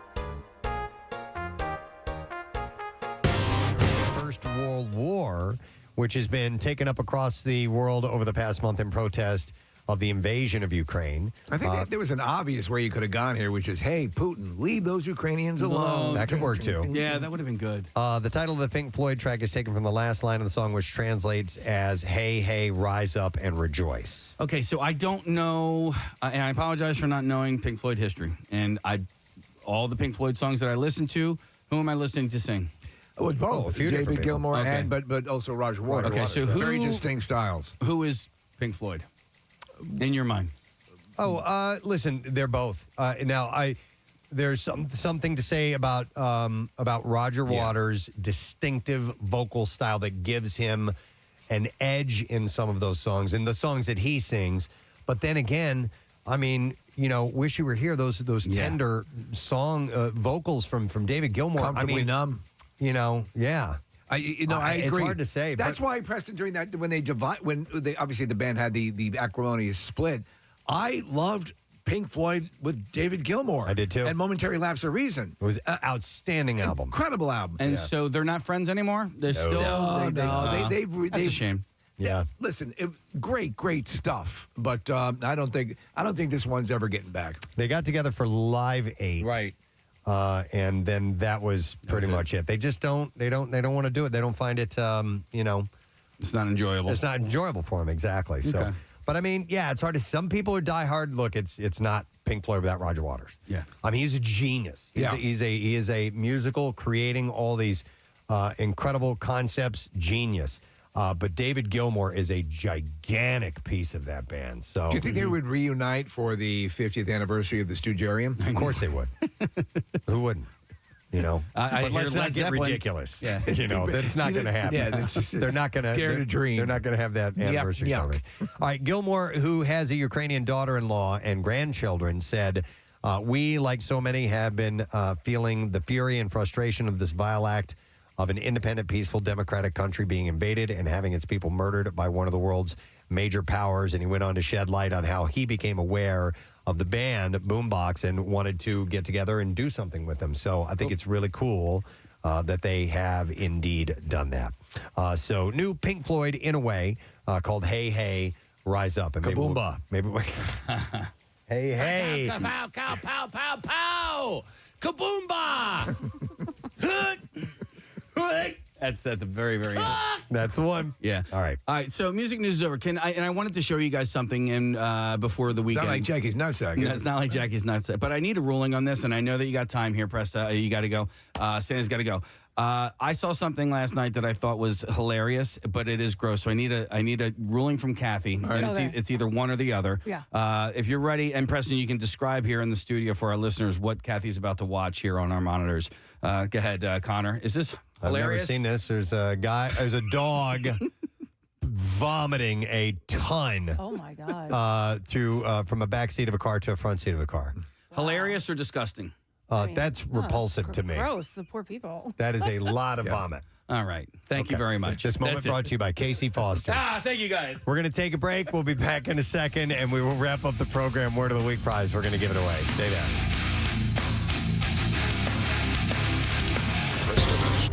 Writing code is in all symbols and intense stuff. It's Preston, get yourself together. I can't. Steve being outrageous Ben is killing me. Oh, this is an outrage. Preston, our dancer wants to chime in here as well. Oh, yes, Victoria. Yes. Yeah, don't forget about me. Okay. I'm anyways. sorry, Victoria. No, it's okay.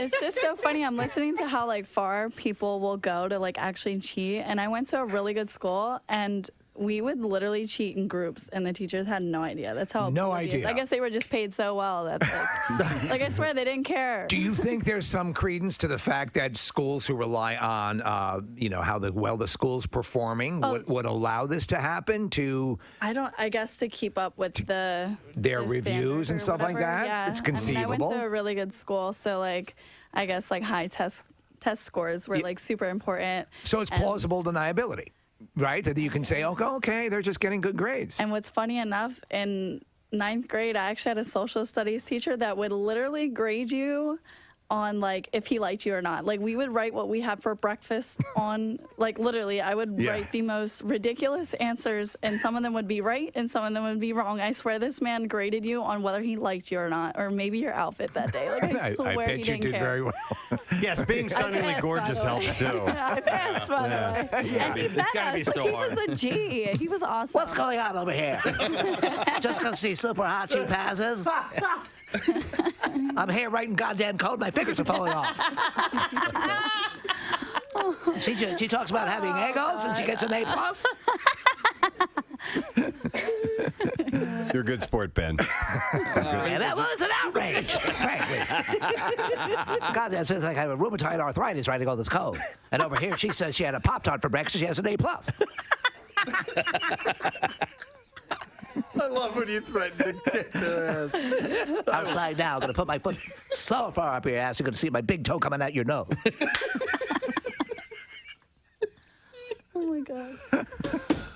All right, we have to wrap this up. Oh, we do? Okay, all right. No. Officials are working to contain a scabies outbreak. No. What the hell? This is at Radnor Middle School and no way. one student from Radnor Elementary School, yeah. Yep. Scabies. And at least 18 students were diagnosed with the infectious disease. Okay, what is scabies? It's a rash. Okay. Isn't that... Wait, okay. Scabies isn't crabs? Well, it is caused by a mite. A little creature. Okay. But they normally it's not visible to the naked eye. But it's not It's not crabs. It's not, okay. It's not like but crotch do you crabs. get it down there? You can. Yeah. Okay. Yeah. If so you're lucky. The scabies will burrow under the skin and lay eggs. Oh, God.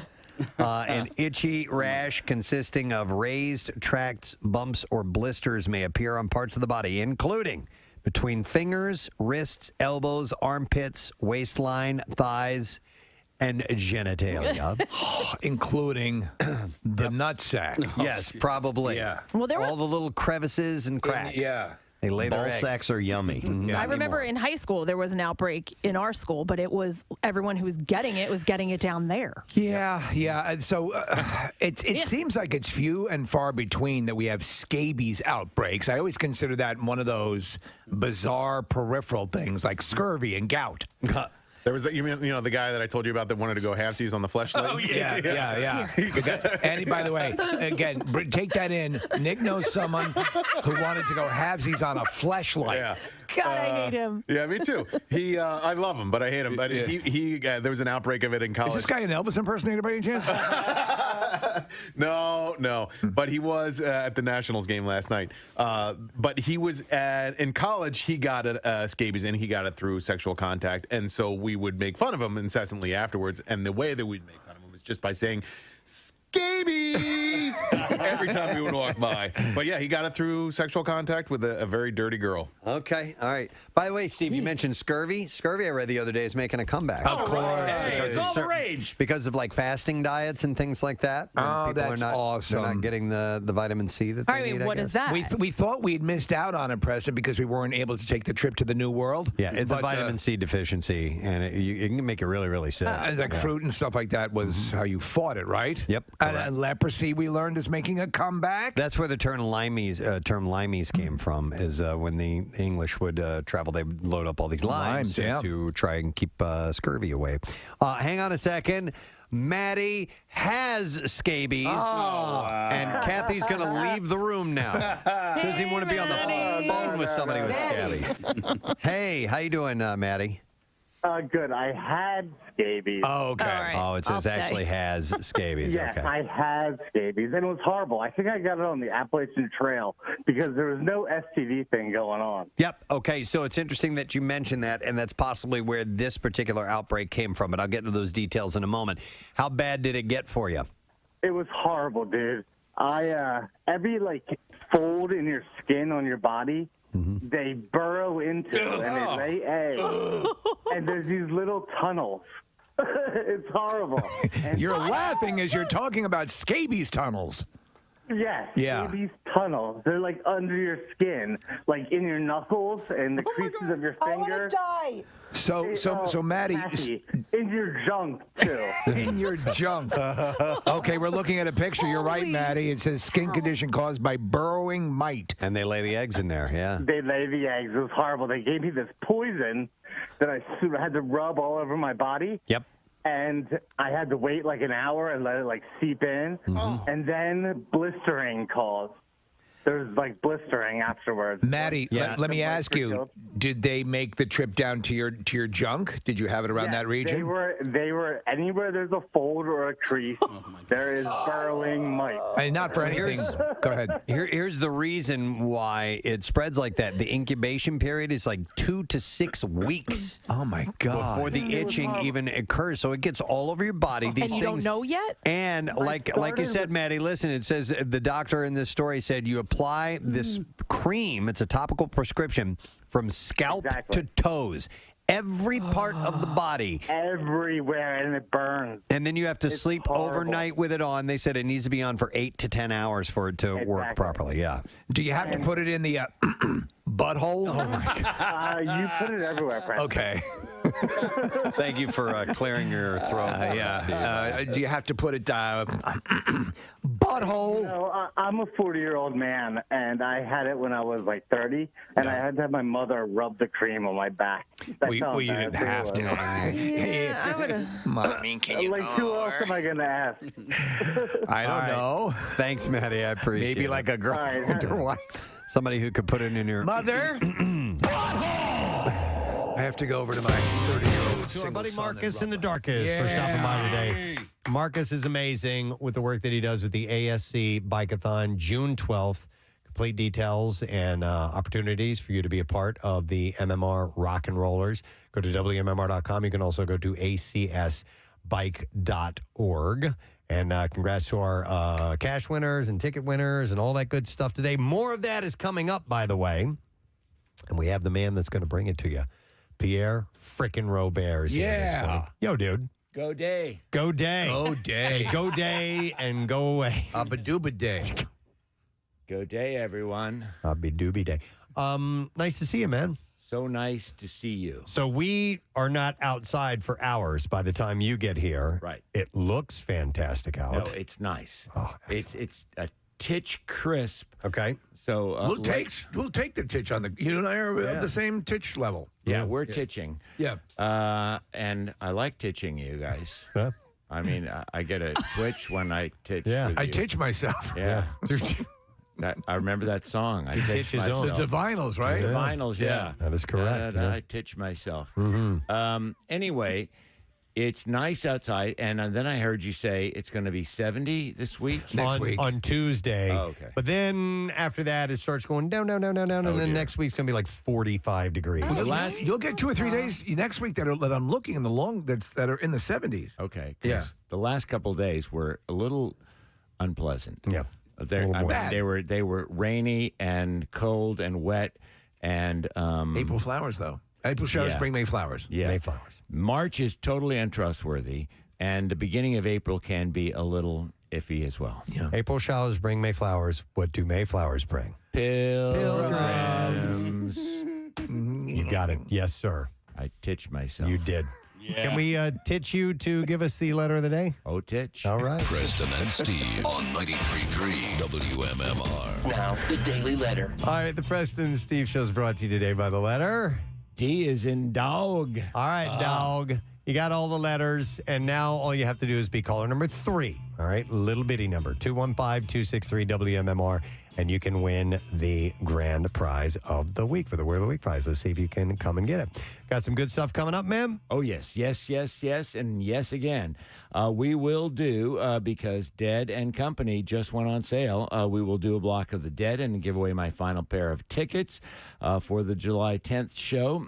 We also have concert cash at noon and 2 p.m. Nice. Possibly to give away, and then 4 and 6, and then 8 o'clock this evening, a block of Dorothy. We will get to Workforce Block of the Doors and the usual Friday Madness. I love it. Excellent. I've got something, if we have it, I think we have it, for our sweat set this morning that's going to be quite energetic. Ooh, cool. Like that. Yes, Casey. Hey, real quick, while we wait for our caller to get through, I want to do this for our sales assistant, Jen Kearney. Her boyfriend's stepmom, Andrea, is a longtime listener. She just loves the show, and her birthday is Wednesday, April 13th. So I don't know if I can get to this on the 13th. You want a shard? So I want to give her a shout out. Andrea Z and Bluebell, happy birthday on April 13th. There you go. Done deal. Give her All right. 4. We'll see. Quadraphonic. Let's see if we can get a winner. We're going to Tracy. Hello there, Tracy. Hi. All right, Tracy, we need to know what the word of the week is, if you know. BLOCD.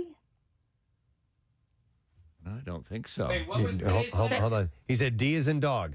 D, yes. What was the... Okay, I missed it. Well, Hey, hang on. we're gonna We're check checking this with out. the judges, Tracy.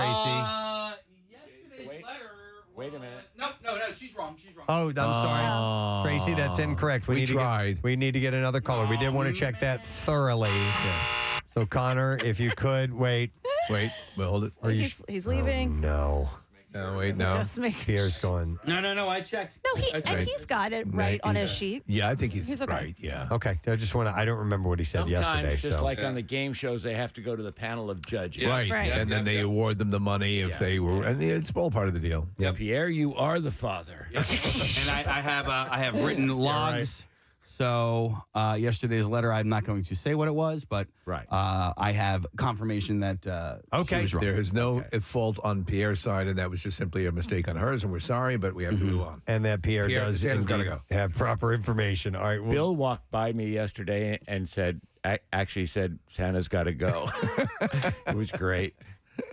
hang on. Well, hang on. What? Oh, no. Oh, God. Hold I on. didn't. Okay. Hold. It was D as in dog. Today is Okay. not the problem. Today's not the problem. It's beautiful, Kathy. It's yesterday. That's the problem. Do you mind if I crochet that and hang it over the fire? Today is not the problem. That's my new sign. Kid, Okay. you got it wrong. No. You got it wrong, Pierre. You got it wrong, You got it Pierre. wrong. You got it wrong. I Which got it means our initial caller needs to call back. She wins. Yeah. What? And we're gonna have to take care of that. You're gonna have to call back. We are gonna have your voice recorded. Yes. And we every call that comes in, we get a DNA sample. That's right. And so we have your sample. no. It's Yes. easy to compare the voices, and we'll be able to award the winner correctly. So every single caller that's calling in is saying what she said. Okay. Yeah. So on my sheet, it has another letter. That's wrong. And no, and on the board it has the letter that I have on the sheet, but Was it? No. No, it doesn't. No, it does not. It does not. It has the one that they've been saying. No. And yesterday's letter was C as in concert cash. Oh. Yeah. Yeah, that's all right. That's right. Yesterday's letter was C as in concert cash. But she got it right. The letter I have here on my sheet not that is an O. Is O as in blood. Which would have been Right. blood. The word would have been blood. So Amy was her name? Yeah, and I believe know it was. we also have that new phone that takes a picture of the person making the call. Yeah, we have that too. Can you help quickly? The problem was Producer? is looking at the board. The reflection was. It looked like an wrong. O. So this is totally my fault. Everything. All My good. fault. I'm Tut, sorry. tut. Honey pie, you just don't worry a hair on that pretty little head of yours. We'll get our winner, and she is going to get a pair of tickets and Never an happened before. autographed guitar and a room for the night is MMR Rock Steel Panther, the Res Erections Tour, Saturday, April 30th at Soundwaves at Hard Rock Hotel and Casino, Atlantic City. Tickets are on sale now via Ticketmaster, and you can click concerts at WMMR.com for complete details. All right, I want to thank our sponsors. The Preston and Steve Show has been brought to you today by Acme. You can get your free flu shot or COVID-19 booster at their pharmacy. Acme, fresh foods, local flavors. Also, Trinity Rehab. They can help you get rid of your pain. No prescription needed. Trinity-rehab.com. And also brought to you by Pella. Your journey to upgrade to Pella windows and doors is easy, and for a limited time, get 50% off installation. Call 877-98-PELLA or visit PellaPhilly.com. That's it. I can't stand no more. We're done. Nothing over. Rage on and have yourself a great weekend, and we'll see you later, gang. Bye-bye.